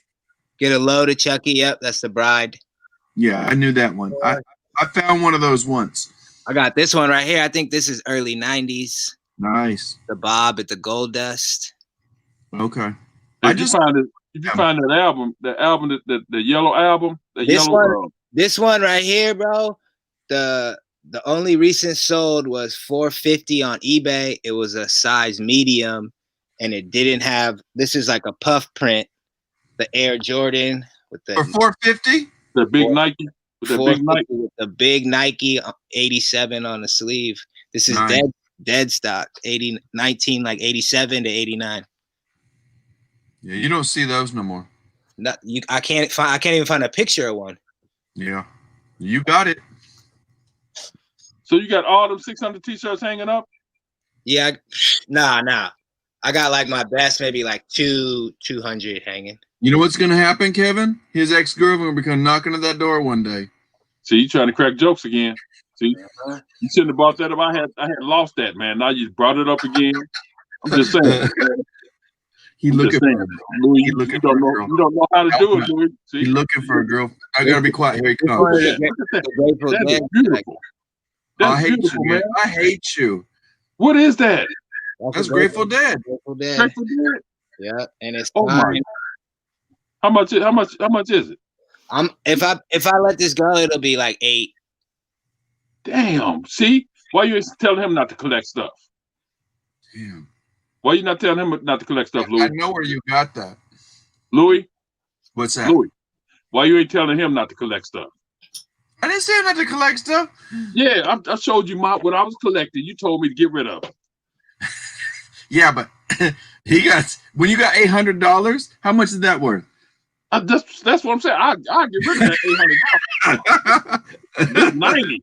This is $90. This is $90 right there. That's $800 can't compare with. Yeah, but you can put a lot of shirts together. The crazy thing is, like I said, shirts are everywhere. Everybody wore shirts, and not a lot of people are looking for them. Really, like I watch a lot of the resellers on YouTube, and they just walk right by the. It's crazy because like since we were all kids, like always jeans, shirts, and hats. I bought this for $1 on high bid. It's this. Nobody knew what it was. I knew right away. It's a Lethal Weapon promo. Oh, Oh, Lethal Weapon 4? Yeah. Yeah. Lethal Weapon 4 XL. Oh, $70 for $1. Well, that's just like when I went to the bins and people was going, they fight to go through the bins, man. Yeah, The but you bins got in to St. Louis. elbow. Sometimes you got to elbow. Well, Let me tell you what I found. This Let is me tell you what I found. hold on, this is Louis' girl right here. Damn, man, that feet funky, man. Feet stink. What does that say? I can't read that. Guess who comes? I guess we know who comes What first. the heck is that? That is funny. That's crazy. She got chicken feet. No, let me tell Kevin something real quick, Mateo. I remember that one I showed you, Mateo. So Kevin, one day I went to the bins and I don't know why, but nobody grabbed. I grabbed this box and I pulled it up, and then somebody's like, "Oh man, you ain't gonna let us look at that?" Oh my God, I grabbed the box. I put it in the car. I go roll away. I opened that box up and it had a whole row of hats. And I was like, dang, look, Universal Studio, this and that. The link is up there, Louis. Go ahead, I'm listening. No, that's all good. And so, Luis, is Luis here? Let me put that down. He said it, yeah. Hold on. I'll put it there for you. Hold on. When I tell Kevin this, he's gonna shit his pants. You like Jordans, Kevin? Yeah. I just sold a pair. Here you go, Luis. So Kevin, I go through all these hats. They're all movie memorabilia hats. And the big thing in hats, or if you find the corduroy hat. So I found, oh, that's nice. The next one I pull out, Boys in the Hood, 1991. Damn. What? Because he just died, that dude. So I was like, Debo. Oh my God! I was like, I looked it up. There was a reproduction when I could tell a slight difference in it, but that was it. But I'm like, I'm not letting that thing go. I'm not gonna let it go. Here's my boy. When I went to the band, what's up, guy? When I went to the band, what's up, brother? That's Luis. That's Kevin. People was looking through all this stuff, right? And I always go behind them because I don't want to fight with them. So as soon as they go to another band, I go behind. Why, you don't like the bump and grind? Huh? No, I don't like that. Anyway, I found three autographed hats, NASCAR hats. Ooh. Autographed. But these was like really wasn't known people, man. It don't matter. But I don't care. I sold them for like $40 a piece. Okay. But the thing They is, probably worth more. Yeah, they probably were. I didn't know them. I did all kind of research, and it's hard on signatures. It's hard. Yeah. But they stuff was selling for $10, $5, and all this stuff. So I took a chance because I didn't see no autographed hats on there. So I took a chance and put $40 a piece on there for them. It was two different people. And somebody who knew said, whoosh, but I'm just saying, I took a chance, man, and people bought. Okay. It's okay. People bought them. And then the chance, dude, you didn't pay nothing for them. They were white, right? About 2 weeks ago, I found a cardinal hat, an old cardinal hat. You can tell because it's got that foam. It's got that foam. The old trucker cardinal hat with a signature on. I can't figure out whose signature it is. But they just left this stuff in the van. Give it time. Yeah, they throw that stuff out left and right. No, nobody pick it up. And I walked over there and got it. I find stuff all the time. Like Luis and I did an auction the other day, and I have this. Yep. Look at this. Where'd you go? He went off to the side. Huh? He'll be back. Mateo taking off and everything. How you doing, man? Good, man. I had to go put the kids to bed real quick. I would have jumped on sooner. I didn't think you were gonna come by. I thought he's tired. What's up, Luis? Happy New Year's, bro. Happy New Year's, man. How you doing, brother? I'm about to send you a new hat. Nice. Harlem Globetrotters? Oh shit! You got the Harlem Globetrotters. I found this at the bins. People what passing year? This up. It's got all autographs on it. What all year? of them. Man, I don't know what year this is. Ain't no year. Well, how do you know which one who signed it? Because you got the older, the better. Know. Ain't no year on it. What's the ball? What's the brand on the ball? Yeah, it's a Spalding. Made in China. That's my boy. Is it rubber? Details. It's like an rubber. Yeah, it's rubber. It's probably newer. I would say like mid 2000s and up. It's probably the Harlem Globetrotter that had the girl in it. Big Easy. Oh, that's new. Hackensaw. They all new folk. Cheesy. I don't care. They passed this up. I don't care if it's new folks or not. They passed this up. You get that one from the 70s? Remember the one from the 70s? Yeah. Get that thing signed. What I'm trying to do is show you what they pass up at the bins. I told you. Look what I was trying to show you too. I got this at the bins of the day, and somebody on auction and Louise said, what is that? And I showed him like same thing, got a little thing, but I said, oh, I got a signature there, and I looked her up. She retired already. This is for the women's, Yeah, women's WNBA. Teresa Witherspoon. Yeah, Witherspoon. I remember her. She retired already, 10 years ago. Check this out, Yeah, man. because she retired. I don't want to do that, bro. I know where you got that. Look at Yeah, I him. remember when he got that. He want that shirt. He want that shirt. I told you, Mateo. I said your boy got something good. I seen his auction preview late, and then I jumped in there. And I'm like, where you been? I've been busy, man, with the school and with a whole bunch of other shit. I jumped in there, and I'm like, what's her name? What's her name? I wish, bro. Hey, Matt. Well, Matt, let me ask you a question. bro. Yeah, that signal. Let me ask you a question, Matt. Let me ask you a question. I got, back in the day when the Chicago Bulls was taking all them championships, right? I got all those T-shirts with the rings on them and stuff. Those T-shirts worth money. You got any with MJ and like Scotty, a face? I got a picture with all of them on, going across the top. Then they got the championship in the middle. That's I about. bought them brand new back in the day. Are they black? I got a black one. I got a white one. Damn. You look. And Are I they got two black big? ones. And they're big. The XLs or what? But back then I wore extra large. Yep. So back That's- then That's the size you want. I would say at least $5. $5. Nah, 500. 500. For them T-shirts? Yes. Man, I'm finna go pour them things out now. What are you talking about? Yeah, man. Those shirts are money right there. Send them to me. Yep. Give me that, man. Give me that. Give me that Cardinal shirt. This ain't a shirt, bro. This is a hoodie. It's extra Hey, large. Matt, what size you wear, Matt? I'm like a large, a medium large. I found that today for $3. You were talking You know about what, like, though? When I You got wear extra large, Kevin? What is that? Huh? You wear extra large? I wear a double X. No, dude, it ain't gonna fit you. It looked like it was big enough. no, because I had bought this for my brother, but he didn't like it. it's small. You don't like it? Nah, it's a size large, so I'll send it Why to you, don't you Matt. like it? There's probably a date stamp on there, huh? Right on the bottom, like 8. I'd say 89. Oh, Kevin, they're gonna be going on about the goodies. On the bottom of the graphic. Oh yeah, let me check. Hold on. Here come. Oh my goodness! Oh, No, man. you don't. No, you didn't. Wait, No, hold on, Mateo. Hold on. Hold them up. Hold. No, you didn't. They're and everything, but they're OGs. That's okay. Them dudes will buy them like that. They'll buy them like that. They don't give a damn. Yeah, they'll sell like that all day long, man. These are I would say like on a low estimate like 1,300. I I was gonna say, you put a little spit on them, you're gonna make that 1,400. No, somebody clean them up. He don't have to clean them up. Somebody do it. $1,300. I showed Luis and Louis these before too, so I got these recently. Watch this, Kevin. I'm watching Kevin's face. I know he don't have them. I know he don't have the one. Kevin's eyes be bugging out. Yeah. Man, open that box, Matt. Show this man You got what he was 13? talking about. Man, I got 1 through 4s, but these are OG 87s. But them the third ones. These are 3s. Yeah. But you see my midsole. Oh my goodness. Is that the one when they coming apart? Yeah. All 3 of these. Let me show you the 2s. He's bringing the fire out now. The 2s get sold on eBay. I clean these up. I put all the midsole shit in there.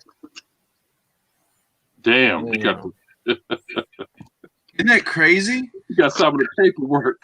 Is that the original tissue, or did you put that tissue? That's the original tissue. What? Oh my I goodness. want those. Well, look at these. Watch. Look at this tag on this shoe. Damn, still got the Air Jordan tag on it. Yeah. That Jordan tag about a couple hundred right there. Yep. At least. Let me see the soles again. These ones I tried to clean up a little bit, but they're gone. It's a guy that put some more soles on there for you. Yep. Like I said, this pair right here, same thing, no midsole. I want to say it was like $2,200 on eBay last month. Kevin, you a sneakerhead? I like sneakers, okay. You know, but if I see them, I'll sell them. But I just don't want to be paying that much for them. Yeah, some people, like when I talk to Dave, I know this one guy, he'll pay $200 for a pair, but he'll sell them for like $900. Well, that's why he brought up 200. Yeah, it's an investment. Well, yeah. I just don't want to. I just don't want to be giving that money up. That's all. No, that's what Tesla was saying. You know, when I was talking to him one day, I said, "You consider." I said, Dave, he's like, "What?" I said, "You consider yourself a sneakerhead anymore?" No. I'm like, you bullshit. You still. No, Dave a sneakerhead. Yeah. I sent him a pic. It's in one of his videos. I sent him this picture of Michael Jordan somebody painted, and it's like you know, him doing the hoop thing, and then it's like some buildings with like telephone wire with a pair of Air Jordans hanging off of them. Yeah. You know? Damn. So you got that stuff on eBay, or that stuff you collecting? Nah, so I got all this stuff, that Jordan tee. I got like 3 2-piece sweatsuits, all brand. Everything's got the tags on. The suede ones. Nah, the velour? not the velour. These are like these are from '87 too. Yeah. God, I can't believe 87. It's like I got all this. I was almost a fireman. I got all this stuff at a estate sale. I asked the dude, and I went over to his house right after the sale, and I made $400, bro, for everything. Oh my God. Yeah. That's about shit, $8,000 worth of stuff. I got that T-shirt. I got 52 T-shirts. Like I think I had over 100 articles of clothing and 11 pairs. In those shoes. 11 pairs, not just these Jordans. There was 11. When you gonna let them go? I don't know. he said not now though. I don't need it right now, so I ain't got to do it. Yeah. I was gonna say, if you're not hungry, don't worry about it. Yeah. Damn. So it's only getting older. So yeah, I'm gonna pull them T-shirts out tomorrow, man. Yeah, for sure. Take care of them, bro. Put one of those old plastic things they put on the jackets, you know. You gotta be careful because the black in that era will get dry rot, especially if you don't wash it. Like if you just pull it dead stock. I just had a pair of shorts that are dry rotted. No. Yeah. If you don't wash them, they die. I haven't seen these. They've been in this drawer for like probably about 10, 15 years. They've been the same. You think they'd be okay, Mateo? Let me show you what to look for when you get them. Hold up. Oh crap. Yeah. So they've been in this drawer for a long time. We've been in this house since 2006. Wow. And they've been in the same drawer when we was at the other house. I would do like you said, take them out carefully, see if you can, and then just slowly soak them. Do like a soft wash, maybe. Don't do harsh detergent or anything. You know. And man, I hope they steal some good. I haven't seen these shirts in so long. Nah, they have my money though. I got a dresser in my wife's closet that they in. Good night, Wendy. So Good night, Wendy. When you pull the shirt, like you'll see, like you got that little hem at the bottom. Put that pic, Louis. Oh, sorry, man. I'm zoning out. Take like just that inner side and try to pull it apart to see if it rips right here. Like look at these shirts. God, man. Rips apart. Why are you doing that? These are trash now. Like I can't showing you. If I wash these, like they're just gonna fall apart. They're gonna fall apart, yeah. Kevin, you in school, you owe him a beer. That's what it means by dry rot. But on a shirt like that, that's like very valuable. These are just plain shorts from the 80s. On a shirt like that, like you just want to test a little area. And then if it is, there's a couple methods you could try. I hate dry rot. I hate it. But like I said, just grab like a little. You barely even pulled it. Yeah, just grab like a little bit on like the back side of the shirt on that one little seam and just test to see if it rips. Like, and you'll see like it's ripped. But don't pull it hard. And then stop. If it rips, stop and hit me up. And I'll send you some videos on possible ways to try to deal with it. how to preserve it. Yeah. It's not like it's like not a sure thing at all, but yeah, but they've been sitting in that drawer. They've been sitting in that drawer for a long time, man. I want to see Let me about. ask you this: like, they ever been moving around and stuff out of all the? No, they haven't been moving around. Nope, they just been sitting there. How was the temperature in that room? Man, it's in the basement, so it's kind of you know, just basement stuff. You know, you'd be good. That white one won't have dry rot. Huh? That white one won't have dry rot. Oh, just the black. Just the black. Because of the dye, you said? The dye. Mm-hmm. I'm finna go down as soon as I get finished with you guys. I'm gonna go down there and look. You need to go to bed. Get your ass to I'm bed. serious, man. You talking about $500 for a t-shirt? Shoot, I'm gonna go look at XL, if it's an XL, Man, I'm surprised he hasn't left already.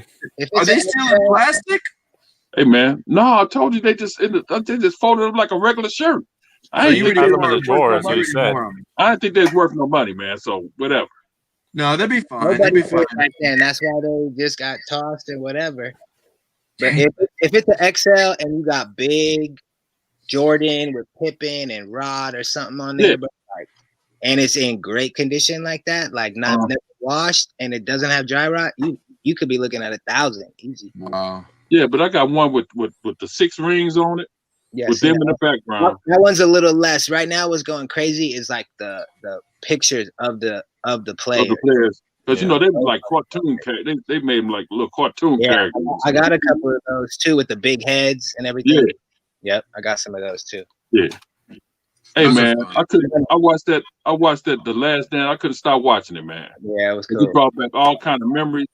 It brought. I remember all this. I remember when Robin was messing Malone up. I remember all this stuff. You know. I can't wait. In 20 years, I get to watch that on the Warriors. I'm gonna be like, hey. Oh, come on, man. The Warriors. They were just lucky a couple of times, man. Come on, man. They ain't gonna happen. What? Hey, pull up from half court. Ain't nobody do that. Yeah, all of y'all Warriors fans. Hey, you got Cali in the house here. I'm from Cali, bro. I'm born and raised in San Jose. Man, you lived all over, man. I thought you was in Texas.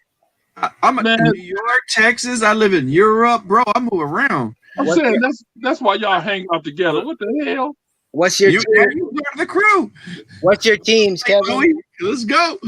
Hey man, it ain't like it used to be, man. So I don't even watch basketball like I used to. But my team it's still good though. My team's still losing. You know, I always was a Bulls fan, even when they was losing before Jordan. Yeah. Did you see when San Francisco fan? You know, with football, San Francisco with football, always Dallas. You know, but basketball ain't too many teams now. Where my Raiders cap? I watch the Lakers. I watch the Lakers, and I used to watch the Cavs play. I used to watch the Cavs. This guy here, he sent me this nice little Raiders. Although it was nice to be my team, man. Nice to be my team back in the day. Really? Yeah. You like Montana? Pittsburgh. The Niners is in Dallas. Used to be my team. Like Rice back then. Yeah, that Niners was fire, bro. They had worth some money right there.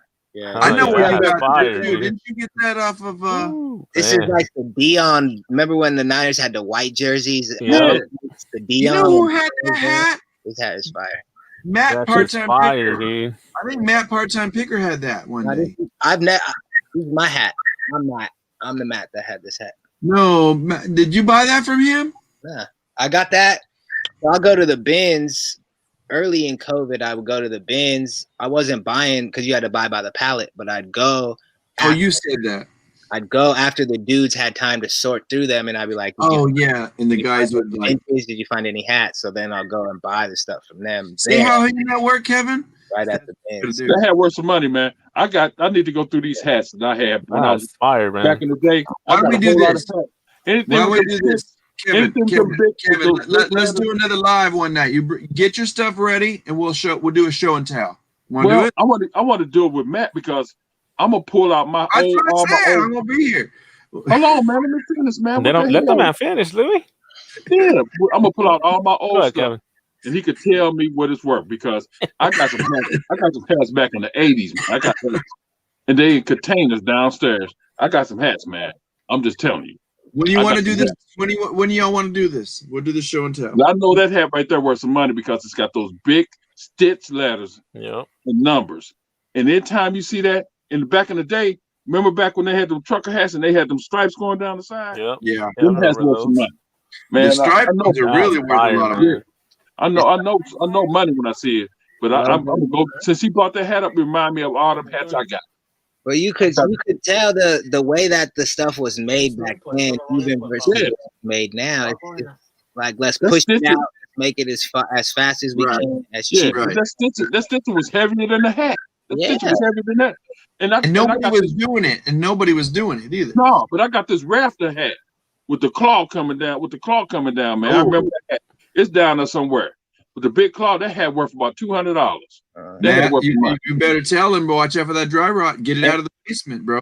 Not on the hats. The hats don't. I've never seen a hat. I don't know. Beanie.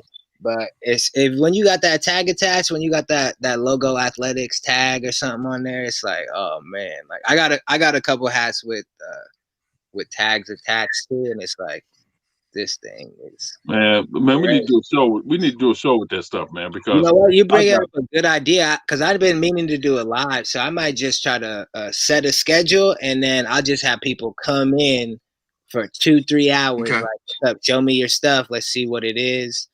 Do it, bro. Do it live. People want to buy it. People want to offer it. So. I'll bring my stuff, and Kevin, you get your stuff ready. Have a price on it if you want to sell it. Well, no, it doesn't even need to be a sale. Just like I just wanted. No, but see, what I was wanting, not just show and tell, because this guy right here, Matt right here, he sounds like he know what he's talking about. So, say I bring a hat out. Sound like it. He don't know. No, I'm serious. Look at him. He sound like he know. But when I bring a hat out, he could. Man, you laughing, man? I'm trying to say this dude know. With you. You bring a hat out, and he could probably tell you about the hat. And other people probably listen, and they'll learn some stuff. I'm just saying. That's the whole point. All about selling. It ain't all about selling, man. People want to learn shit. Well, that's what I mean by like show and tell. We talk about it, break it down, examine it, get the information. Yeah. Like Think about it. I got a container. It's probably about a 12 gallon. It's a big container full of hats. Think about it. It's gonna take a long time. Bring it. It's gonna take a long time. I'm just saying. It don't matter. Pull your good ones. Pull like your best ones, and then be like do a couple fast, yeah. And then we go through. I probably got the same amount of hats too, brother. Yeah. I got some hats, man. So. Just I guess, man, just take my information down. Just hit me up, man. Yeah, for sure. No disrespect, but there's some guys that are claiming they got all the fire on it and they got all the knowledge. I want to hear it from Mateo, and I want to bring in like some people. We should do this. Get it down. Let's go. It's cool. Man. But my thing is I want to learn because I picked up a lot of hats, man. Like the other day I picked up this hat right here.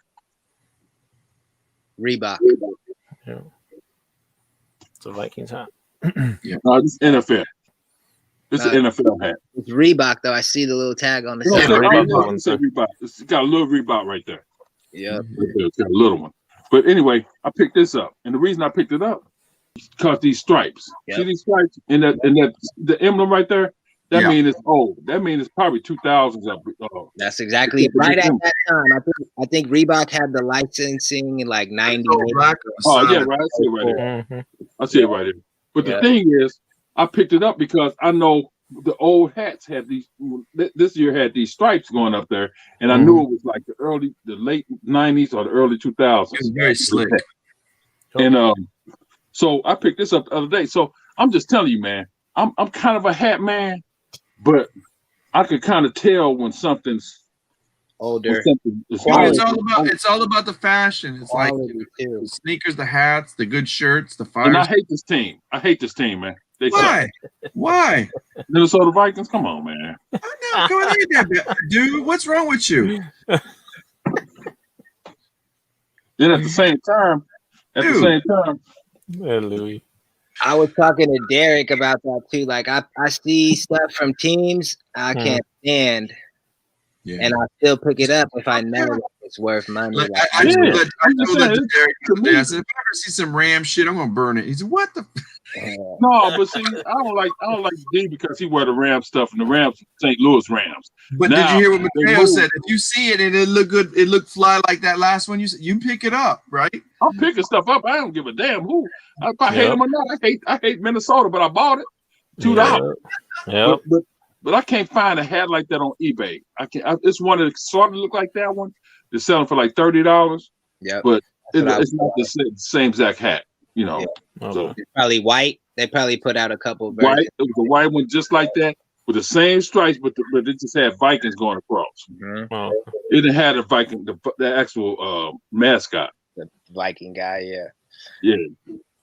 So I really don't know if I want to sell it or not though. For me, bro, I've told Luis, I told Louis this too. Like I've been thrifting and like I love sports since I was 2 years old. Played sports all the way up until 20-something years old. Like me too.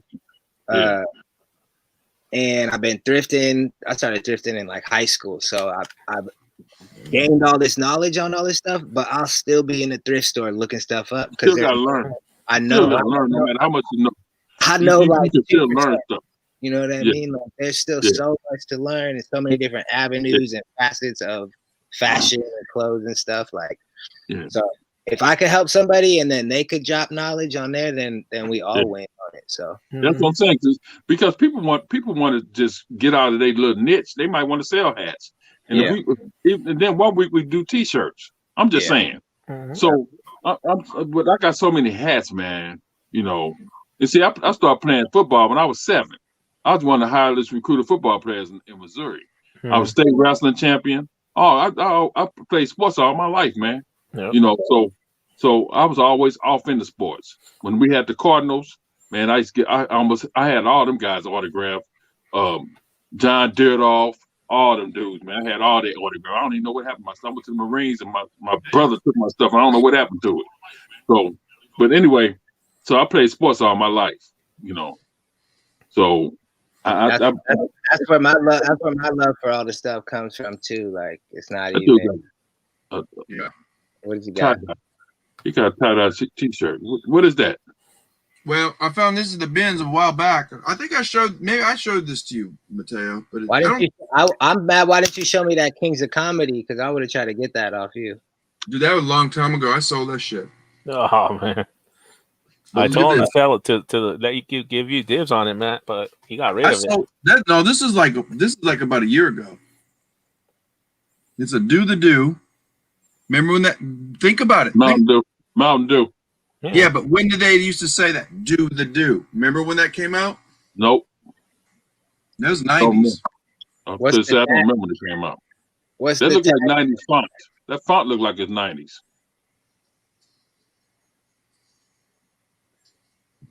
River Gold. Oh no, what is that? Tennessee River. Oh yeah, that's old, bro. That's a single stitch. Yep. How'd you know? Yeah, you're right. He's good. He knows, man. He knows his stuff. It's clean. This is the same kind of, not the same company, but the same thing that they be doing about the, what do you call it, with the Grateful Dead back in the day. But look how beautiful that is. Tie-dye. This is a good one. This is like the one they do. But that ain't real tie-dye. That's a print. That ain't real tie-dye. No. This is real tie-dye, bro. Check it out. They can make tie-dye like that with all the different colors like that. Some of the stuff they do. Look at this. It's red. It's red and blue. Oh, I see what they did. They folded it right there. Yeah, I see. Right in the twist. See there under the art. Yeah, see, I've never seen one with a spot right there. Oh, you should see some of the Grateful Dead stuff, man. It's crazy. Yeah, it's two different flowers on there. I've never seen that. This is a nice size. This is an extra large. It's clean. It's like brand new. Well, back then, extra large was like a 2X right now. Yeah, this is like huge. We just see. When I saw it, these guys didn't even grab it. I'm like, some of the tie-dye designs that they're doing now, like these dudes have just like perfected their creasing and their folds in it and their dyes and stuff, dude. They're like. But can I say something? Back in the 70s, there were guys that could do it, but only a few. It's like it was an art that died and went away, you know. Mm-hmm. And now, like you said, that they coming back and they whatever you want, whatever you want, they'll make it and they'll twist it in there, and the colors got to be a certain way, or you need this or that. Mm-hmm. I want to see them do a whole new edition of like Grateful Dead shit and just do quantities. Like, you know how much money that is. You know how much money. Them dudes ain't doing it, but you know how much money that'll be. They will never have to go to concerts again if Grateful Dead and all that. They're reprinting them, but even the reprints are like $60-$70, and you could tell they're reprints. I got a nice stack here. You want to see some of the Grateful Deads? Yeah, bring it. Let me just say something real quick, though. Go ahead, get them. You know, Kevin, Luis, were you here when Brennan came in and said hello? You know who Brennan is, Kevin? No. You ever see what he calls himself the Curious Picker? The Curious Picker. Yeah, I saw the Curious Picker. Yeah, I know. Yeah, he was in here, and so when we were talking about teams, he loved his Browns. You know, we were getting. I like the color. And I just like the plain helmet. I like all that. Yeah. But yeah, I like the team. But he's been a faithful fan the whole time. You know what I mean? The team sucked. Well, no, not this year. This year was fun. You know, there's a Browns hat right there. You got a Browns hat. Look, it's got a dog bone. Oh, what? Crazy. Where'd you get that? Yeah, man. I got that. Colorwood hat too. Oh, that's. Yeah. Blow him up, Louis. Hold on, bro. Yeah, I'm half out of it. Hold on. Yeah, that's nice. Yeah. How much did that one worth? This one probably like close to $170. No, you get more for that, bro. Nah, this is a 95, but I'm gonna hang on to it. I like the sun. No, you still get more, bro. It's one of the ones that I like with the sun and moon. That's one that pirate had, right? This one right here is crazy. I've never even seen it. It's a newer one, but look who's on the front with all the mushrooms. And then I'm gonna have my boy tie-dye this for me too. Sweet. Oh damn, that's a fucking dope shirt. Garcia or who? Yep. Look. Think about who all the dudes are. Tommy. All the dead ones. They're all dead now. Yep. Mm-hmm. That's a dope shirt. No, Ozzy not on there. It kind of looks like Ozzy. It looks like Ozzy, but it's not Ozzy though. Ozzy not on there. There's Hendrick. There's Bob down at the bottom. On the bottom, yeah. Tommy, what's his name? The one that just died. The one in the middle. Look at the mushrooms in the graphic too. It's crazy. I know. Damn. What year was this made? This is 04. This is 04. Oh yeah, tie-dye that shit. Yeah. How many you got of those? Right in the surfboard. This is the only one. This was the only one in the 1,000 shirts, and I made sure I got that. You're gonna tie-dye it, huh? Yeah. I think do it like that. That'd be looking good. Yeah. Something simple like that, because that ain't gonna be that hard for them. They could stay away from the middle. You know what I mean? Oh, that's got that. What help me out, remind me, because I remember that was for a while. Oh, that's a Chuck Berry. Yeah, it's Chuck Berry. This one's nasty. Damn, when did he die? He died in the 90s, though, didn't he? St. Louis, no, he died in the 2000s. Yeah. The 2000s? Yeah. Okay. Oh, that's the one I'm so angry. I wanted to buy one off him. He said they all sold. That's the one I wanted because of Fear and Loathing in Las Vegas. I like the author and I like the artist that used to do that stuff. I got one that's messed up, Louis. If you want it, I'll cut you a good bit. All right, we'll work on it, dude. I think I got 3 of those. All right, we'll talk. Damn. This one is sick. I love this tie dye, like this marble tie dye. Because it's soft. It's not obvious. To me, that's more manly. That's more manly tie dye. Yeah. You know what I'm saying? I see what you're saying. It's also like, but it's not what you expect from tie dye, and it's still considered tie dye. Yeah, but it's more manly though. The other stuff. Why you don't think it's manly to wear all those colors and shit? No, they're kind of gay flag. Let me tell you, these young shirt rats, these motherfuckers be wearing it. That's the gay flag, man. Gay flag. You fucked up. You fucked up. You fuck up. I'm gonna have my boy tie dye this one too with the dancing. Oh, that'll look nice. I've seen that one before. That one's cool. Yeah, but you know what I would do? This is I'm suggesting. I ain't telling you what I ain't recommending, but like the stay away from the middle. I wouldn't even tie dye that one, man. This one's not. This one I'm not gonna tie dye. Couldn't say because I already got all them colors in there. Yeah. No, tie dye it, but give it to Kevin and put the gay flag on it. Hey man, I got a son that's funny. So I got 2 cousins. So I don't even like talking about it because my wife hear me, she get mad when I say it. She's gonna smack you. So I think and then I got that other big skull I told you about, and I think I got 2 or 3 more. So how collectively, how much of those shirts all together? That you just sold. That's over $1,000 for shirts. Oh yeah, of shirts for sure. Yeah, definitely. I tell you, Kevin didn't know too much, but I told him, I said, I'll send him your video, that one that you did with what's his name? Pirate, yeah. That Dude, you're gonna flip out. You're gonna flip. Go ahead. I'm sorry. That Jordan tee I showed you. Yeah. I think I'm gonna put 1,000 on that one because it's too big for me. I'm gonna put that for sale. I'm gonna put 1,000. On Jordan? There's none of them available. The only one that sold was for close to 500, and it was a Why don't you just price it a little higher? But what if you put them shoes with that? How much would you get if you put those shoes with it? Bro, the ones that was worn, the first one. What do you think, Luis? What do you think? I want to hear Luis. The black and white ones. The black the high tops, right? Yeah, the high tops. These ones. Yeah, those. I ain't getting rid of these, bro. These. No, I'm saying, but how much? No, he's asking how much do you think you will get if you put them together? Put them together as a lot. God. If I put, listen. So I got a tracksuit, black and gray Nike. Damn. In like this Nike bag, like in the actual packaging. If I put that shirt with these ones and that tracksuit together, that's a couple of thousand, ain't it? At least, bro. The shoes. Can I tell you something? He would get it. All he got to do is go to Spike Lee when he's doing a movie, get his casting agent that does the costumes and stuff. Hit me up. Boom. Do a movie or something. No, but one of sneakerheads about all that stuff. One of the sneakerheads. Yeah. He have his whole but if somebody doing a movie, they're gonna slap down $5,000 just to have it because it's original. No, but it's some dudes, man. I can find a video of MJ in this sweatsuit with that tee on, cause it's the Jordan Wing logo. Yeah. Logo on there. Yeah. If you could find him in that tracksuit with the one and put all that together, man, you talking about 5,000? How much you talking about? Well, so I was gonna tell you the white. Can you imagine that? The white fours, they're online right now for 4,200.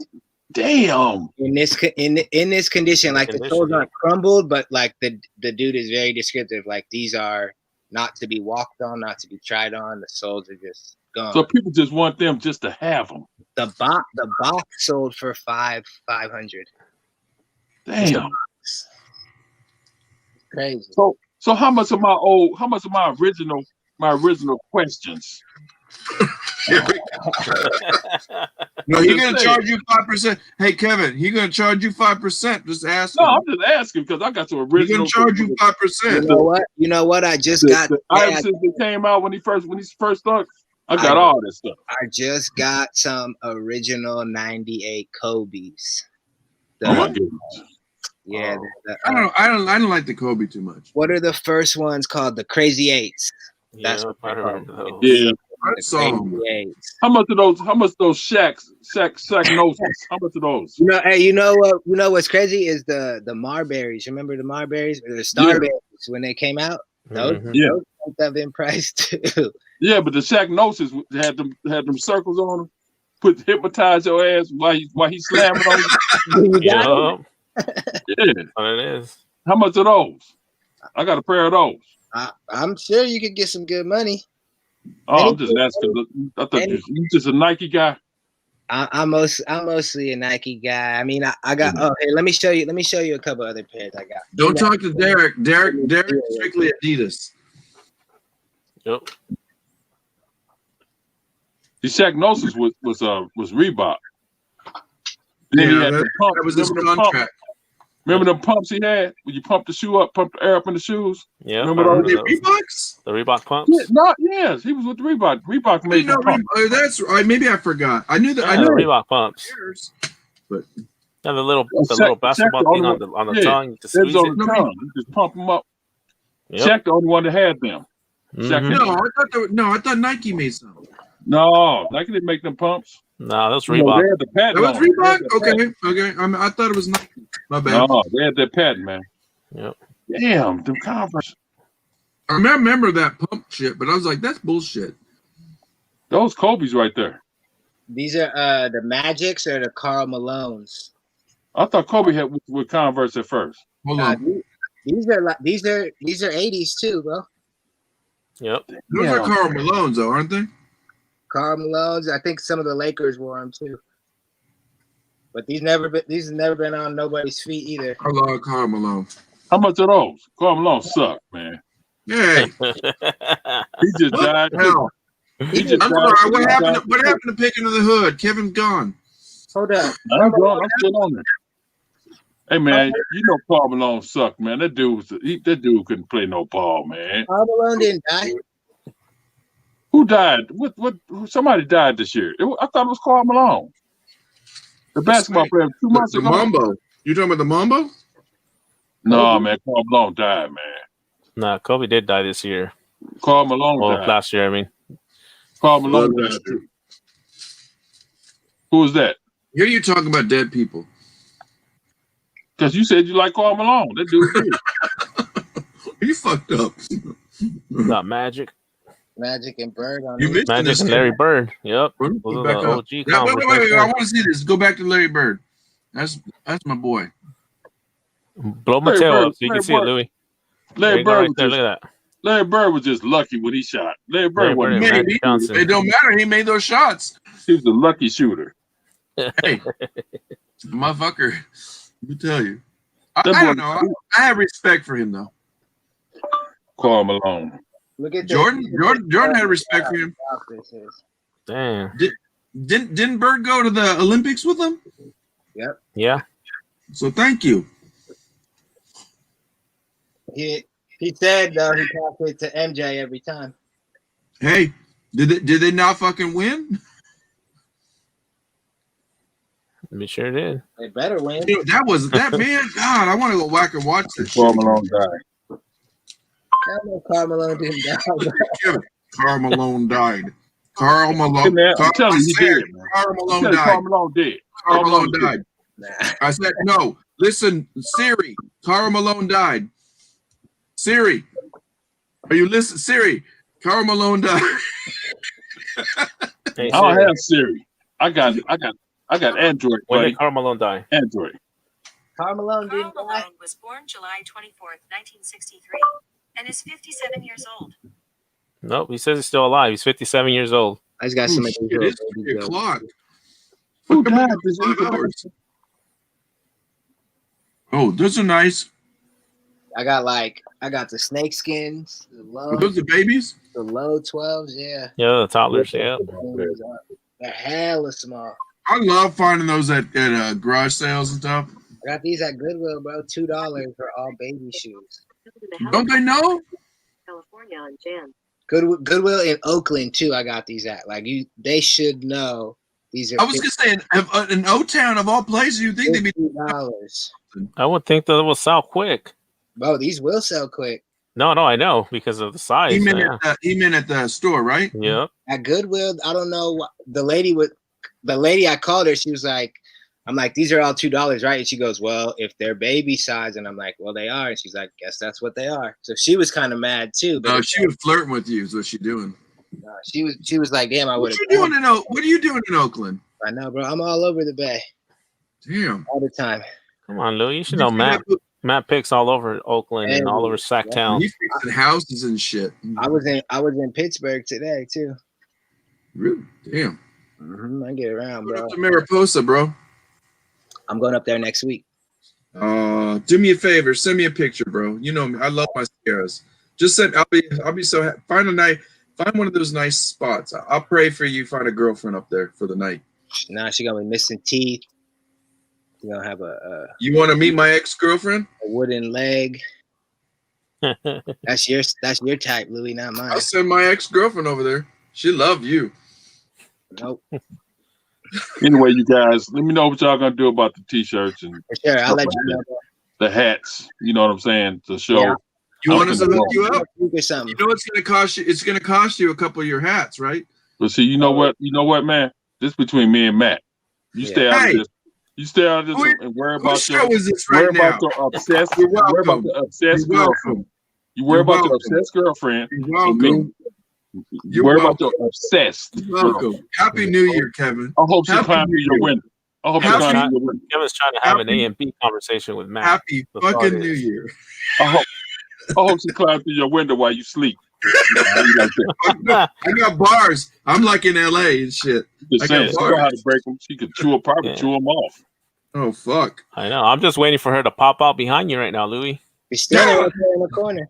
I know, man. She's under my bed. She waiting for me. He's got to blow her. Hey, he's got to blow her up. Your girl probably watching this right now. Hearing you say all this. Your ass is asleep. She would Whatever, man. You know she can watch the reruns. Yep. She's in the next room, dude. You want me to wake her up? Yeah, right. Oh, she in the next room? Yeah, y'all can have a threesome. Say goodnight to Bernie. I miss his ass. That dude funny as hell. Yeah, Bernie Mac was the man. I ain't scared of you. I ain't scared of you, mother. What was his name out of all four? The youngest one. What was that guy's name? The youngest one was Huey. No, what's his name? Yeah, Hewley. Yeah. You're right. Yep. Yeah. He was never. He never was funny to me. He never was funny to me, man. No, he wasn't bad, but I know. When you're standing next to Bernie Mac and Cedric the Entertainer, and it's hard to. But hear me, bro. Hear me, bro. The day Bernie Mac died, they showed his ass in like. Yeah, all of them was like that because they was buddies, man. All of them was like that. No, they are, but like somehow composure. You know what I mean? So like, he had the snot coming out his nose. Dude, it was diarrhea. It was like it was sad. It was sad. I'm just saying that's how you know somebody really crying. That snot come out their nose. It was like snot be coming out. It was, bro. Go look it up on YouTube. It was sad. It was sad. Y'all wrong. I'm just saying. When my father died, my brother was crying like that. I said, man, what you crying for, man? We didn't know that dude, man. Crying over crying. You told him that? Why you tell him that? He was at the funeral home, man. He go, snot was coming out of his nose. I was like, man, what the hell wrong with you? Then I was mad. I was mad because I had to buy him a damn suit. He ain't never bought me nothing. I was mad as hell. I had to buy him a damn suit. He never bought me nothing. You are cold, bro. You're so cold. I don't give a damn. I wanted to Kevin's just keeping it real. He's keeping it 100. How much? What kind of suit was it? Kmart or Jay-Z? No, I went to Goodwill and got that suit. I ain't getting no Kmart suit. Shit, that was back in the day, man. I went through a divorce. I love you. That's back in the 90s. I was going through a divorce. I ain't had no money. Shit, I went to Goodwill. Got a $2 suit. Shit, it looked just as good. Plus, I ain't worried about it. He's still knocking on your door. He should have had some clothes. Stood out there playing with all these women. He should have had some Be nice, bro. Be nice. That's your brother. Man, that dude suck. I ain't had no daddy. He sucked. You love. Come on, my mother had it just like she was just like what's the lady that had Jesus? Mary Magdalene. Just like Mary She was just like Mary. That my mother just had immaculate.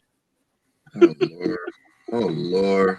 I got 5 brothers. I got 5 brothers and sisters. All of them came out immaculate. That milkman been knocking that day. Didn't have a damn daddy. So if I had a chance right now, I'd drive because he buried in Jacksonville, Illinois. That's where my grandmother. That's where my family from. Anyway, I drive there. It's like 65 miles away from St. Louis. I drive there and doo-doo on his grave. If he wasn't by my grandmother. If you wasn't by my grandma's grave, I'll just sit down. Okay. I wish I had one of those. I wish I had one of those diarrhea. It's I wish I had one of those diarrhea doo-doo. I wish I had a diarrhea. You need to go to bed, bro. 5-second doo-doo. Dude, you need to go to bed. In the big pile of stuff. Come on. You want to put him on mute? I'll be like this. Lord have mercy. Lord. I eat some 4-day-old food that stayed out. When you want to do the shirt thing, I eat some food that stayed out for 2 weeks. Time out. Until my stomach will be upset, and I'll wait till I get there, and I'll. Look, even mute. Hey man, you didn't mute that lady, man. She's in the chat, bro. You didn't mute that lady, man. You didn't mute, but you gotta mute me. You gotta Marie, mute he me. wants you to come back, Marie. Come on. You didn't mute that lady, but you gonna mute me. That's cool. That's cool. I understand. You talking about something that's come on, man. Hey man, I'm telling you what I do. When you want to do this T-shirt thing, you want to do it in February? Hold on, man. Let me finish. I'm trying to cut me off. Oh, fuck. Look, I'm trying to tell you what I do to my deadbeat dad that I didn't do. That's all I'm trying to do. That's and all. I got it out already. I got it out. I ain't gonna say nothing else. But I wish I did. I wish I could do it. That's all. All right. 2 seconds do it. So hey Louis, yeah, what's your YouTube channel about? We talk about all kinds of shit. See, now you said the word shit, but I can't express it. But it's in a different context. I can't express it, but you can say the word. You can say the word, but I can't say nothing. Look at Louis. Look at Louis. Oh, you remind me. You remind me of Louis choking up like you that. remind me of a comedian. You remind me of a comedian that's got the mic. That's what you remind me of. Because you can mute people, you can do all kinds. You're in control.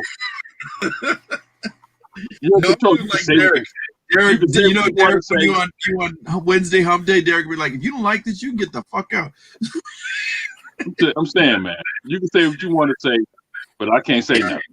You can say all you want, but come on, man. You got the control. You got the control. That's cool. I got no control. Yeah, you muted me, but you let that lady. You let that lady talk for 3 hours. Nobody else say nothing. Nobody else say nothing, but you didn't never. It's 3 o'clock, bro. Yeah, you let her talk for half the time we've been on it. We've been on it for 4 hours. She was gone in 5 minutes. 5 minutes. She was gone. Man, you've been on it for 4 hours, and 2 hours she was talking. 2 hours. You didn't mute her not one time. You know what? That's what Jesse Jackson was marching for. While you talking to me, those shirts are dry rotting in the basement. They be dry rotting. Matt, you even see those shirts. Those shirts are dry rotting right now as he speaks. Whatever, man. You trying to cut me off. Let me talk about your girl. No, because you know what? It got you to slow down because you're thinking about money. You're thinking about that money. Man. You're like, oh, damn, he's right. He's right. Let me go down to the basement. Change the subject. Trying to change the subject. You still mute. What did you say? You said when you get off, you said you were going to go downstairs. You muted me. You muted me. You dry rot. You like this. You muted me. Hey, I deal with preschoolers like this every day. Y'all going back and forth. Hey, man, that's that dude. See?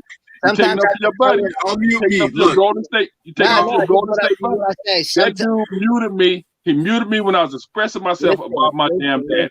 You feel wrong? You feel wronged? You didn't let him finish talking. He just muted him. Yes, you feel wrong. Good. Go around the corner. That dude sucked. Whoever walks out. You feel better? I muted myself. You feel better? He muted me when I was talking about my deadbeat dad. Hey, let me mute him again. Muted me. That's cool though. I can't help because y'all had fathers, man. I can't help because all y'all had daddies. I love you. Oh God, man. I haven't had this much fun in so long. Shit. Hey Louis, Marie says that we can let her back in. So your phone was new to me. She here. Was new to me, right? Here she is. Marie wants to talk to you. You can. She said, "Let me back in."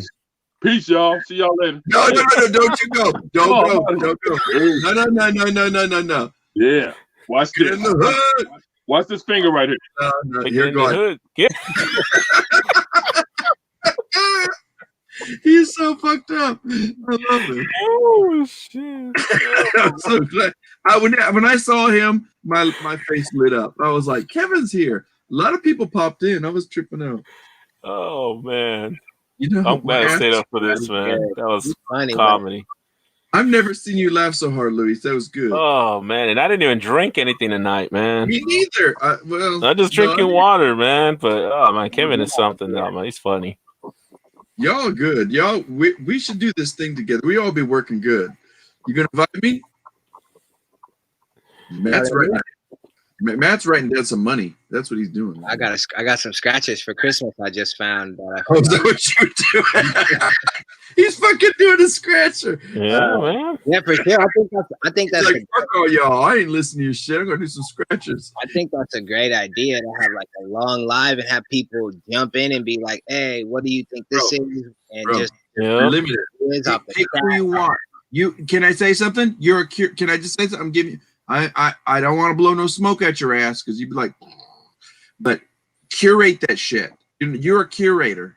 I could do like time sections, like come on, bring your stuff and like if you and say hey, how much you got, Joey? How much you got? You only got you get only 10 minutes. Okay, you got how much you got? Okay, I'll give you 20 minutes. Okay. Oh man.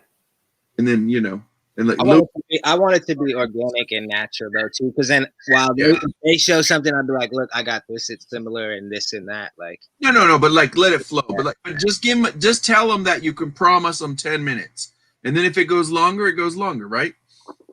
Yeah. Yep. Well, if you're in there, we know it's gonna be longer than 10 minutes. Yeah, it is, man. I want to talk about an hour on that one hat. That one hat I got. Ooh, I got a winner. I got a winner. Nice. Whatever you do, put me with Kevin. $5. Oh man, Kevin's something else, man. I love Kevin, man. Yep. You still listening? Have a good night, man. Yeah, Kevin. Yeah, bro. You're welcome back to Louis Live anytime. You know what we got to do? This would be crazy. We got to get Matt and Kevin on the Mindful Merchants one day. Yep. On the what? Mindful Merchants, bro. Bless you, brother. You got that Rona? Nah, sneezing isn't one of the things. Nah, man, that's called allergies, Louis. I was gonna say, okay, you know what he got? He got the scratch and sniff one thing. When he's scratching those scratches, get all that dust up his nose. Yep, that's what it is. Scratching and sniffing. I got a winner here with 5, and I got another prize. What's it gonna be? Ooh. Another 5. Another gallon of milk. $10. Bang bang. Well, that's not a gallon of milk. That's a chicken dinner. Yeah. That's like 3 shirts at the thrift. Yeah. Maybe. Yeah. Dude, So God. I'm gonna send you that sweater, Matt. That Niners sweater, bro. I got some stuff that I've been putting aside for you, bro, because you sent me those hat things. The hat racks. I think I got your email when we were dealing with that when I was helping you with that other thing. Yeah. Because I think I tossed your that label. But if I don't have it when I pack that up, that's cool. I'll hit you up. Yeah, I got your info though. I'll ship it on Saturday. That's why I asked you what size you were, and it's a size large, so I'll send it to you, bro. I've been slow on like the shipping out. I got a couple things to ship out, and luckily the people are cool. Like, yeah, but you've been busy too, right? Yeah, but you've been busy, bro. It's not like you're just not chilling, not doing anything, you know. And the thing is the communication too. I think is key. Like, if there's no communication, then it's like, where's my shit?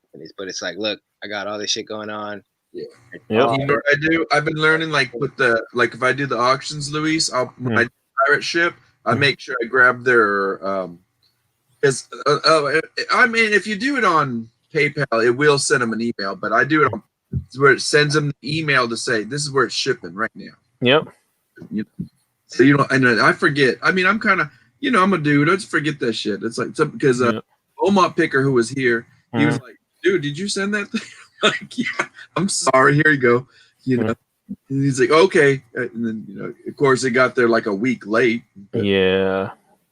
I know when I sent him the package he got from me, he got it like in a day or two. He was like, hey, I already got a package. I'm like, damn, already? I didn't know he's that close to Palm Springs. He's close to me. Yeah. Cali has been on it. Like, we haven't had many mail or issues, but everywhere else, when you're shipping within Cali, the mail's going good, but when you ship out to other states, that's when everything's fucked up. Yeah, like if I ship in Texas too, there maybe during the holiday it was only one extra day. They've been like sending. It was crazy. I was sending stuff up to Chicago and Maryland, and that shit went all the way down to El Paso, dude. Yep. That's right on the border, bro. I was like, why you going? I'm like, you got to go up to Chicago. Why you going down there? Well, remember those packages I sent to Janine that she never got? Oh, yeah. One of them came back already. completely destroyed. I gotta ask, you didn't send me anything, did you, Kelly? God. Not yet. I'm actually gotta send you the No, flag. hold off a little bit, because Yeah. But somebody sent me something, and I asked the lady, said, "Where's it from?" She's like, "It's from PayPal." I'm like, "What do you mean it's from PayPal?" And I went to my post office box, and they said, "You're a month late." I was like, "What?" I said, "What do you mean?" I said, "Yeah, you owe us some. We closed your mailbox." I'm like, "Oh crap." Shit. So I went in there. She's like, "Well, luckily it's still available." I'm like, "Yeah, I Oh. got the keys. You can't give that shit away." Well, we could change the key. Mhm. And I went there and Prison to Profits. He sent me that package. I don't know if I told you about that, but and like they held it. I was like, "Oh crap! Good thing it's ordered." No, I haven't sent nothing yet. I know there's a couple things I have of yours to send. Well, hold on, because I want to make sure I'm settling up right with you. Because yeah, definitely. Need nothing, but you got something I'm gonna send you. I'm gonna send you this. I found that Who shirt. Oh, okay, cool. The Who concert shirt. It's a new one though, but it's good. Awesome. Yeah. I don't know if you want it or like it. What size do you use? Like a 2X, 3X? Who, me? Yeah. He's 2. Yeah, 2X. Don't be calling him 3. What the fuck's that about? No, 3X fits me a little too big. It's not even like that. It's like whatever if I can hear somebody tell me what size they are, like I know. Yep. Like you can pick up a 3X shirt and to me it looks like an XL. Like I don't wear a large, but man, it pulls my pit sometimes, depending on the shirt. When you hear somebody tell you they're like, you say like I'm a true XL, I'm a true 2X. Yep. There's like a size that range that is in that, and you could pick up a 4X shirt from China. I gotta show you something. All right.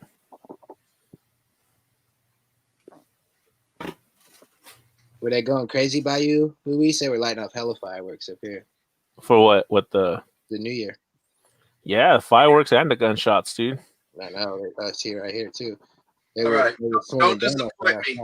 Don't tell me this is a repo pop from fucking China and shit. Okay. Make yourself big so you can see it better, Louis. I am big, bro. But I feel like you changed your outfit multiple times. No, wear the same damn stinky shirt. Skid Row. But here's the thing: the reason I bought this because the original on this has bones in the back. Am I blurry? A little bit slave to the kind. Look at this. I'm gonna pull back slow. Check that out. That's a dope graphic. He's got a doobie in his hand. Look at the is the year at the bottom, bro. Oh yeah, 92 Skid Row. Dude, check this out. All the others I could find on this, all the others, they don't have all the ganja down here. Like, see how it's right here? Yeah. All the ganja, they're all bones. They're all like bones and stuff. Every graphic I've seen, and this is the only one with the ganja. And I'm like, dude, I put it on and it fits me. What do you know about this? Sorry. What do you know about that? Let me see the backside. Ready? No south side. There it is. It's made in China though. Yeah, but 92. It's a stitch tag. I have to do a little bit of research on it, but I think it's a single dingle, right? no, it's double. Yeah, it's a double, but it's a double single, no? Like no, like that one. You don't have like two on this side. It's a double from In-N-Out, which is making me hungry. You see that when you turn it over, you see like that cross, that X. There's a bunch of yeah. Those are two threads tying in together. X. It looks like it's on the backside. So also makes it a double graphic. Is that sick or what? This fire graphic. Did I pay too much? Want me to tell you how much I pay? Well, by you saying that, I'm sure you only paid a little bit, but tell me what you pay. I'll tell you if you paid too much. Okay. Well, I like the way you put. No. I mean, I'm hearing what you just said. I'm listening to you, but I'm hearing what you said. You said, yeah. Okay, I pay 80. That ain't bad. But it's a little up there. It's up there. It could be close to retail. Yeah. Or it could be, a little bit. I think I can get maybe 120 the most. Yep. But this is what I'm banking on, bro. Tell me what your thoughts are. I ain't found one with the ganja on it. All of them had the bones. What year was it? 92? 92, and it's got this on the back. Look. But this is the only one that had this. It had all three. Look how many years. 91, 92, 93. Why you got 3 years? 91, 92. Is that 93? Yeah, 93. Most of them are 91, 92. So this is like a shirt that they made that was going to go on repeat. But I don't know what the story is. This a repro or something like it's crazy. Where'd you get it? All right, this guy named Afro Thrift. Yeah. You know him? Yeah. Okay. And you bought it off his. He just posted it on his Instagram Live or what? No, he did an auction. Then I would say it's legit. I mean, he seems like a solid dude in there, but he's okay. Yeah, I've seen some stuff that. But they are reprinting and they're knowing. I mean, of course, if these shirts are selling for crazy amounts, there's going to be people like, let's make some of these and let's make them. I came in at the last minute and then I just threw my down and and then I was like, okay, and then they're like, oh, who's this guy? And then I only went up like maybe one extra bid and then that was it. And they got quiet and I took it. I mean, but what was it on? Was it on Wiz or was it on Hit? What was it? No, he does this once a week, like on Mondays, I think. But Mondays he shows them, and then Tuesday he does one, and then he'll do like this thing where it's like he starts off $1, whatever it sells for. On his personal page, because I know he goes on Wiz's Wednesdays. He does. It's on his Instagram page. He does his on live. There's not another guy in there with him. No, it's just him. It's Barry. It's only Barry. I mean, I've seen him. I've seen a lot of his shirts when he's auctioned off on like those other channels. Yeah. I don't think you like got ripped off. You don't got a $3 shirt on your hands. Yeah. You good. Even if it's a major repro. Did you buy it to resell it? It kind of sounds like you like it. I'll be honest. I don't buy it unless I like it, because then if I get stuck with it, then I'm stuck with it. You know what I'm saying? Yeah. So, you'll be all right. If I can sell it, I'll sell it too. Mm-hmm. But I'm gonna hold on to it for a little while. But I did like it. I gotta admit. Yeah. These shirts. What do the tags look like on these other ones that you've seen? Of his stuff? Is it that tag? Of his stuff? No, of the shirt. It's on about the shirt, Louis. The one I have? You mean what it looks like? Yeah, show him the tag. Oh, I thought I did. Okay, let me show you again. Hold on. Because this tag is kind of, I don't remember seeing it, but then again, I'm trying to. It seems like I may have ran across it once. Is it coming up? Higher, right there.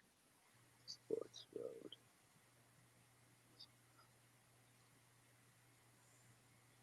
I got it.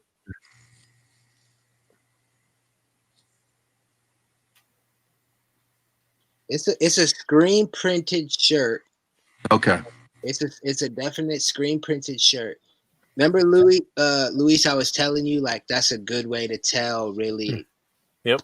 Because it's hard between if it's like silk screen printed, which kind of feels like it's part of the shirt. Yep. And then a actual screen printed feels like a painting on top of it. Yep.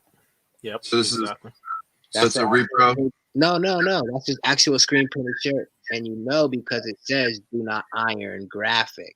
Because those screen printed laser shirts you can iron. It's like part of the shirt. Yep. Dude, the colors on these things are just it's crazy. Like you can almost, when you're looking at a flower of hemp, it got all the colors, bro. It's crazy. How many mushrooms did you eat tonight? I wish I had some. Man, Lou, you've been on for 5 hours? Fuck, is it really? Yeah, it's already 1:30.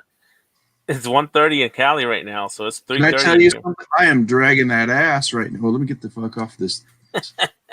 Shit, dude. I just looked up on the corner of your thing, and you're at 5:02. You know how many? I got my watch hours, bro. God. Yep, definitely, bro. Oh my god, I'm tired. I'm dragging, but this is fun. Yep. Go. I know you're ready to go to bed. Here's the thing. Remember, I told you when I went to the bins today. Yep. Bought that phone. I got to go meet that dude. Yeah, I should meet him up. I'm gonna get my $40. He said 40. I only told him 35.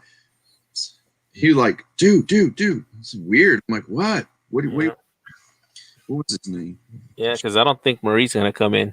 She must have fallen asleep. Oh, you said 2 minutes. Luis, you know I love you or something. Love you. Yep.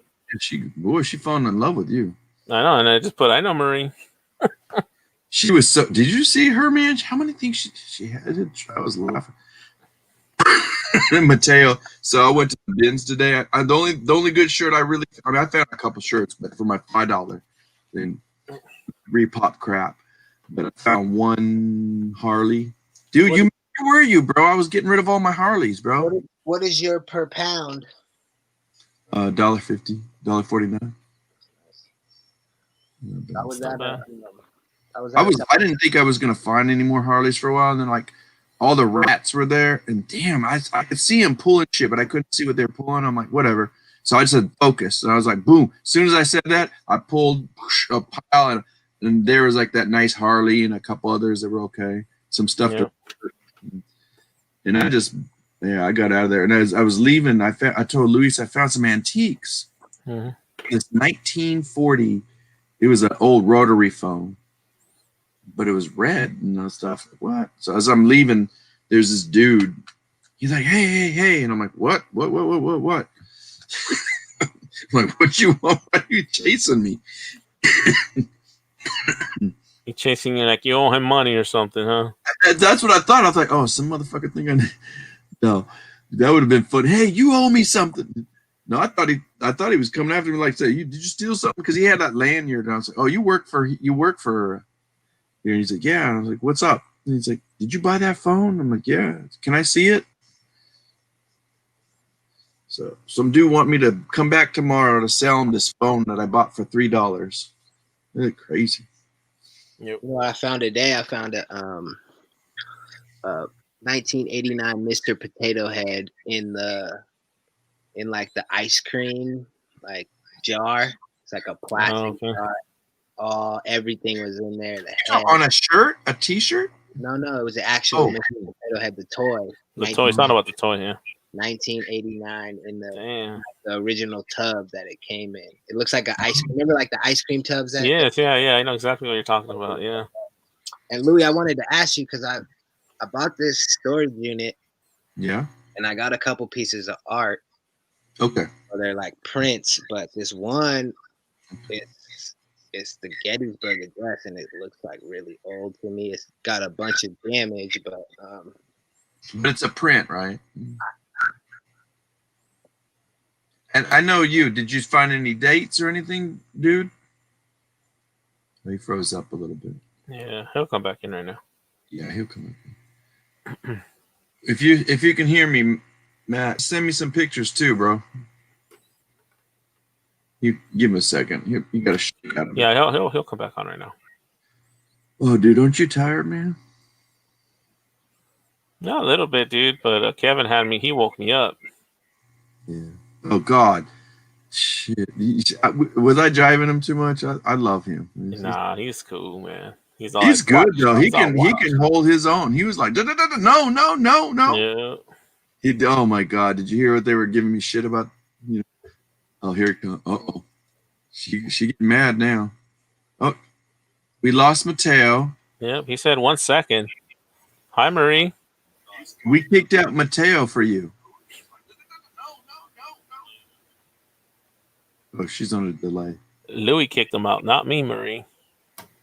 I didn't do anything. I can't even figure out where my glasses are. Louis. Oh,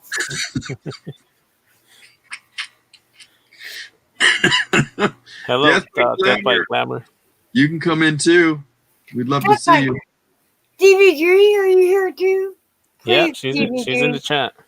come hang out with me. I can't figure out where my glasses are. Help her out. DVD knows me. I'm crazy. She's awesome. You call her DBG? Yeah. Hey, Jonathan Alfaro. How you doing, buddy? Happy New Year, brother. Louis. Yeah. Death by Glamour. She's awesome, isn't she? She's all the way from Ireland. She's my adopted child from Ireland. I mean, you need to keep up. Keep up. I'm trying. You're so fast. No, I'm very drunk. I've Good. been around a long time. Where's Justin? Did you make him go to bed? No, he's full into bed. Hey, girl. Hey. Nah, I love you. What's your Metallica shirt? Yep. Oh, Jonathan? Boy, what you gotta say about that? I like He loves it. He loves it. So I got these. There's 3 pieces of art in there that were crazy, man. So I meant to say Emancipation Proclamation. I'm gonna pop you up. Is that cool? Yep. Absolutely. He's got one of those. Ooh. So you got a little bit of. Is there any foxing on it? Okay, you got a rip. Come up close. It's got 2 cracks. One Is there. it from a book or is it? It was in a frame at one point. Okay. But when I opened the box that was in the storage unit, this was just in it. Stop listening to me and just put up the picture. What does the back look like? Can you show me the back at all? Is it on a? The back is at what was at one point marked to be cut. So it has pencil drawings of where to be cut to get rid of some of this damage. Okay. Because you can see like. Oh, so they shrunk it down, but there's a border. No. It is just marked to be cut. It hasn't been cut. No, but I meant there's like the outer border. Does it have? Okay, it does have lines. It has text on it. Yep, it has everybody's name that's there. That's standard. Yeah, that's because they made about thousands and thousands of these even back then in the day. I mean, this just from some of the early 1900 pieces that I have, it looks like it's this. Can I say something? Is it stuck to the back of that? No. Okay. Do you have any art friends? I'm talking to you. Okay. If you need to, if I have to, I'll send it to you. But like, if you can find like an art store and ask them for some acid-free paper, and then take it out, get it as far away from that cardboard as you can. How thick is that paper? Is it pretty thick? Is it all like printed on card? Yeah. Thick. So that's a cardstock. I think it's an offset litho. An offset litho. If it's from a litho stone, then it's a multicolor litho stone print. But I'm pretty sure those things were made like quite a few. So like they're either used for schools or special offices and whatnot. Or let me get a closer look at that on the edge. It's got chipping. That's the only thing I'm worried about. It was like definitely in a glass frame and it broke. And of course. Everything. Yeah. Jonathan. No, I see this happen all the time. Like, so the glass is what scratched half that surface. Louis. And the holes up the top. But Louis. Yes. Pay attention to your chat. Jonathan. Happy New Year, everybody. Happy New Year, Jonathan. Dude, I would. I love you every day. Just like that. I would try to find one just like that. So then I did, and it sold for like $400. But in good condition, right? Not really. Not the 2 holes. No. Yeah, but it didn't have rips and tears. I'm not trying to put yours down. I'm just saying. I paid $160 for the unit. I got a 30-gram gold bracelet, 2 brand new TVs, a new surround. See if you can throw it off for 100 or something like that. But tell them it's got all that shit. People do restore this stuff. Those are standard religious ones. This is probably like early 20s, 30, maybe 10s. I don't know. What did you see anything in the back? See, I could tell by the frames. That's what I would say. Like early 1900, maybe 1920. I mean, it could be late. I doubt it's late 1800, but it could be. But on those are like so stuff like that you'd see in like Catholic churches, like in a catechism class or something like that. Or this one is really cool. I thought you would like this. These are not. I love stuff like. Oh, that's beautiful. Is that actual photograph? This is an actual photograph. Is it signed? It is signed by Elliot Elifason. Really? Yeah, he had he has a like a section in the Smithsonian. That's what I wanted to know, dude. Look what number it is. Oh, dude, wanted to know. Do me a favor. You need to get that stuff and stuff like that. I put in a flat file. You better go do your homework and stuff because I find photographs like by artists like this all the time, bro. Those things are big bucks. Yeah, I think like I kind of did some research on this, and it could be as low as 500, but like if he's famous and he's really highly sought after, but here I'm gonna tell you something. It's like this already with the stuff you collect. If it's in good condition, yeah, it's definitely got some wear on it. I see the top; it's got a crink in it, and I don't like it, but that's okay. So this right here, this image was on the cover of Time magazine. I was gonna say National Geographic or something. Stop being difficult. I love you, Marie. My name is Marie. I didn't finish saying it. I was saying it in slow motion. So those are 3 pieces that I got. Would you come up with any figures on the last one? That's a beautiful one, by the way. Yeah. I would keep it and get it. Go to a. I think it's right at like 8. I mean, low end maybe like 6 because of the condition, but. No, I think you could pull. 7, 8 out of it. Yeah. A lot of his photographs. If this stuff is going for like 1,200 or something, yeah. A collector will pay you up for it. You know why? And it's number 1. Yes. I was just gonna say it's all about the edition. Yeah. You're gonna laugh at me, but if you ever find an Antiques Roadshow, get in there and get an appointment. Boom. Bro, you've seen my carousel cat, right? No, I don't talk about. Matt. Hi, girl. I want to talk to you. Matt, would you like to go ride on the carousel with me? Because I know where there's one at. You do? Me too. I do. I know where there's one at. We can go ride on it. Where? Marie. In Seaside. We can go ride on it. I'm gonna tell Justin on you. Seaside, I don't fucking know.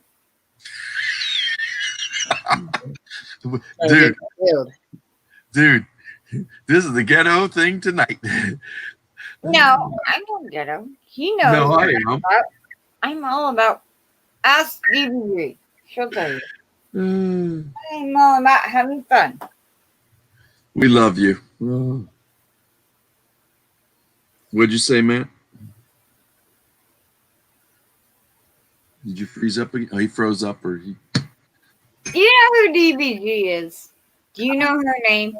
I've never met her. I've never talked to her. I've heard her name before. Nice to meet you. You gotta get to know. She's awesome. She's on Instagram. She's cool.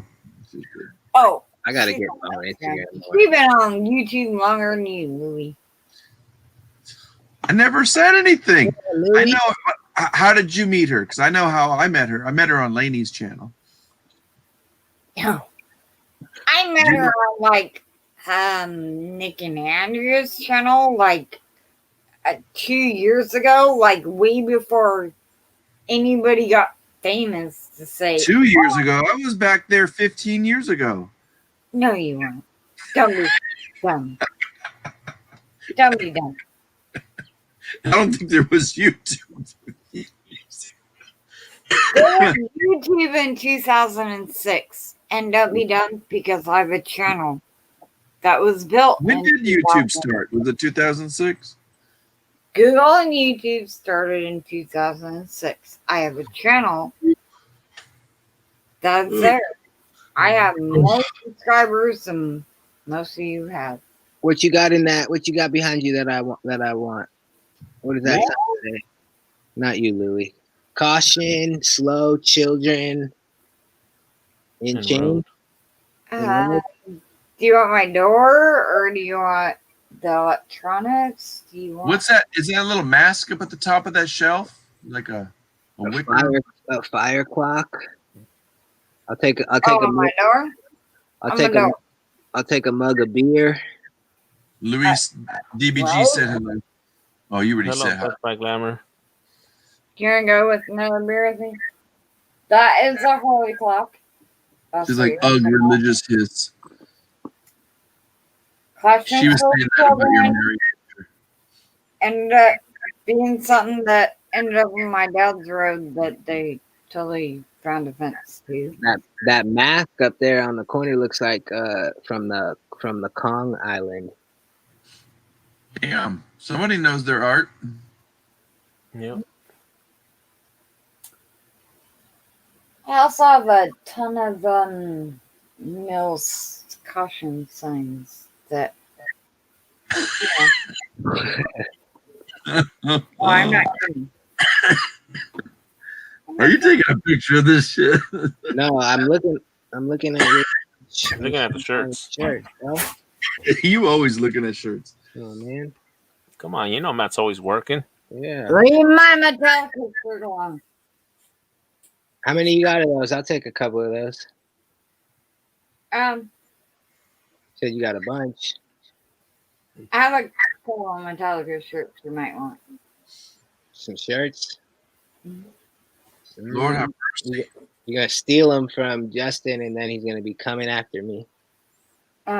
Actually, they're mine. No. Like that one. That one. Richard. Hey, how you doing? Hey, Richard. You tired? What time is it there? In Missouri? Yeah. It's like It is wait, what time is it my time? about 3:50. Right. Dude, I ain't gonna be so screwed up tomorrow. Hey, You found it, dude? everybody. Hold on. I'm gonna pop you up here. Hold on. This might be his listing. Don't pop me up. I don't want to be full chat. Oh, you found the ganja. Okay. Who's listing? It might Oh, be that was his? because look at the tag. Everything's the same. Oh yeah. That's So Afro. is everybody having a good New Year's? How much did he ask for it? 126. Yeah, that's what I was figuring. That's what it's worth. About 100, 125 or something. Go ahead. Yeah. So I have a Metallica shirt that says She wanna be. All right. Okay, It's brother, your nice turn. to meet you. I'm Matt. What's your name? sometimes you gotta This not guy, be all he's about got the the best women. name. He's got the best What? name. Look at his name. It's Happy New Year's, everybody. Happy New Year, Richard. All right, here we go. Nice to meet Uh-oh. you, Richard. Uh-oh. Fireball. Damn, he got the good shit. Yup, he ain't playing. I love your wall Happy there. New Year's, everybody. Happy New Year, Richard. All right, Richard. Damn. We got this live. What was that, Richard? Yeah, I know. I'll probably regret it later. I No, love it. what was that? You're good with Fireball. this is what Fireball. Fireball, yeah. You remember that stuff I had? I had something like that, Richard. But it was tequila instead of whiskey or whatever. What is Fireball? Whiskey? Hey, Fireball's basically just like Marie, a cinnamon drink. we can hear you. It's a liqueur. Okay. ooh, I love liqueurs. All right, Louis Mateo. But I have a Metallica shirt that says tequila, I mean, I miss tequila. I was born and raised in California, and my God, the tequila I used to get back then. Now I'm in Missouri, and I can't get the good tequila. I know what it says. I have one in my bedroom. It says Metallica, Masters of Parents. Mm-hmm. Do you have one? No. Do either one of you have one of those shirts? I have one. That's a good question. Nope. I have that shirt. It says Master of Parents. What happened? Richard's that was. Did you see his table? He had like a what do you call it? Like a little jukebox there, and then he had his little 50s stuff up on the wall. He's kind of like the restaurant in Seaside. They have all that there. I'm just trying to decide where he's from because he's got more cedar than they do pine. I think that's gonna be it for me, fellas. I'm going to get out of here too. That may be our excuse here. Marie, we're gonna call it quits here. Yeah, it's late already. We're gonna go to bed. Are you going to bed soon, Marie? I'm not gonna lie. This is gonna be the first New Year's Day I'm not gonna be hungover and probably a while at least. Unless Mateo wants to go lay with me, I'm going to sleep. Sorry, everybody. I pressed the wrong button. I got totally booted out. Oh, that's all right, Richard. No worries, man. Well, we're cutting out here pretty quick. We're gonna probably shut down in about a couple minutes, you guys. So, Well, you look like you're getting tired. who, me? Yeah. I'm dragging ass. I've been on here. Guess how long? Almost 5.5 hours. Oh shit! Jeez, man, that's a long time. I hope I get some watch hours. you will. Oh Lord. You know what? Yeah, you're right. Because people are gonna be like, "What was going on that night?" Yep. All right. Everybody hope everybody has a great year. Set your intentions. Go crush. It was good being with you, man. Much love. Richard, Merry Christmas. Even Merry Christmas. I work still. Happy New Year's. Nice to meet you. Nice to jump on a live with you, Louis. Yep. Thank you, Right man. on, fellas. Nice seeing you, brother. Happy Hanukkah. Have a good one, bro. I said, Marie, my dear, I will see you tomorrow or the next day or the one after that or all three. Definitely. Matt, go live. All right, brother. Yeah. And then there was 4. Yep. I guess we're bartending tonight, Luis. Yep. Well, you guys have a good New Year. It's been fun. You guys going to bed pretty soon, or? Yeah, I want to call it a night already. We've had a long day. I've been on almost 6 hours, so we're gonna call it a night. Okay, you guys? You've been on 6 hours, Louis? Yeah. Almost Wow. 5.5. No. Well, I came on earlier. You had like a full panel, and I was like, I'll come back on later on. Yeah. Well, I was waiting for. Four. Don't No, Marie. Look, it's almost 6, sweetie. It's almost 6 hours. Look. No. Yes. It's already 2:00 here in California, so that's what 4:00 in No. Texas. I counted it. Look, I'm looking at it right now. Yeah, it's All 5 right. hours 25 Did minutes. you welcome in New Year with drop off like I did? No. Yes, ma'am. No, you didn't. You bailed. I welcomed it in. So 5 hours since then. You've been live 4.5 hours. Okay, whatever. 4.5, 5 hours, whatever. We're getting there. Oh, we're back up to 10 people watching. Lord, we got to call this out. Yeah, it's so funny. Don't be silly. I welcomed the New Year in with them. I Okay. welcomed in with my sister-in-law hanging out on the phone with my husband. Louis, did you have fun doing the live? It was a good one. Yeah. You know, I forgot what I was going to tell you guys, but yeah, I was going to say we waited till the cool kids came back and you guys came back. So the cool kids made it back. You guys are the cool kids, right? Yeah. Everybody I else just wish I failed. came in a little bit earlier, but you know, you had a full panel on when Yeah, when you I had a went full on house. a couple hours ago. So Yeah. I was like, I'll wait. You know, Richard, you were good. I would have let you on. I man. actually have a question for Richard. Where are you actually at? in Missouri. No, she means like, are you in the car or are you in the house? No. I'm good with that. I'm actually in my living room. This is my booth. Oh, that's probably why she's asking okay, I see. I She see. thought you were at a diner. At a ordering diner or hamburger. something, yeah. Because he has the No. Look All at right. this. Can you boys just Louis, slow look, down? I switched up the light. Can you see it? That's Got bad. it. That's awesome. Is that a Thunderbird? I don't know how. That's a Chevy. Glory on my screen. That's awesome, Richard. Richard, that's pretty cool. Yeah, that is cool. Yeah, I need to get them listed. Can you He all wants to stop keep 'em. talking over me? I'm sorry. We're sorry, Marie. Here, we're gonna get you blown up. Go ahead. No. Don't blow me up.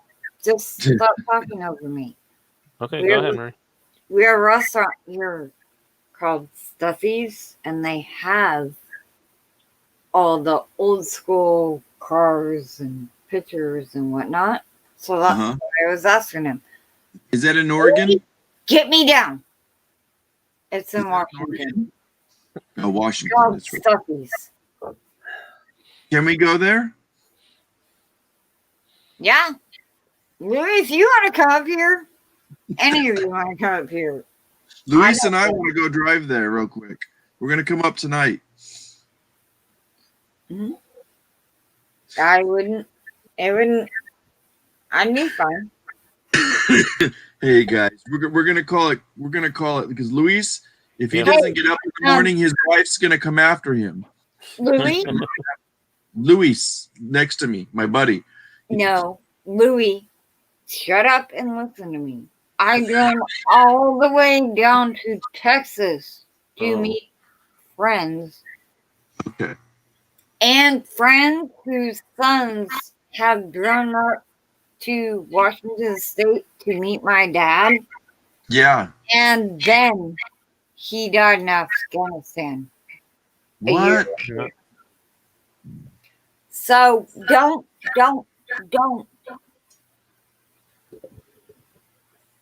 I know how it is to meet people online. Yeah. Louis, when's the next time you're going to go online? I'll send you a link. I think it's in about. I got to look on the schedule, but I think it may be a couple. I pushed it to a couple weeks. Probably in about a couple weeks.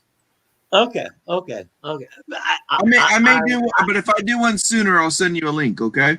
Yep. Okay. Yeah. Because I'm just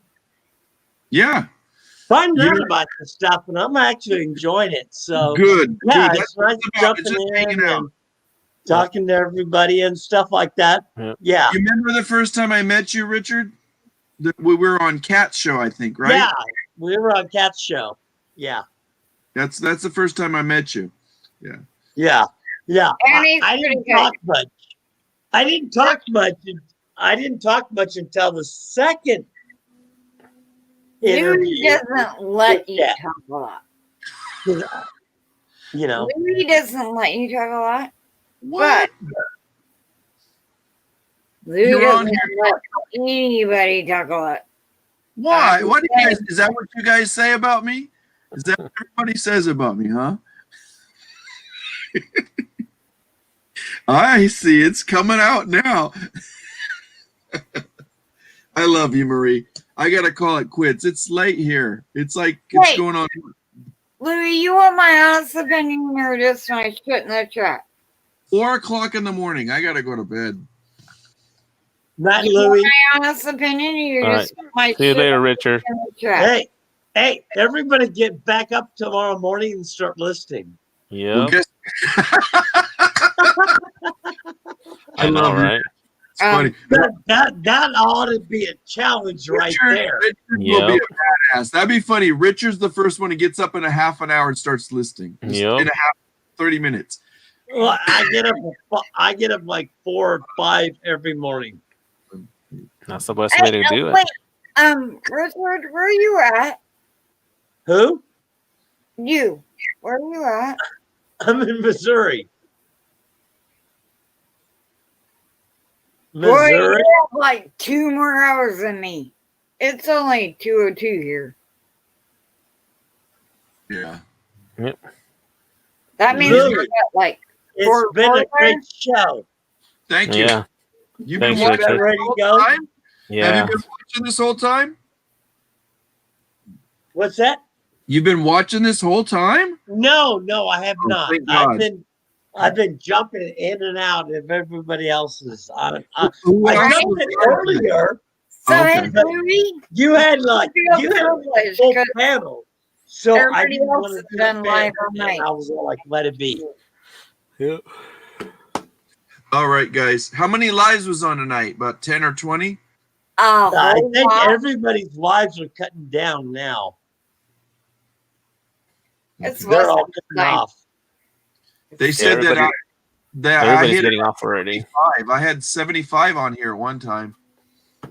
But yeah, everybody's already. The lives are starting to end, and people are already off already. You know why? Because they're all West falling Coast is asleep. gone to bed at 2:03 in the morning, West Coast time. So Yeah, I'll have to listen in the morning. wait. Happy New Year. No, wait, Louis. Happy New Year. Hear me out. You got one more hour till Hawaii celebrates. I'm going to bed. Hawaii. I ain't worried about it. I'm not in Hawaii. I'm in the state of Texas. I'm just saying, if anybody cared about your customers that live in Hawaii, you got one more hour. Trust me, half of them are asleep, probably. But No, they're not. oh, who was that? Is that you, No. Luis? Yeah. No, was me. you got Louis. On that note, thank you now guys. you got a Hawaii still. Oh, So man. Good night, Louis. Podcast. What the Bye, hell? guys. Thank you, Louis. Happy New Year's.